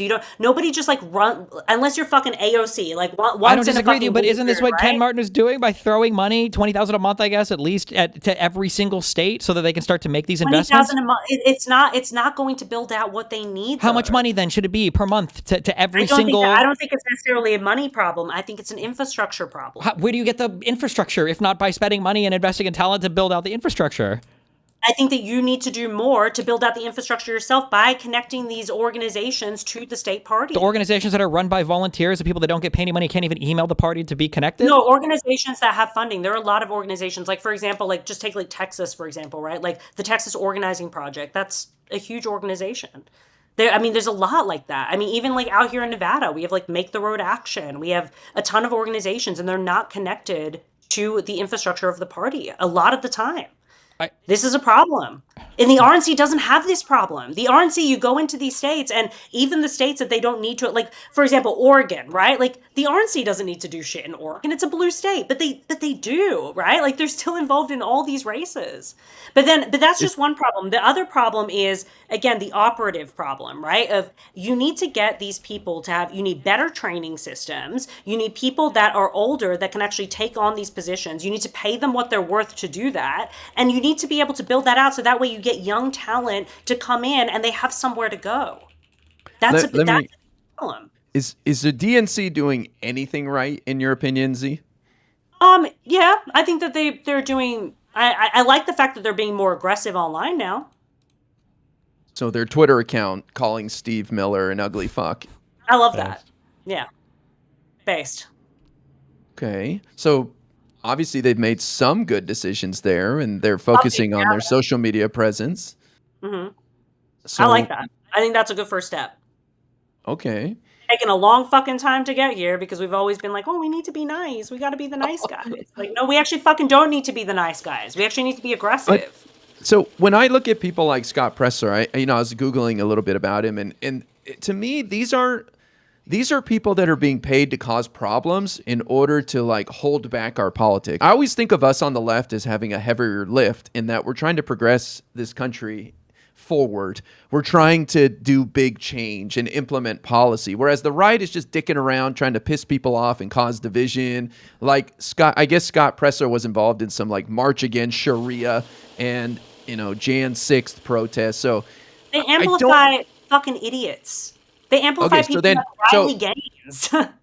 But the equivalent would be like us investing in Hassan and investing millions of dollars to raise Why his are we saying voice. Riley Gaines? What?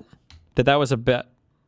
That was a Turning Point does this, right? Where they invest in these like nobodies. Turning Point is the reason why we even know who Riley Gaines is. Was it? We wouldn't know who Riley Gaines is. Well, no, but that was a situation that like I think that was them picking a thing and then investing in the person after the national thing had been created. No. What do you mean? Yeah, she had lost the race, Yeah. and then they made that a big story, but that wasn't a big story. Nobody gives a fuck that there was a random trans. Turning Point amplified that story. Sure, but it was them. It was also the fact that the entire Republican media establishment was willing to go along with that story amplification. Yes, which has nothing to do with the what I'm RNC. saying. This is what we Okay. need to do. We agree on this. We literally agree on this. We think that we need to have amplification channels. You've said this so many times. I know, but it doesn't. But the DNC has basically nothing to do with this. Like very, very, very little. What do you mean? Like, I don't get what you mean. Like, what the RNC has a lot to do with this. So why wouldn't Ken the DNC? Martin cannot go to Fox News. Ken Martin can't go to CNN and tell Jake Tapper that he needs to be like Sean Hannity.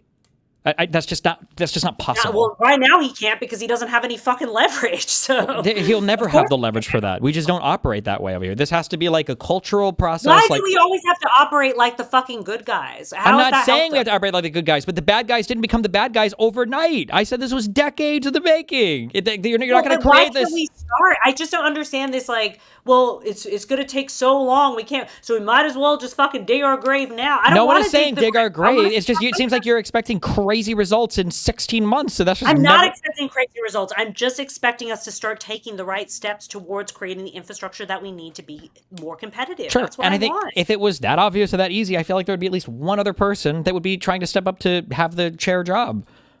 But it seems like there's not even one person. But again, the problem is that we don't have the operatives there because we haven't invested in them. Like when people in the Republican Party they don't have this problem, right? Because they have so many people that could fill those roles because they have a higher average age, they have a higher average talent. Why do you think that Democrats so often in the influencer space go over to the Republican side? Why do you think that is? It's very rare that you see it happening the other way around. Because they care about money and views. Yes, money and views, because they have the infrastructure that we don't have. So why can't we start competing with that infrastructure in a stronger way? Why? Because Just I it's think gonna take a long time. So what? well, because they're just frauds over there. They're just paying people to say random shit. So do you want the DNC to pour money into good-looking, charismatic people to just Hell parrot yeah. nonsense? Don't make me answer that question. I feel like this is so. When I say the DNC has nothing to do with this, I think that the far left has built a comparable, not in size but in structure, messaging apparatus to MAGA. They have no RNC or DNC equivalent. They've just managed to do that through their little media outlet. No, the tankies, the Majority Reports, the Hassan Pikers, the whoever the gay guy with the nail Isn't that polishes. embarrassing? Aren't you embarrassed by that? That like these tankies can build out a better infrastructure than we can? Yeah, like, they did it without an RNC or DNC. That's what I'm saying. It has nothing. I don't think it has anything Well, to do with it. I'm willing to bet there's a lot of embarrassing that they were able to do that. I'm willing to bet that has there's a lot nothing of to do with what I'm Republican. saying, though. That's a point that cuts against you. They were able to do it without an RNC or without a DNC. So it seems like the RNC or the DNC is not the deciding factor here. But they're not. I mean, what you think the Majority Report is like more popular than the fucking Charlie Kirk show? I'm not saying Or that the they're Daily more Wire? popular. I'm saying that they have the infrastructure that's built for them. Now they're just trying to I guess like capture more viewers or more listeners. But they have that infrastructure where they can bring a Listen, I don't want to talk shit because I'm like Emma. I used to work with her at TYT, but like that's just like the Majority Report does not have like high views. That's fine, but the Majority Report serves the same function on that side as Fox News. We don't have anything like that on the lib left. We don't have these types of equivalent platforms where they will just mindlessly jerk off their candidates and their teammates and mindlessly attack the opposition. The far left have built that. People like Emma are retarded enough and are compromised enough in values and lacking in spine enough to be that person. But we don't have anybody like that who is lib left. We just don't have those people. Now, in terms of what we can do to get those people, I don't know. But the far left did it without an RNC or without a DNC or without any chairs. Yeah, but or any... they're not competing at that level at all. Like They're trying think you like talk to an average person in in like my fucking rural community. You think they know who fucking Emma Vigeland is? Like, no. I mean, no offense, but No, like, because they're not that size. But they also don't know. It might be that more people know Emma Vigeland than fucking Ken Martin. I mean, or the RNC chair. I mean, nobody knows who the RNC chair is, I don't know right? about that. That's Really? That's what percentage of voters do you think know who the RNC chair is? If I had to guess, my guess is 3% or less. Maybe 10% of Republicans or less. The DNC chair, I don't think needs to be like a popular media figure. That's not their job. Their job is to be a behind the scenes operative. I don't think we need to know who it is. They're not like I don't disagree with you. I just don't know what one could do other than build the mysterious media arm that's going to somehow create the media. The media stuff. arm is just one part of it. Like, why can't we have a better, stronger operative arm? Like, why can't we do that? Why can't we pay people more money and encourage them to stay in job and connect them to jobs? Why can't we do that? Didn't you just complain about the amount of debt they have? That they have too much debt right now.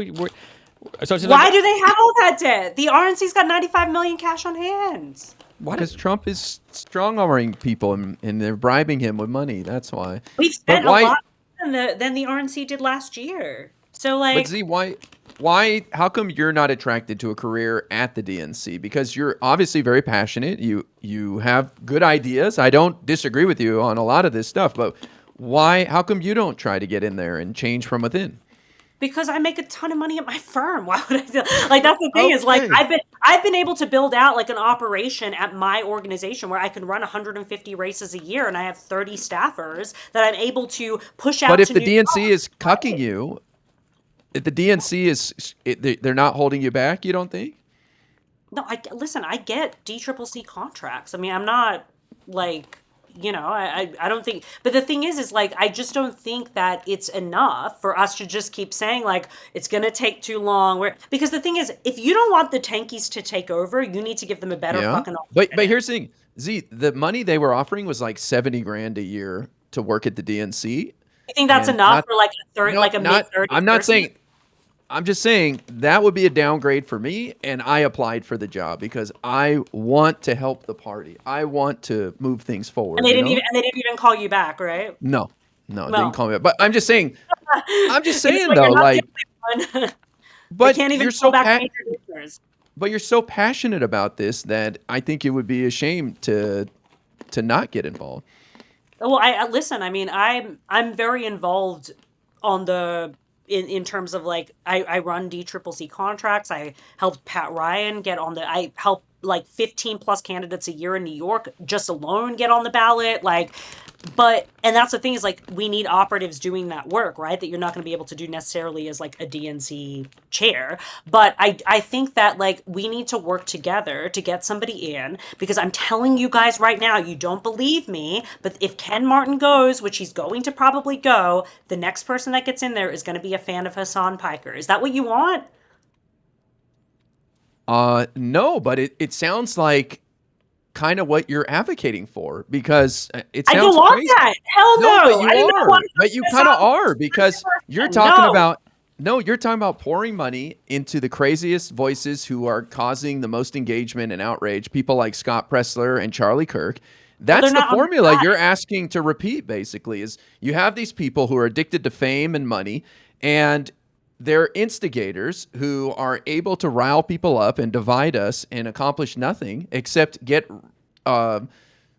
people like Donald Trump elected who are criminals and have no interest in moving this country forward in any way. So we could repeat that formula, sure, but then we would just have a Democrat version of what garbage they have on that side.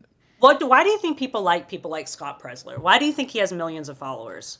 Because they're botted? Wait, to be clear, it's because they're botted. Scott Pressler doesn't have millions of followers legitimately on Twitter. But I'm talking about, obviously, people do like Scott Pressler, right? He stands for nothing. He just placates. But why do people like him? Because he's just giving them a boogeyman. He's giving them bullshit and something to blame for their problems. And he doesn't offer any solution. He blames Sharia law. He blames the deep state. And if we get my people elected, we'll surely turn this country around. Ah, shucks, we got elected and we couldn't do anything about it. But he's a fighter, isn't he? Yeah, but he's a bullshitter and he accomplished nothing. He didn't move this country forward. Fighters. That's part of our problem. Why can't we get people that are fighters? Like, do you like Gavin Newsom's strategy? Sure, I think it's very effective. Why isn't the DNC going in that direction then? They are. They just Were called they Stephen friends? Miller an ugly fuck on Twitter. Well, now they are after fucking how long have we all been? I mean, to be perfectly honest, I mean, we all started this, right? Gavin Newsom's team, Destiny, Mockler, us. Because I think we have a different vision for this country, and it doesn't involve division and outrage and pointing fingers. Do we want to win or not? Yes, but what kind of victory is that? You know, I could go bang my neighbor's wife if I go knock him out right now and take advantage of her, but I don't want to do that. It's ridiculous. You know what I mean? I want to win her over, and I want to show my neighbor that I'm a great guy and she's with the wrong guy, you know? I'm not necessarily here to be right. I'm here to fucking win. That's my job. My job is to win elections. That's what I'm here that's to do. not your I don't know job. why anybody else is here to do, because the thing is, it's not virtuous when you get fucking Donald Trump in office. I don't care what anybody says. That doesn't make you a virtuous person. No, our It means you suck at your mission. job and you hate this I don't- country. If that's what you're trying to do. I think that if we want to have, if we want to win, I just the fact that there's not even an alternative being suggested to Ken Martin, it just makes me. I don't even know. I'm not even sure what There are alternatives being suggested to Ken Martin, and I'm telling you right now that they're not people you're going to want. but and that's why I'm out here sounding the alarm and being like, sounding the alarm. How? We're not in the DNC. Who is an alternative person? I told you, one of the top people that they're floating right now is Bernie Sanders' campaign manager from 2020, Foz is it Shaker or Shakur? I think it's Shaker. Wait, hold on, wait. see- Is this a person you would support for the position? No, absolutely the fuck not. If he runs, I will fucking run if they don't have a Okay, centrist. well then who can we? I Can want you Ben can you Wickler, even to be honest? can you run for this position if you're not already like a DNC member? Yeah, anybody can run. But you have to get the delegate votes. That's what you have to Sure. do. Okay. That's Okay. extremely difficult, Okay. I don't know if right? you're a Like, delegate member or not, or a there's delegate. like, there's 400 delegates, and you've got to convince you've got to convince enough of those So delegates. why is there not a single viable person in your eyes running for this, or talking about running for this, or pushing for this? Because we don't have operatives. This is a problem. Like, the people even that they're floating around, these are not operatives. These are activists. There is a big difference between operatives and activists. I don't know what I'm supposed to do with that. So we just so it's over then, or No, I think that we need to find like the next person. I think that's really fucking important right now, and we need to sound the alarm that it cannot Are be we somebody like Fox. digging them up from out of like a digging them up from I don't, where are we finding these people at? I just don't know what the. I don't know. We need to find them though. We need to find them right now. Okay, This if this is where we're at for the opposition, I would rather just continue to support Ken Martin then, and then if somebody else pops up, but I don't think it can be like we're going to throw Ken Martin under the bus and then we're going to desperately search.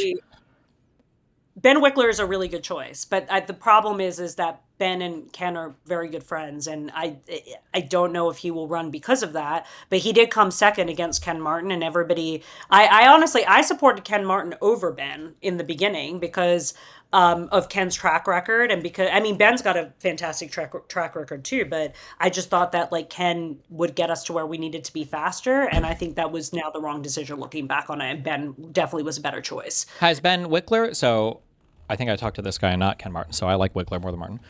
No, but has Wickler himself said that he wants to take over Ken Martin's position, or? He doesn't want it because they're friends. He doesn't want to do that. But again, I don't think this is where I really want like people to understand. Like, do you love our country more than like your personal fucking friendships? Like to me, it sounds like you should be talking to Wick. Have you tried emailing Wickler to get an audience with him? Yeah, I'm actually. One of my big donors is actually trying to set up a meeting with us in a couple weeks. Okay, so if even he's not responsive to it, and he's not even I don't even know what his current political job is. Why do you think he'd be any better at the head of the DNC for this? Well, I'm not. Well, the thing is, I'm not sure where his head is at. Like, this is just what he said publicly, right? That's why I do want. I want to have a conversation with him and find out where his head is at. Like, What really? if he said? What if he said, "I fully support Ken Martin"? Would you change your mind? Yeah, I'd change my mind because I think that's not a Interesting. good idea. Yeah. I mean, who do you think it should be? Wait. Oh, when you say you change your mind, you didn't mean you change your mind on supporting Ken Martin. You mean you change your mind on supporting Wickler. On Wickler. Yeah. Well, why would? But what if he told you, I'm all in on Ken Martin. He's our guy. That wouldn't impact you in any way.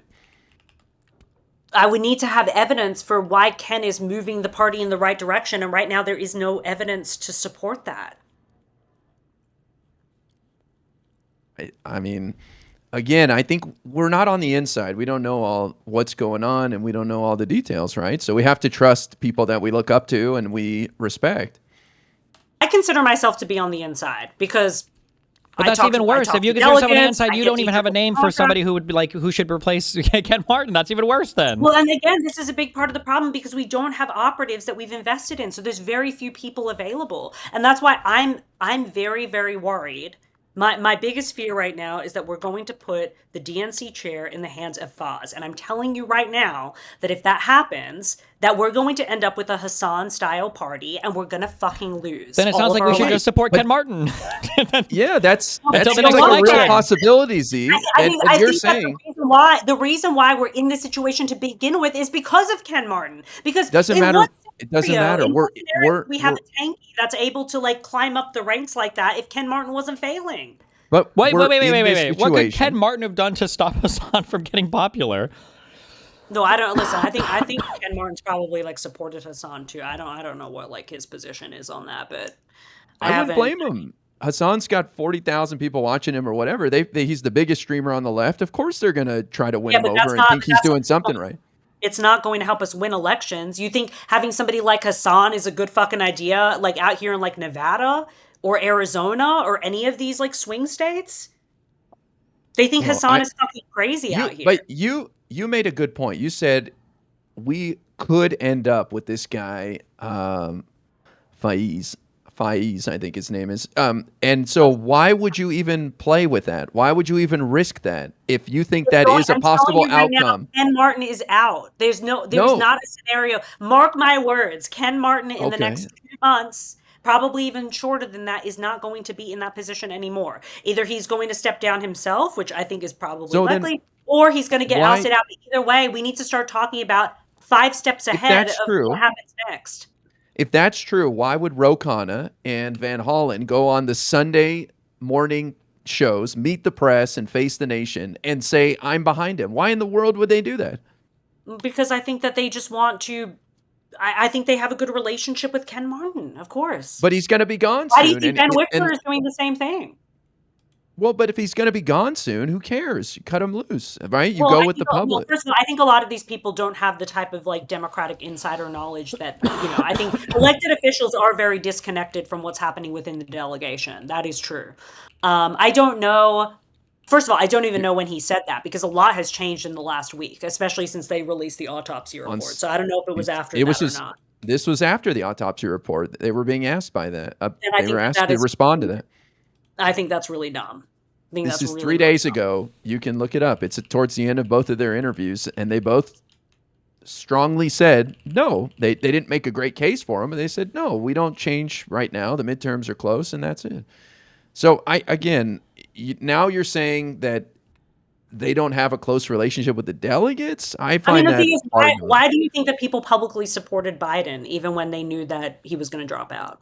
Who publicly supported Biden? What? A lot of people were publicly supporting. What do you mean? There were so many people. No, our party was tearing itself apart. Way too late. You're completely wrong. AOC was literally getting on TikTok begging people, please. AOC is your example, bro. AOC was begging people to support Biden because the whole party was tearing itself apart. Dude, I'm telling you, like most people up until the very last minute that Biden dropped out were saying that he should stay in the race. This is a Republican talking point. I'm sorry, this is just not even remotely true. There was so much pushback after that debate performance, especially from every corner of the media. But this is why people hated Biden so much too. And why it took fucking Obama calling him to say, hey, you probably got to fucking leave, bro. Everybody was mad at him. At the very last minute, right? At the what? At the last minute, that's when Obama made the call and was like, you should probably fucking go. Yeah, but there were a ton of other people that were pushing both in the party and in the media that were saying it was a catastrophic performance. This was You don't think that people are pushing Ken Martin right now, Al? You don't think that I don't see any evidence from previous DNC chairs, no matter how bad they were, which arguably, Jamie Harrison was horrible. There was no type of public backlash like there has been with Ken Martin. There is no public backlash with Ken Martin. The only people talking about it are the tankies. Look it up online. The main people talking about this are, ironically enough, the other people that I pointed to who were able to create their little media apparatus that doesn't involve an RNC or DNC. It's the tankies. It's the MLs. The people who were the most obsessed with that autopsy were people who were looking. Pod save is not tankies, bro. Pod save are raped by tanky logic. I'm sorry if you don't see that, but the only reason they cared about that autopsy is because they wanted to come all over Israel-Palestine. That's literally the only fucking reason.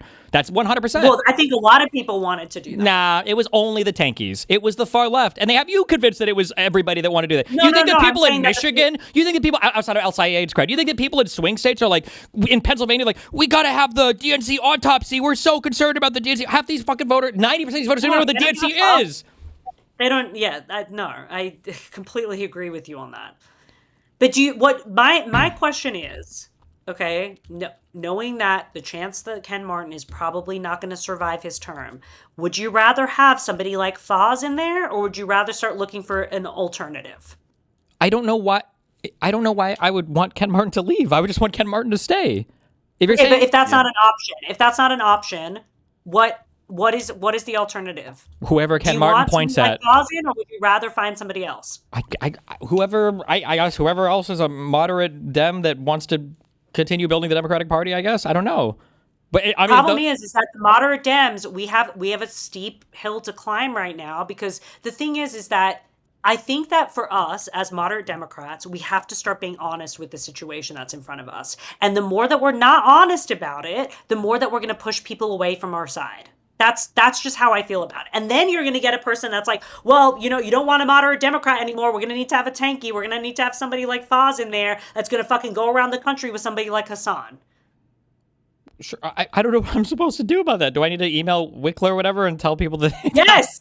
Yes, that's what honestly, you got somebody like you, Destiny. You have such a massive platform, and you should have a lot more pull in the Democratic space. You should be reaching out to people like Ben Wickler right now and starting to create that relationship. I don't think that I'm going to be the spawn of new media for the Democratic Party right now, with how split and divided and everything is at the moment. I think you'd have a much better chance with a Brian listen, I don't think Cohen. you're carrying it on your own, but like I think like between like people like you and Mockler and Beasley and all of these guys, like you guys should be leading the fucking moderate left. Yeah, but there is now. none. I don't even know for those people, God bless them, are capable of even saying no to the super tanky crowd. I don't even know if that's possible. Well, you don't think Adam Mockler is going to say no to the super tanky crowd? Please. Maybe. I don't know. I don't know. There will be no hate of Adam Mockler in here. I'm not hating Adam Mockler, but you yourself believe in the whole Bernie was robbed of his fucking thing because every single moderate Dem didn't stand and run against him in 2020. And I remember arguing against your type back then, and they were like, the only way Bernie could lose is if all three Democrats combine into a single mutated figure. And guess what? All of them dropped out and Bernie got crushed. I don't know what would have happened with Bernie. I don't know. What I do know is that I'm almost sure he would have beat Trump because the polls told us that, but I don't know. Wow, an untested candidate on the federal level that Trump himself was building up was polling favorably against Trump? You don't say. Of course. I also, by the way, would have you want to know who was polling even better against Trump? It was like unnamed Democratic shadow figure. Like if you just put like a no-name Democrat with positions. I would have been happy with anybody that could have beat Trump. I would have been happy with anybody that could have been Trump. It didn't have to be Bernie. I would have been happy with anybody that was going to beat Trump. Sure, but I don't know. But we just all knew that Biden was fucking struggling. I don't understand why we pick a struggling candidate when we have. You don't understand why we picked the incumbent? Huh? You don't understand why we stayed with our incumbent? When he literally can't even form a sentence on the debate stage? No, I don't. It was after the debate. After the debate, you shifted the goalpost. That was after the debate. Biden got more votes than any president in all of U.S. history. Okay, I would argue that I'm a lover of Biden more than both of you guys combined. I think that Biden was one of the best presidents that we ever had. I don't think he should have run for a second term.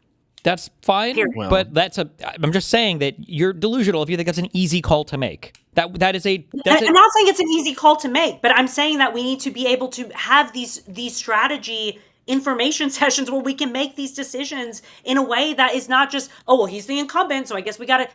No, I mean, Biden was already struggling. He arguably, honestly, we don't even know how long this guy had cancer. And to be perfectly frank with you, has nothing I don't even think Biden wanted to run again. I don't even think that Biden wanted to run to begin Biden with. absolutely Z, wanted to run come again. And I on. think it was probably, as much as I do love Biden, the meanest thing I'll ever say about him is probably Biden's personal feelings is what kept him in longer than he probably should have been, is my understanding. Well, I think of at this. that point it was too late, right? But I think that if he had an easy ramp out earlier, then maybe he would have taken that. How could there possibly be an easy ramp out for an incumbent president who got the most vote? There was no easy ramp out ever. That was just a hard. You always run your incumbent. Well, we're not going to know because obviously the primary didn't play out. It didn't play out. So, I mean, we're not going to know. But Well, either to the way, benefit of you guys, but it also doesn't matter because when the primary does play out, they say that it's rigged. Or when they win the primaries and then they have their elections, your Nina Turners, they say that APAC funding helped the other side. Or when they run against a Republican, they say that they lost because the Democrats didn't support them. Like, there's always an excuse for why. You want Foz then. So you definitely shouldn't want Foz. For which? So, but Z, you acknowledge to take it back to the DNC. Wait, hold on, real quick. Foz, hold on. Is this the guy that won in the D+40, the bluest district in the entirety of all of the United States of America? The only one that, like a fucking progressive DSA, He ran whatever. Bernie's 2020 campaign. Sure, I understand, but when you say we should have won him, is that the guy who won that seat, or what? What do you mean we should have won him? No. He is one of the people they're floating for the DNC chair. Well, is he even seriously being floated? Yes, he's seriously being floated. Okay, the Seriously. Bulwark article that you linked didn't say that. I don't know if maybe there are people, but Look it up. There are conversations already happening behind the scenes. The Pod Save America guys themselves came out and said that they would support him. Their Why are they tanky saying dick that? sucks because they're losers. Is this Fies guy? Is this We're the gonna same guy? disagree on the Pod Save Is this guys the guy? because Is the this Pod guy? Save guys are not. They are. I'm sorry. They're fucking losers. Have me on. I'll argue with any one of them, I'm and not we'll saying they're talk not about. losers. I just don't think that they're tanky. No, they're not tanky. I didn't say they were tankies. I said they were tanky did. dick You just sucks. said it. Tanky dick sucks is when they suck tanky dick because they don't have the spine to stand up anybody further left of them. They just suck Hassan's dick. Is the Faiz guy? Is this the guy that fucking ran an election that I'm just trying to picture this guy. Is this the guy that AOC said that she wouldn't support and everybody got super critical of her for this? Is this the one I'm thinking of, or No, he hasn't run. He's never run for like a seat. who's this? Because you're you said talking- campaign. you're talking about- That's you're Psychit. talking That's about Psychit. Never mind. Okay. Yeah. Chakrabarty. But That's Z, that's I staff. I want to go back to this point that you say there's a good chance that guy wins. And so why risk that? You say, well, now's the time to get behind someone else, but there is no one else. And you acknowledge the likelihood of that is very slim. So the likelihood of this other guy taking over that sucks is much higher. So why even risk it? Why not get behind Martin?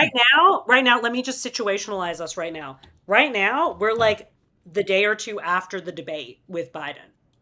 Okay? What? The chance From of the Biden what? staying in is very fucking low, okay? So like we can all jump on the fucking Biden train and we can try to ride that home, but I'm telling you right now that that's probably not going to happen. And then we're going to be in a situation where we're going to have a tanky that's running the DNC. And that is what I'm actively trying to tell people that cannot fucking happen. Then you have to have an alternative. You need an alternative then. Yes, Yeah, we how do do. you That's what I'm prevent that? saying. We need an alternative How do you right now. prevent that? We need to start looking for people right now that can But you put don't up a have it. You We're don't gonna have to it. find them. We're going to have to find them. It doesn't Wait. exist. It doesn't exist. You need to join Destiny and I and become Ken Martin stands now. Jesus. That's the only solution. Ken Martin's already on the way out, bro. You I'm have telling a fantasy generic DNC chair candidate that doesn't exist, and you acknowledge the most likely outcome is Hassan's favorite guy taking over. They floated a couple of names that. Who is they? I don't know if they're not anybody really is seriously even. Who are like these? the ex-president of Emily's List. They floated one of the big union. No, who is they? Who is floating? Who's floating these names? Like, is there like a ballot coming up for the DNC or something? Or No, these are just people that they're talking to insiders. So like the Bulwark just like released an article like 2 days ago about like names that are getting floated around. But what are you let talking me about ask you this drama then. inside the DNC article? I think it's that one, yeah. I think I sent it to you. Did I not? What are the chances of them coming up with some novel way to oust him like they did with David Hogg? In your opinion, what are do you think it's like they're gonna find a way? 100%. I don't know because I don't know how strong Ken is set in staying right now, and there's no way that we would know that unless we're there's, Okay, but what do you think? He would know that. Wait, also, hold on, wait, I'm sorry, real quick. In this Bulwark article, it literally said that the idea for these insiders to push out Ken Martin was put on hold because they couldn't identify Because they can't identify, right? No, because they can't identify any alternate candidate. Where's this idea that Faiz guy or whatever the fuck, or Shakir, this guy, is being Look floated? it up on. I mean, people have been floating around his name a lot. I don't know what that means. An NBC anchor just talked about it like a couple days ago. I don't think he's being seriously considered. I don't think this is a serious consideration The right now. pod save guys. There's a lot of The pod save guys would probably fucking Che Guevara's great grandson if he was discovered in the U.S. They would support this guy. He's gonna run. I'm almost sure he'll run. Wait, run? Or are you talking about run or ousting Ken Martin? Because No, well, he can't oust Ken. The only people that would be able to do that are insiders of the current party, which, I mean, they would, my guess is that they're smart enough that they're looking for somebody to have some type of good chance of a replacement, right? I don't think that they would just do it with no plan. I don't think there is a plan. I don't think anybody's talking about this. I think there were some people who were just grumbling, and that was it. Yeah. Okay, so here's what we've found on chat. So it said that when I put in, like, is Foz going to run for DNC chair? They said there's already a lot of speculation that he could if Ken Martin's position collapses further. There's no public announcement, but he did run for DNC chair in early 2025 as a late entry progressive candidate backed by parts of the Bernie Sanders wing of the party. Now that Ken is facing backlash on the autopsy, there's more consideration of him being the replacement or the future contender. I don't know who I don't know who that is. I don't know who you're talking about. As I'm reading this article, still, Martin has his defenders. Although the DNC did not provide a comment for this newsletter, Michael Kapp, a California-based DNC member, told me that people were upset with Martin because he's shifting the party away from a consultant-centered model and toward one that is more centered on state parties and organizers, and that was always going to create friction. That's a named person. Are there any named people that are attacking him, or is it just the unnamed shadowy people? Anderson Clayton has. Hold on. Okay. And there's a lot of Anderson Clayton. What am I looking for here? DNC chair North comment? Carolina chair. She's a North Carolina chair.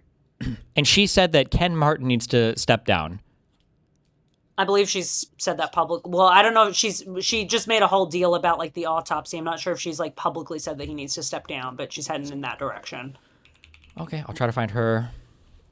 But remember that there's not a lot of incentives for people to be public with these things without like a plan first. That's fine, but then you can't say that people are talking about him stepping down. It seems that's not the case. There might be whispers, but there's no serious plan right now for Ken Martin to step down. That's just not even really not this second. But I'm saying that is the direction that we're heading in. That's the direction we're heading in. So we need to be 5 steps ahead so that we can make sure that a crazy tanky person doesn't end up in leading the DNC. But don't you think that's going to make Ro Khanna and Senator Van Hollen look very bad if they came out 3 days ago on the Sunday morning shows and said he should stay?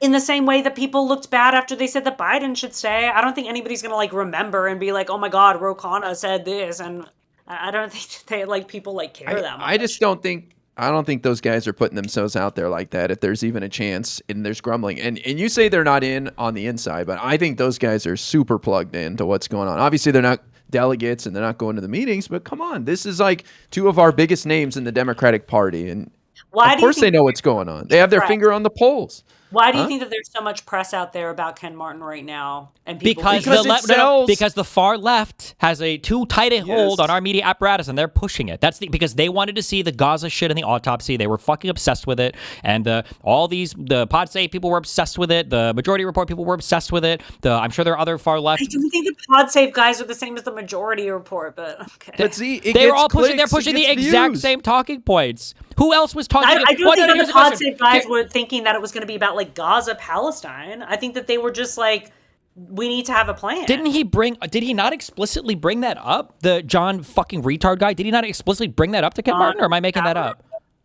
The guy who comes in the same gym as fucking Hassan does, where they all slide around in it all fucking day before they decide what they're going to jerk each other off for on their show. I know that he loves. I mean, I don't know if he brought that up specifically, but I don't. Didn't he bring it? Did he not specifically bring up? Did he not specifically bring that up as part of the autopsy? I feel like they did in that interview. If I look it up, I remember him specifically saying, "Ken Martin, I think people really want to talk about blown up Palestinian babies, and that's why you guys don't want to have relations." I don't think that was his angle. I think that his angle was John Favreau tweeted May 7th, 2026.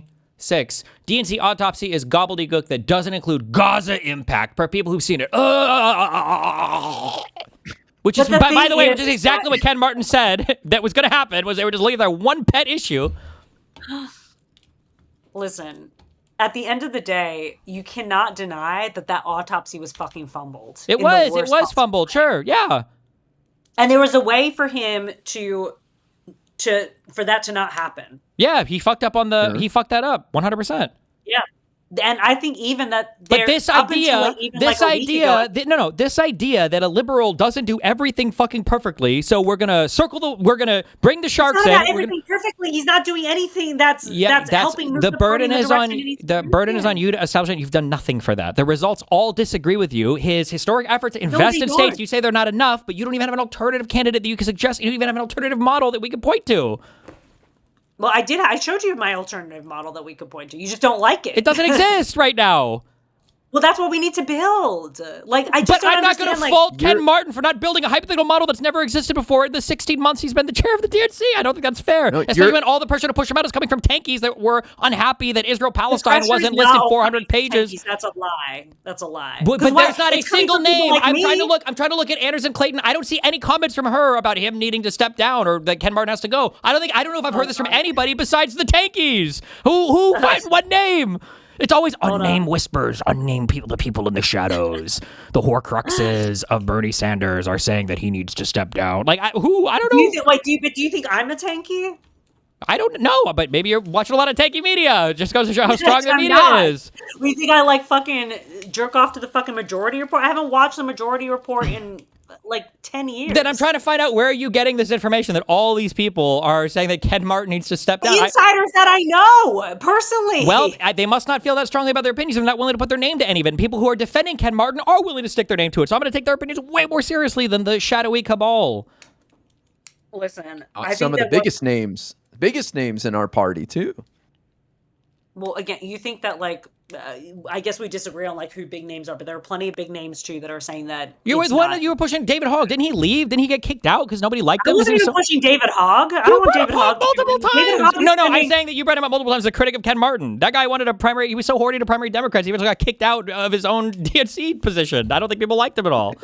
Yeah, but Malcolm Kenyatta wasn't, and he was I'm going to look up Malcolm Kenyatta. So right now, this person is saying that Ken Martin needs to step down.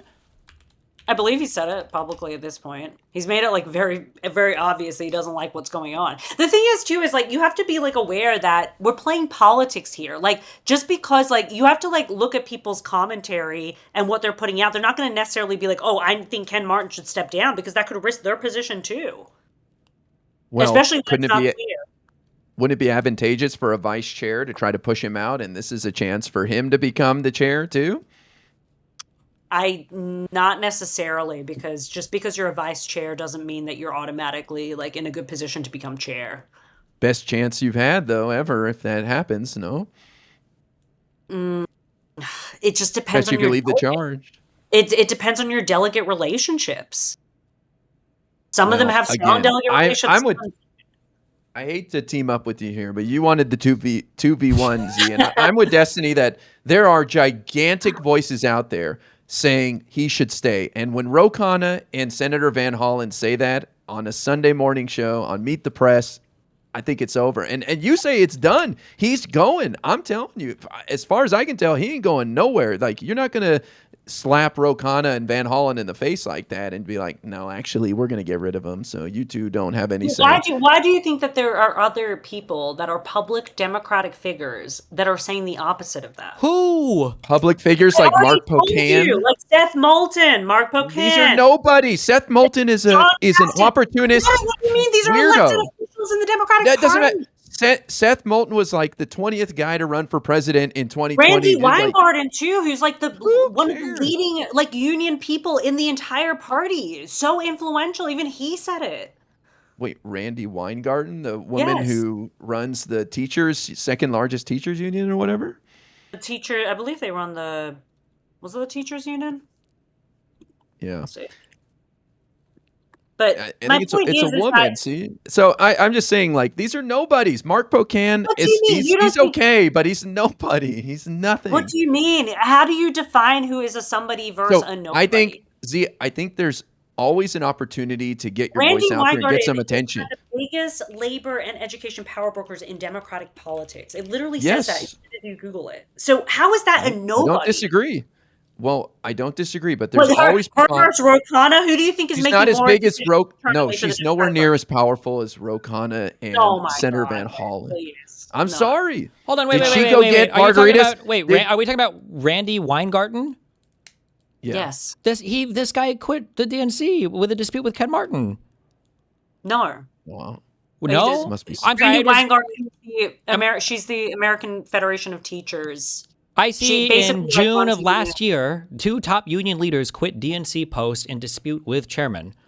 Randy Weingarten, Ooh, head of she's one got of the beef. nation's most influential teachers unions, and Lee Sanders, the president of a large union of public workers, each pointed to Ken Martin's leadership. If they both left, doesn't that imply that Ken Martin had more support in the DNC than them, if they were the ones that quit? Isn't that the same thing you could say with the Hogg battle as well, where Martin and Hogg were fighting pretty brutally inside, and then Hogg also left? So it seems like Martin does have support in the DNC. Well, yeah, but Hogg doesn't have any. He didn't have. Well, any that's fine, but you brought up institutional- this he was Randy. literally arguing. Sure, with, that's fine. like Hogg's not James relevant, but I'm Clark. saying Weingarten and another friend apparently, and Saunders, both seem to quit the DNC over Ken Martin. It seems like they didn't have the support inside the DNC either to kick him out. No, They didn't. They weren't. Who were they running? They weren't running anybody.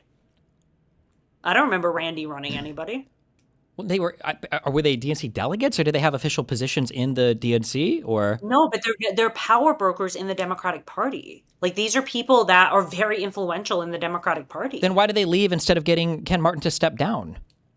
I don't think that they would. Well, first of all, at that point, had Ken Martin even done? He hadn't even done anything yet, right? Well, if she fucking hated him before Ken Martin even did anything, then it seems like I wouldn't take this person's opinion very seriously, no? I mean, I would take her opinion seriously when she's like helping us get union endorsements that are going to help us like. I don't push even think votes in fucking we had the union matter. endorsements for 2025. What the fuck? What is this person fucking doing? I mean, actually, we didn't the fucking Teamsters what- backstab us after Teamsters? Biden and Yeah, exactly. so sounds like this So person's not doing a good job. she- Sounds like they need to go. She is a certified hater. She left last year. She resigned. So of course she's going to come out and blast Ken Martin. Oh, But- and she was on Hogg's side in that fight. So it seems like that was one of the reasons why she might have quit as well. My point is never let an opportunity go. And if Ken Martin is getting some heat and you can get some attention by being a voice that speaks up, hey, I think he should go and get on TV, then so there's going to be people out there who do that. That's kind of my point. I mean, the whole point here is that I think that we're all in agreement that we're not set up for a strong 2028 right now. I don't know I if that's disagree. true. I think 2020. I think the incoming election, assuming we fucking have one, is of vital importance. Well, that's another point, though. What is the DNC and what is Ken Martin doing to make sure that we have free and fair elections too? Wasn't he Because right literally? now, He was there's traveling very to few Democratic states. groups. He was literally going to states and making announcements about he just did over the Calais decision or whatever. That's one of the only fucking things I know about this guy was that he was sounding the alarm on it. But I mean, I don't know what he can do. It's not like he's not a Supreme Court justice. It's not like he can. I mean, there are lawyers out there like democracy defenders that are already working towards like making sure that like AI doesn't fucking take over and just destroy our elections. That's fine, but all the lawyers lost at the Supreme Court when it came time to rolling back the Voting Rights Act, and the lawyers didn't help in Virginia when the Supreme Court said they weren't even going to hear their decision. What? So you're against like all fucking lawyers now? Like, I'm not saying I'm against all fucking lawyers, but you're making it sound like Ken Martin can find the RoboCop lawyer to fight the Supreme Court on redistricting. No, but I think that we could be building out the infrastructure to make sure that these organizations have the support that they need and they're connected to the DNC, right? Like that's, to me, that matters The a lot. DNC I mean, there's connects gonna be the two infrastructure. problems. They connect the infrastructure. They don't build it. They connect it. Yes, they connect it, and he's not doing that because he can't even return a fucking call or There's text not to infrastructure major out there donors. for him to build. He's working with what he can, but there's no DNC that's going to build. Working with what he can. It sounds weak. And yet, not even an insider like yourself can suggest a single alternative to him that seems willing to run. And everybody that seems to try to butt heads with Martin gets ejected from the DNC because it seems like they don't have any ideas either. So it doesn't seem like there's a better alternative right now. It seems like the answers to the problems the Democratic Party have are probably found outside the DNC, not within the DNC, and not the DNC leadership. And it sounds like, Z, you are playing into the hands of Hassan, and you are going to lead to the Shakir guy becoming the next DNC president, and then you're going to be really sad You when that want him happens. to become the DNC chair. You are the tanky. No, you are playing into this, and you're falling victim. No. You're helping them. I'm sounding the alarm that it is very likely that this is going to happen if we don't start working towards a plan to make sure it doesn't happen. That's my fear. Because this guy completely, I mean, this is not a guy that you want running the DNC. I'm telling you right now. This could be very, very bad for the future of the party. Yeah, well, so we've got a guy now that's doing a decent job. You disagree, but he's not doing a job like that guy would do. So why not just get behind him instead of this mythical character that doesn't exist to take over the DNC? There's any chance that he's staying. Oh, but he has to stay. Again, I'm making him stay. I'm ride or die Martin. Yeah. I'm gonna ride or write him die an email Martin. after this. You're not walking away from this debate saying you're ride or die. I'm ride or die Ken Martin. I'm ride or You know why I'm ride or die? You know why I'm ride or die Martin? Because now I'm remembering more as I reread articles. I'm trying to remember more this insane fighting that David fucking Cockhog started when Martin just takes over, just gets into. That's fine, but this is the same type of rhetoric. As soon as Martin gets in, Hogg is out here saying we gotta fucking run, we gotta primary all these fucking Democrats, we gotta oust all these people. And that same person that you just brought up as somebody who's really influential, that Randy fucking destroy the Democratic Party or Garden, whoever this person's name is, right? David Hogg's argument was fucking dumb as shit. That's fine, but I'm just saying that it's been like his argument was that we need to get more young people into office. That's fine. And so I'm just saying that he spent $1 million on a primary in the bluest part of Arizona against a Bernie-backed candidate. It cannot be. But that girl was hot. How about let's do like 4 years? Let's try 4 years, and then we'll go from there. It can't be Keir Starmer, Labor government, first time after 13 fucking years of country. He's got to be out of here. He didn't fix everything immediately. Ken Martin in the DNC chair for 60 months. Oh, he didn't fix everything. Get him out of here. Right? Democrats didn't fix the whole country for us. It can't constantly be this whirlwind of crazy insanity. It wasn't like that before. What do you mean it wasn't like that before? Was it like that? Was it like that with Jamie Harrison? Was it like that with any of these other previous DNC chairs? I don't remember that. No, because we had a president, Biden, so we had some Democratic leadership to look towards. But in these off-season cycles, it can't be that we're constantly... Not even Tom Perez. Listen, if an alternative to Ken Martin steps up, I think we can give him a serious consideration. But it can't be the shadow boxing right now. Do you want the tankies to take over the Democratic Party? Yes or fucking no? No. Okay, well then you should start fucking looking for somebody right now. You're giving a false dichotomy. I will support Ken Martin. That's the obvious choice. Ken Martin's probably not going anywhere. I don't think the tankies are going to... And then when Ken Martin's gone, then what the fuck are you going to do? You don't even have a single reputable delegate name who's willing to put himself saying that Ken Martin should leave. All the other ones that butted heads with in the past are fucking gone. So give me a DNC delegate, not a Scott Potier or whatever. The only person that butted heads with him was just David Hogg, but David Hogg didn't have power in the party even to begin with. That's fine, but he was somebody at the DNC, was he not? Didn't he have a position? He was arguing with James Carville, bro. Like, that guy's not... That's fine, but a person whose opinion you're citing that we should take seriously, Randy Weingarten, was on Hogg's side, and she's gone now. I'm saying there are no delegates. There are no serious... Are there any serious DNC delegates or any serious DNC members who are saying Martin needs to go? Or elected? Yes, no. Told you. No, DNC delegates, DNC members, DNC delegate people in the DNC. I don't think these people are here. And as long as they're not, I'll just support Ken Martin. I continue to support him. And listen, if he's fucking up so horribly, whatever he's doing to fuck up right now, that's like giving us historic election wins, historic fundraising activity. Whatever he's doing, yeah, the results are good. You're the one that's trying to argue that the good results have nothing to do with Ken Martin's leadership. Which listen, if however he's fucking up right now, I'm okay with it because we're winning everything. So fuck it. Let's just continue on that path. Yeah, let's just keep doing that until 2028 and we get fucking raped again. That's a great idea. We don't even know if an alternative candidate steps up right now, there's no reason to think that we'll get destroyed in 2028. It seems like we're on a path to win big this time. I don't know why we wouldn't win 2028. I want the centrists to actually fucking win and take direction of the party in the right direction. That's what I want. I'm desperate for that to happen. I do not want the tankies to take over. That is why I'm here sounding the alarm now. Okay, we are desperately then on the lookout for an alternative to Ken Martin if they step up, and then we will seriously consider their positions if they show up. Yeah, and you should be reaching out to people you think could be influential because Mark Buchan and Seth Moulton aren't going to do it. They're not gonna move the needle. These two guys, as much as they're decent guys, but they're nobodies. But the thing is that like that's why I'm trying to reach out to like my donor network to get a meeting with Ben because I desperately want somebody to be doing that. If it ends up that we have somebody like Foz if Ken Martin's out and somebody like Foz is running and they're the front runner, then You're I don't talking know what about the most hypothetical. I'll step up and right now, there's no indication that this Foz dude would run, and right now there's no indication that Ken Martin is stepping down. So I don't even know what this is like a hypothetical world of a hypothetical world that you're considering right now. I mean, as an operative, isn't it our job to be thinking ahead of what is to come? Like, is that not our job? It's not the job to sabotage the current leadership for a hypothetical without even an alternative in He sabotaged place. himself, bro. It's already over. He's already sabotaged. You're saying there's no indication that I said something. I'm sabotaging him. No, the New York Times just released an article 5 days ago saying that this is sabotaged. Because they're unhappy with the autopsy, an out of cycle report that's not even going to be relevant.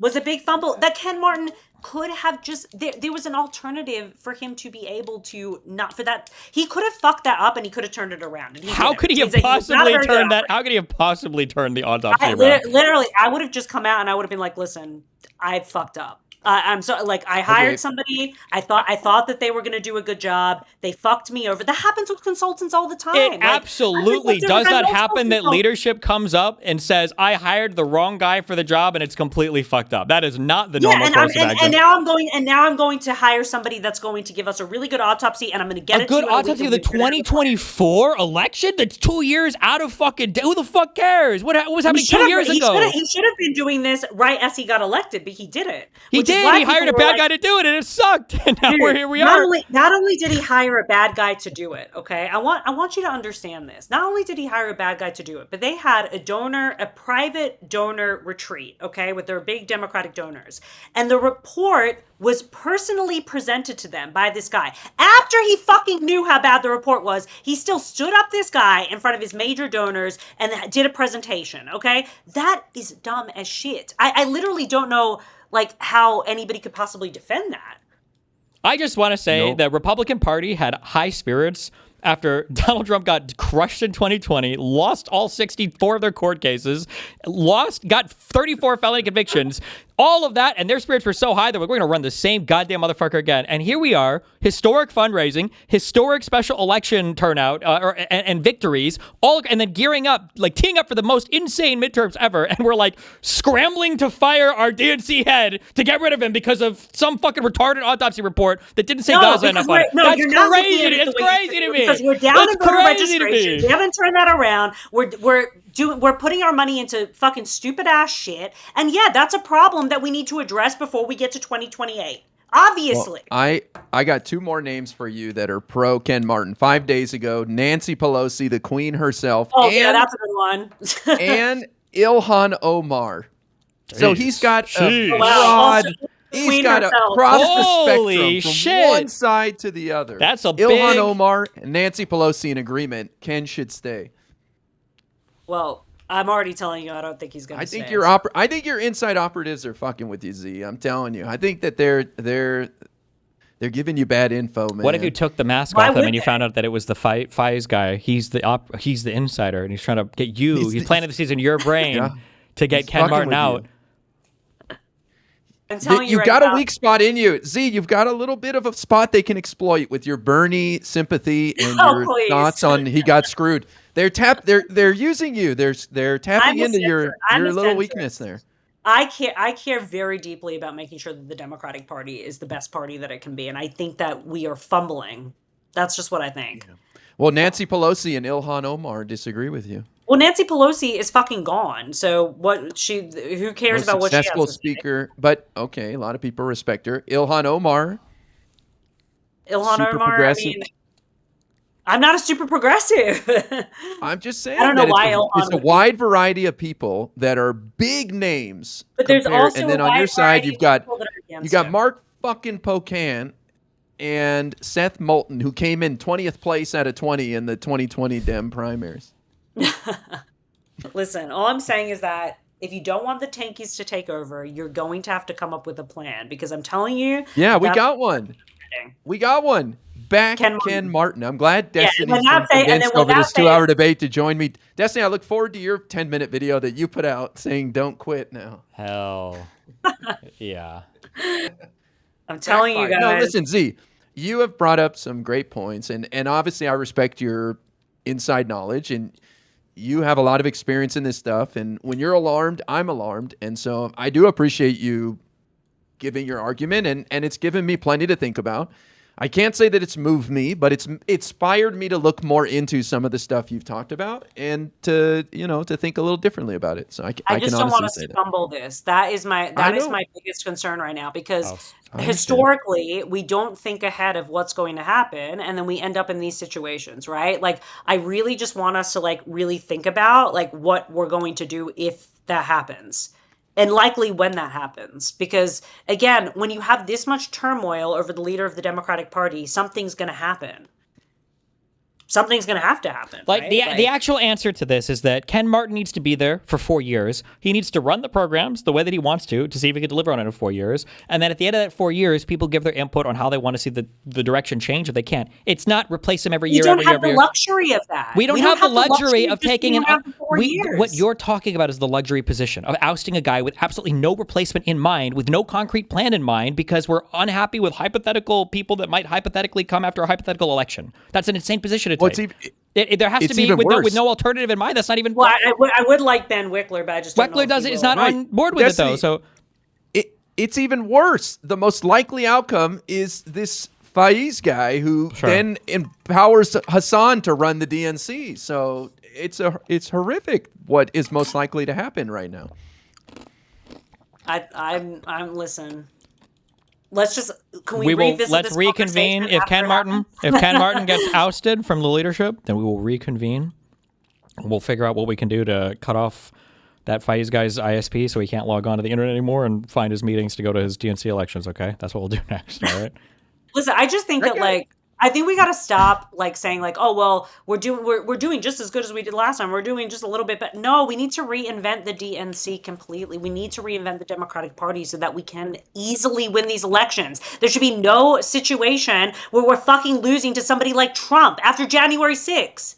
That's ridiculous. Like, I just don't even understand that. I don't disagree with you, but that has to do with that. the media environment. It has nothing to do with the RNC or the DNC. Which again, we do have more control over. We don't. If we actually put some infrastructure into it. The infrastructure is not a magic. Why do you want to just bend down? I think the focus needs to be on social media. The focus needs to be on, unfortunately, your big Democratic fucking talking heads who are all pussies who are too scared to fucking put their neck out for literally fucking anything. And then the few that are brave enough to put their head out for fucking anything, like Brian Tyler Cohen, immediately get it fucking chopped off by these fucking far-left lunatics because Chorus got raped by 72 different tanky dicks, all right? And then all of your other weak Dems like fucking John Swallows Favreau or whatever is on fucking...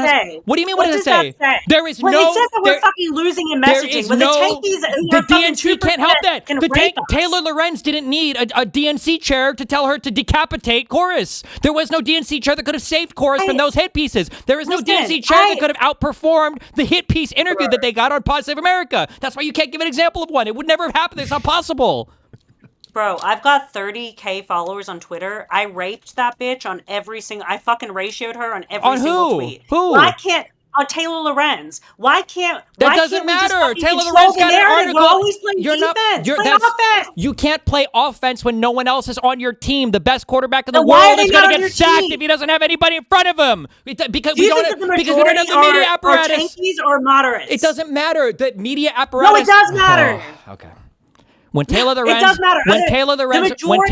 writes an article attacking Chorus, there are 52 far-left people who are ready to stand up and echo that message, and they all do it without an RNC or without a DNC telling them what to do. Somehow they figured that out. What they're doing Why haven't the moderates figured it out? Because our media doesn't work that way. We have to figure out how to make the media work that way. It's not going to come from the DNC. Then who is it going to come from? Probably some rich prick who just wants to... We need Who is leading the tanky efforts? Who is leading the tanky efforts? Well, Taylor Lorenz. I would tell you, but I probably can't pronounce their last names, okay? Because they're either in fucking Qatar or fucking China. So I don't know what the fuck is happening with that, but like, I'm just saying that. Hold on. You acknowledge that the far left have that media apparatus without needing any kind of RNC or DNC coordination, right? Yeah, but there's not enough. It's not like they're. What you think that they're stronger than the Charlie Kirks, the Ben Shapirs? No, but they have this. They don't have it at scale yet, but they have the infrastructure. They can put It started. No, they have it. It's done. They can put out a story. They can put out a fucking lie, like that Al Sayed is a real fucking doctor, or that Hassan didn't shock his fucking dog's nuts when he was trying to keep her on a thing or whatever. Okay, or that Bernie Sanders was cheated out of the election. Right? These are all the talking points. They can put it out of the top. They can get. They're all in the exact same category. They can put all these talking points out. They can get them to bounce around on all their fucking figures. They can totally insulate themselves from any outside critique, and then they can funnel that down into the people online that carry that message forward. That is exactly what MAGA does. It's exactly what the techies do, and it is exactly. We're the losers. We can't do it. Yes. But it doesn't. It's then not. we're the fucking losers. Yes, we have to fix. We have to fix that environment. Why is it that the tankies are able to do that and we can't as the moderates? Because Why?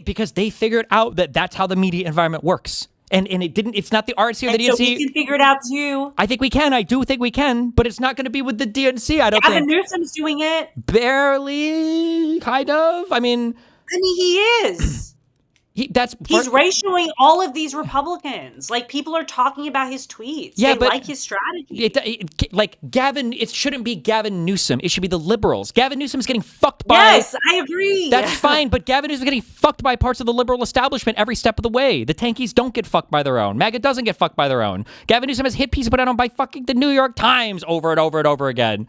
That's because we don't have the infrastructure that we need to build. This is what I'm arguing. And you think that there's a world where Ken Martin can go to the New York Times and tell them not to publish negative articles on Gavin Newsom? No, because he doesn't have that leverage yet. You think there's a world where they have that leverage? I think that if we built it over 30 years, maybe, sure. Okay, I agree with you. Ken Martin he hasn't even had 30 months. We have to start somewhere. We're not even starting. He's putting the money into every state. He's having an all-state strategy. He's starting. He's begun the process of doing it, but it's going to take a while. The all-state strategy is not going to solve the media infrastructure problem anyway. Nothing is going to solve. He doesn't have enough money to do a 50-state strategy anyway. Well, I guess. We will see what happens. If an alternative to Ken, if Wickler steps up or somebody else steps up that wants to take his place, I think they can do a better job, and they got like a concrete course of action. I don't know. I'd be interested in hearing it, but I want to be on the offense. I'm tired of us always fucking playing defense. It is embarrassing that the tankies are able to do this. You keep saying that, but you're playing defense right now by talking about ousting the DNC chair. That's defense. You're attacking your own party. Well, yeah, that's I wish we were playing defense now, but fuck, we have to now. we should have played offense in the beginning. I would not be surprised if there's right-wing money that is fueling some of those tanky crowds too, in addition to what Destiny said with foreign money. So I wouldn't be surprised. That's because those guys cause division. And who does that benefit? Our adversaries and the right. They love it. They eat this stuff up. So yeah, but the thing is, we allow the thing is, like, we don't, like, I just don't understand, like, why we can't, like, build an apparatus against that. Like, we have more people on our side than they have. Both with average American voters, people online, and also, like, in terms of media figures, we have more. We can. If I was in a court case right now, this is what I would do to start it. Okay, you would grab 8 large media figures, maybe alternative media figures, and you would have all 8 of these people in a fucking Discord room, and you would say, this is the person that we are going to target for this week. Yes. And then what you would do is you would say, we're going to make fun of Joe Rogan for being an anti-vaxxer. And all of these people would do one long form video, and they would generate a ton of clip content because Joe Rogan is going to see it, and all of Joe Rogan's fans are going to see it. And if you could get Joe Rogan to have to respond to that, then you would prove the concept, at least, of your ability to drive media that way. And then you would take that same idea, and then you would scale it out to more media people, and then you would try to find more important electoral talking points. You could localize some of them to different states, to different state elections, and then this is the thing that you would try to repeat at scale. That would be the most important thing that I would think should happen on the media side of things. If you can get people who want to do that, sure. Well, it does. You have to get liberal media figures with a fucking backbone who aren't going to run away in fear every single fucking time they see a fucking scandal or whatever the fuck, or somebody says a bad fucking word. Doesn't it help, though, when you have the backing of the party? You don't need the backing of the party. The tankies back Plattner with the Nazi tattoo for 16 fucking years without a second thought. They're backing Tom Steyer, the billionaire that they've spent the last 20 years saying you need to cannibalize. They have no problem doing this. You don't need a DNC or RC to do this. They're doing it on their own right now. You can do it. Well, we're not. Okay, then if you can do it on your own, then why aren't you doing it? I can't because I'm a progressive and all of them hate rapists and I'm in a rape court case right now, so I can't do it. But go get Adam Muckler, somebody who won't pussy out to Hassan in the last half of the conversation. I'm sorry, I know it's mean. or go find John Favreau, somebody's going to dick suck Hassan the entire time because he gets stand up to the far left. You have to find Democratic media figures. Brian Tyler Cohen kind of did it, and when Brian Tyler Cohen got eaten alive by Taylor Lorenz, every fucking left-leaning person shut the fuck up and watched him die on it. That was crazy to me. That basically nobody had anything to say about the core shit. So, I mean, like, if you don't have any fucking media figures on the lib left that are willing to stand up for each other, then yeah, this shark attack will happen over and over and over and over, and over again. But no amount of Ken Martins or DNC chairs or anything is going to fucking do anything about that. The RNC makes sure that that doesn't happen. The RNC has not. You think the RNC controls Trump's talking points? You think the RNC has anything to No, do with? I think that now Trump controls the RNC's talking points, but the RNC is the great connector of the media infrastructure. Okay, we can agree to disagree on that. I think that people like Elon Musk, I think that people like fucking Peter Thiel, I think that people like Steve Bannon, I think that people like Donald Trump, I think people like Roger Stone, I think these are far more influential people than whatever the fuck is happening daily at the RNC, which at this point, after the episode, it could be fucking child sacrifices for all I fucking know. I'm just saying that it definitely helps when you have the backing of the party and you have a better infrastructure to back you up. It makes you feel, I mean, like somebody like me and you, we obviously don't give a fuck. We're willing to like battle on our own, but a lot of people are not willing to do that. Sure. I agree. So you got to give them the backing and the support, right? Yeah, but I don't know what My leverage... question- Or go ahead, sorry. IRI. Z, what are you going to do if Ken Martin isn't pushed out? You said it's 100%. What if it's not? What are you going to do? I mean, try to get him to return my fucking phone call would be a good first step, because he can send me a fucking snark message when I make a video about him that's 14K views, but he can't return my call when I call him out on CNN a year and a half ago to call me back. So try to force that more, I guess. I don't know. There's no way this is all over him just not getting back to you. That would be good. No, it's not just about me. It's about the fact that he can't return a phone call to anybody, not just me. If he was so bad, then where are all of the delegates that are willing to oust him? Why has he not been ousted yet? Why is he winning these internal fights with Hogg and the other person? The autopsy report only came out You think the autopsy report is going to be what sinks him? You think that's what the Democratic constituents and the DNC people, do you think they care about? That's the autopsy? That's what they care about? I think that they care about being publicly embarrassed by the autopsy, yeah. Publicly embarrassed by who? Fucking publicly embarrassing. By tankies. By the general public who are fucking embarrassed by it. The general public doesn't know or give a fuck about any of this. I mean, people that are following politics absolutely know about the autopsy report. Yeah, because the far left amplified it so much, and then everybody else played into it. The other far left people, far left sympathetic people. What? You're proving my point, because you're allowing the tankies to take over. Like, I just don't understand, like, why we have to just, like, allow this to happen. I don't think we should. And you know what? We shouldn't. That's why all of us need to come together and support Donald Trump in subpoenaing Hassan Piker and getting him out of here, okay? One tanky at a time. One tanky at a time. And you know what? I'll even offer myself up as a sacrifice. If I have to sit in a jail cell next to these people, then you know what? I offer myself up as a sacrifice. Fuck it, okay? We can be jail cell buddies together. Even if Hassan is not here, it's not like the infrastructure of the tankies is just going to die anyway. True. Because it is kept up in a decentralized manner where they all know the mission and they all know the job and they don't need a single chair or head of anything to tell them what to do. Well, unfortunately, we need more structure than that, in my opinion. Okay. The RNC, the way that these group chats are, they're so like hyper structured. I mean, do you talk to people on the right that are in the media space? Because I do. I have friends that are in the media space on the right that I talk to. They're not fucking crazy like Trumpers, but like I talk to like Republicans that, you know, are in these group chats. I'm literally the Nazi affair guy. Yes, I am pretty deep inside some of these fucking Republican spaces. I saw the whole 35-page document, of which only like 2 pages ever got released, of the Elijah Shaver hit piece that somebody, Ryan Leonopoulos maybe, and other people put out to like sink that whole fucking guy's career. I'm very much aware of how connected these spaces are. I never see any of it run through the RNC first, but maybe that's just happening in the background and I'm not seeing it. I don't know. It is happening. That's how they're able to get this young talent to like come up through the pipelines. They have pipelines. You think that this just like spawns out of nowhere? No, they have pipelines. Okay. Me and IRI are both committing to supporting a viable alternative to Ken Martin if he pops up. But until then, I win. I'm ride or die with Ken Martin. Until then, it is, what was the movie with Tom Hardy, in the desert? Okay, I'm on your side too. None of you guys, what am I thinking of? Don't know. Mad Max. You've never seen Mad Max? Oh. On Mad Max in the desert. I associate Mel Gibson with it. No.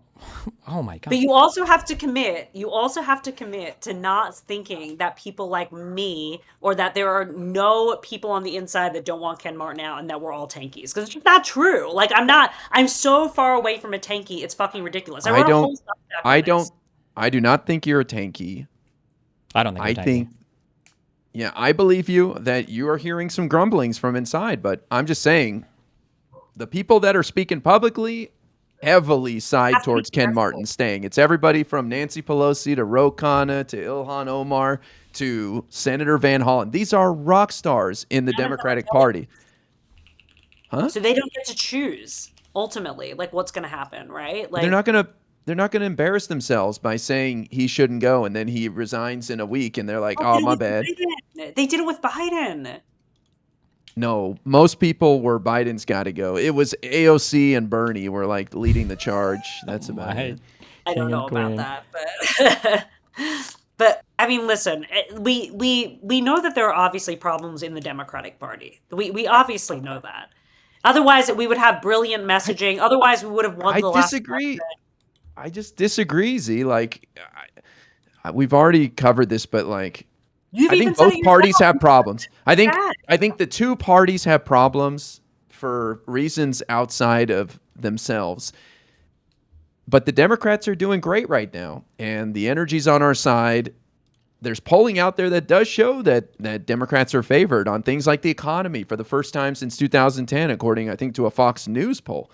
Well, that's because gas is fucking $6. Okay, well, of course. But people would say the Democrats would suck just as bad if that was the case, and they didn't think more highly of the Democrats, but they favor the Democrats. And that's how American people work. The thing is, we have to get our messaging in line. I'm telling you right now, we are not going to win elections unless we get our messaging in a better place. I am with you 100% on the new media being neglected. I think that we are 10 years behind on that. I think I support all your ideas 100%. I just think that it's not going to happen by throwing Ken Martin out of there. Well, that's all I'm saying. All you're going to do is open the door for Hassan and his tanky crew to take over the DNC based on what you've described. And I don't want that. We will reconvene. No, I think it's actually the opposite. I think that if Ken Martin stays, it's more likely that they're going to grow that coalition to be able to get him out, and then we're going to have a tanky in. I think that if we make an offensive move and we start looking at, and we're like, listen, this fucked up. It was fucked. But no sorry. way. No. And we start looking for somebody that's better. We're going to have a better chance. When the midterms finish and you agree they're going to go well for the Democrats, there's not going to be anybody saying the DNC is screwing up. Nobody's going to give a shit. They're going to be so happy to see the Democrats in charge of the House or the Senate and Trump getting a gut punch. Nobody's going to have any complaints at all. But what about 2028? Nobody's going to think about that until they need something to be. bad happens. It's our job as operatives to be thinking about that. That's our job. Yeah, but people are like having a birthday party here, and you're like, oh my God, a fire could start at any moment. It's like, dude, we're just. Yeah, that's my job as an operative. My job is to go in and win fucking elections. Like, to be thinking 10 steps ahead so that we can win elections. All signs point to winning right now. For the midterms, yes. But the midterm, again, it doesn't, whether Ken Martin whatever happens, the midterm, there's nothing we can build up for the midterms. The midterms, it's over. Like, we don't have enough time. We're already in June. The midterms are going to be in November. Okay, so I say keep your powder dry until after the midterms and then see if you can move the boat in that direction. You know what I mean? Like, we got to move the boat for 20. I'm telling you right now, we have to. If we don't, we're just going to keep fucking ourselves. And I'm telling you that the tankies are going to be the next step because they're going to blame the centrists on everything. They're going to be like, well, you guys, you took the fucking reins and you fucked up. It's Palestine, Israel. We always told you guys it was Palestine, Israel. We know what we're talking about. That's what it's going to be. I think we need more cheerleaders on our side, hyping up our based moderates like Ken Martin and Van Hollen and boosting these guys. That's what we're lacking, in my opinion. And that's why I think we need that new media empire to act as cheerleaders for our guys because they do cool stuff and they are pushing good messaging, but we do not have the media presence to push that messaging and support them. We have a bunch of haters who cry about Hakeem Jeffries' weird hand movements and Chuck Schumer's glasses. You know, I'm just saying annoying. that if our communication should be that we are delivering for Democrats are delivering, right? Like that's what we should be focusing on. We're doing X, Y, and Z. These are the bills that we're passing. These are what you're elected to feel. We need to show people what we're doing. We're not doing that right now through the DNC. You know who is doing that? Fucking Mockler's team. That's who's doing it. They run a page called Dems Deliver, and then like the GOPLs. Why the fuck are like these guys like taking on like the work of the DNC? Like I love that they're doing that, but the emphasis should be inside the party. How do you know Adam's not working with the DNC? He's not working, as far as I know. He's there. I mean, I just had dinner with his team. I mean, I know his team pretty well. I've never heard that they have a contract with the DNC. Well, I would be surprised if there's been no outreach between Mockler and the DNC. The guy's on CNN every night. But maybe. Yeah, well, I mean, CNN's not connected necessarily to the DNC. Well, I'm just saying he's one of the most vocal, advocates for the Democratic Party out there. So, well, all of us are. I mean, we're all advocates for but that doesn't mean we're working. No, we're nothing. I don't know. Compared to Adam Mockler, I mean, he's on. He's huge. I mean, Adam, shout out if you're fucking like as far as I know, Adam Mockler's not working directly with the DNC. But they're right. But what I'm saying is that they're developing messaging that we should be having internally at the party, right? Like that's a great idea. Like having a page like Dems Deliver is fucking brilliant. Like that's what we should be doing. Like we should be showing what the fuck we're doing. Like we should be more aggressive. Like right now we're not doing that. Like we're still not doing that, even though the writing's on the wall and it's very fucking clear that makes us more popular. People don't want to have like polished politicians. They want to have people that are talking like Gavin Newsom. Well, again, I see some positive signs out there. I'm not going to keep beating this horse to death though, but I don't know. Is there anything else you guys want to cover here? This has been a long conversation. It's been fun. It's been fun. Yeah, it's all with love and positive, in my opinion. I think if you want to make the party better, I think you got to have these conversations. I think it's important to have these. Well, why do you laugh at that? I mean, I think there's just only something a lib left. That's literally only something a lib left would say because nobody else does it. But it's just a funny meme. Listen, I think it's very important. I think it's very fucking important that and I think that we'll look back on this conversation potentially in a year, and some of these things will come, some of them won't, but a lot of these things may come true. And then again, we just have to be prepared for what could potentially happen. That's what we got to be. I mean, listen, the Democratic Party is already showing signs of supporting Hassan Piker. He's on the campaign trail with candidates right now. That's all I'm saying. Well, it is what it is. All right. Well, I'm going to get out of here soon. So is there any final thoughts or anything? No, my stream ends in 5 minutes, so. Do we have any final parting words? Nope. Just let's fucking hope that Ben Wickler runs. Wow. All right. Well, we'll find out soon what happens. But I appreciate your concern, Z. Even if I disagree with a bunch of this stuff, I do appreciate your concern. I think these conversations are important to talk about. Hey, man, let's make sure we're discussing everything. So. I think so too, and I appreciate you guys. And yeah, let's reconvene when Ken Martin's no longer chair. In 3 years? 2 years? Or just kidding. Okay. All right, guys. It was fun. Yep. Talk to y'all soon. Good night. Bye. Bye.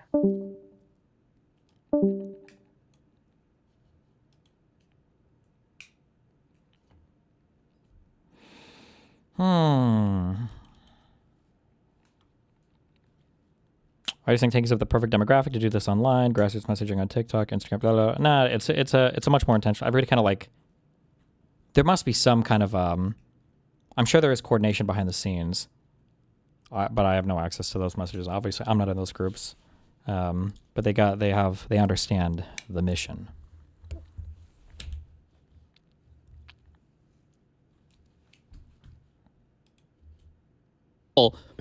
Bro, I've got 30K followers on Twitter. I raped that bitch. Chill, Jesus. Why?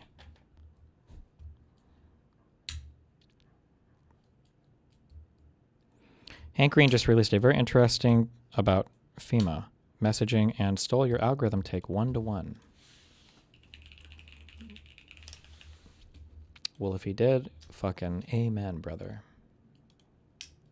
This one, 2 ways governments fail. The author of The Big Short and Moneyball, Michael Lewis, made a really bizarre decision last year. He published a book, which is very normal for Michael Lewis. He publishes a lot of books, but this particular book was a bizarre choice, I feel, that I am fascinated by. So just segmented off to this side. I think it's weirder than that and more human than that and has a lot of weird inputs and feedback loops and is very about media and it's about algorithms and it's about attention and it's about politics and it's about dogma and it's about sides and bickering and fighting. Sometimes government genuinely is bloated. Sometimes people genuinely believe it is when it's not. Sometimes people are reacting to real failures. I think that this is complex. I think sometimes people want power move closer to local authorities. I think sometimes people want power move closer to themselves. Sometimes. Okay, we watched it all. Good job. All right.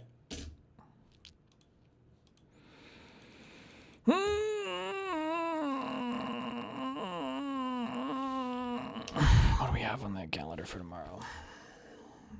Talk with this guy. Who's this guy?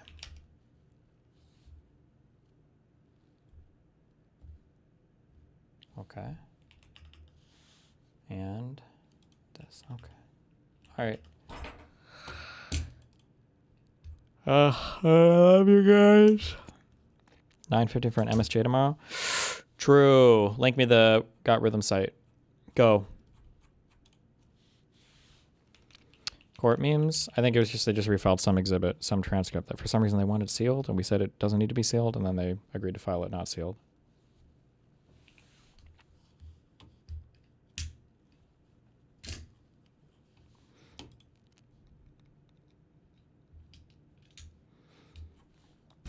Hey, just wanted to see how that pause music was coming along. Now keep in mind, this is a movie tie-in video game from the Nintendo 64. Not looking for anything too crazy. What do you think about this?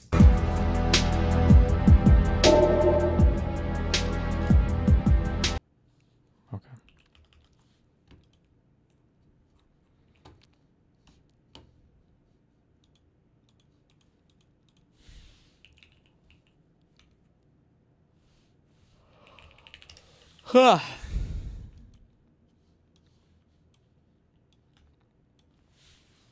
Wick panel was interesting today. Oh God, what was it?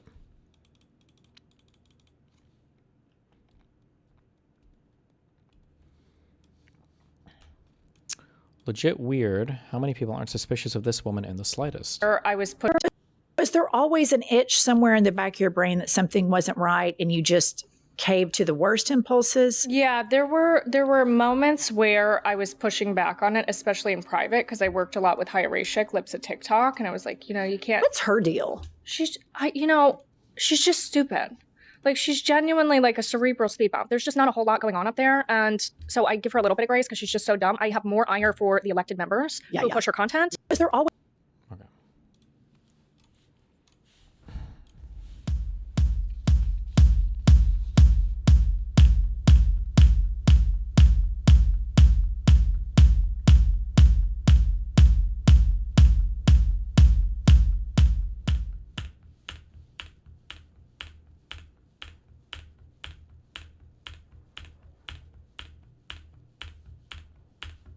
Fuck, what the fuck? Okay, hold on. 9:50. Late? We're really slow on everything? Hold on.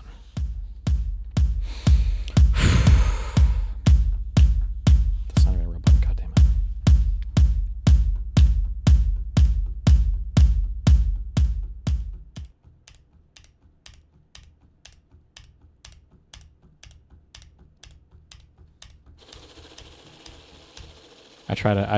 I did a weird thing with my hands. That was stupid. I knew that was bad. Hold on.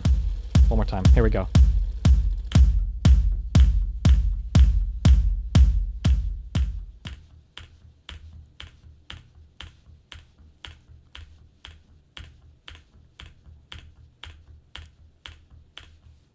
What? What is happening? Hold on. Late? Hold on.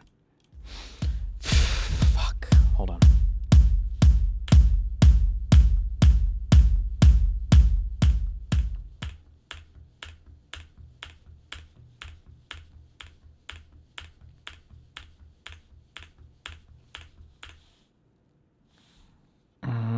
Okay, one more, hold on. Last one for real.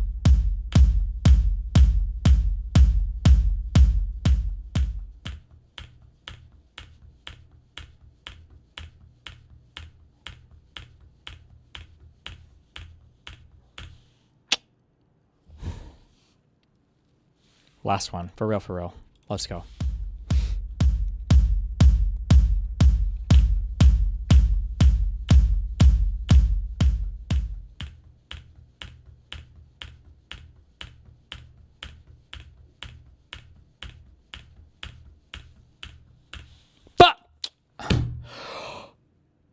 Oh, I don't even know how that didn't fuck me hard. Okay. Wait. Okay. Come on.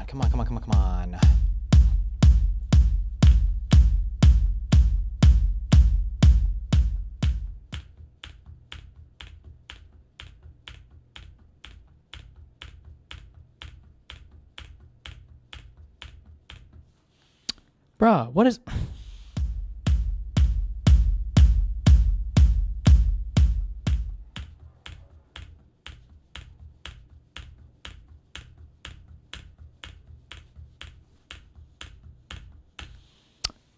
Whatever, we take that for now. Hold on, let me do the real rhythm daily. Hold on. Hard mode. Daily. Lock in.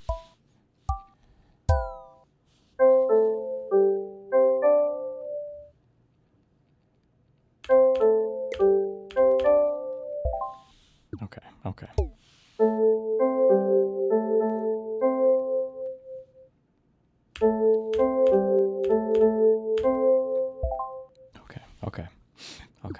Okay, come on.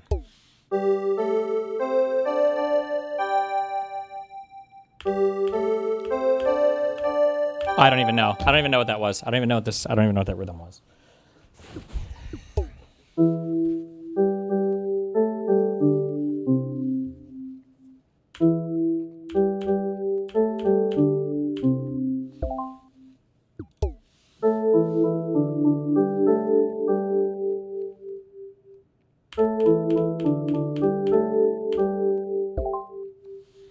We take that. Give me the 9.7. Masterful. Whatever that comes out to.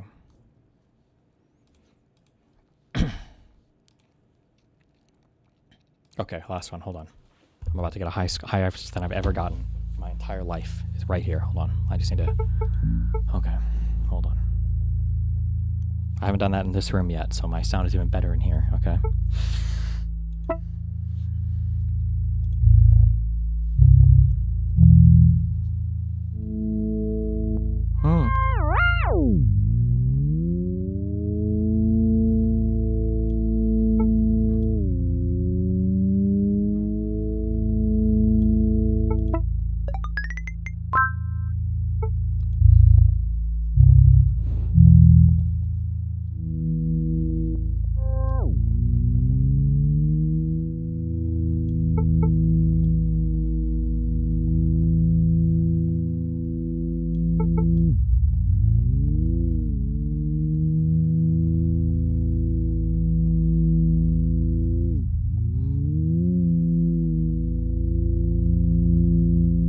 I don't even know. Fuck. God damn it. Get me out of here.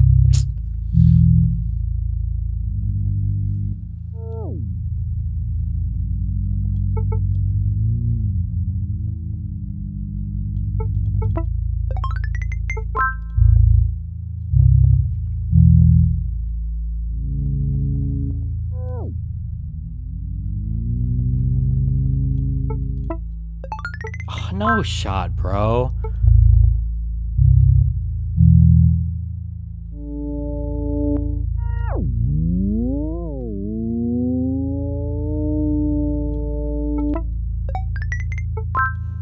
It's gonna be fucking horrible.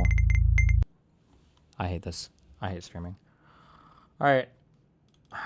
Tomorrow, 1 p.m. EST sharp, guys. Like every day. Like we are every single day. Can't wait. Be careful. Stay safe. Have fun. Be careful. Good night. My children. My chillin'.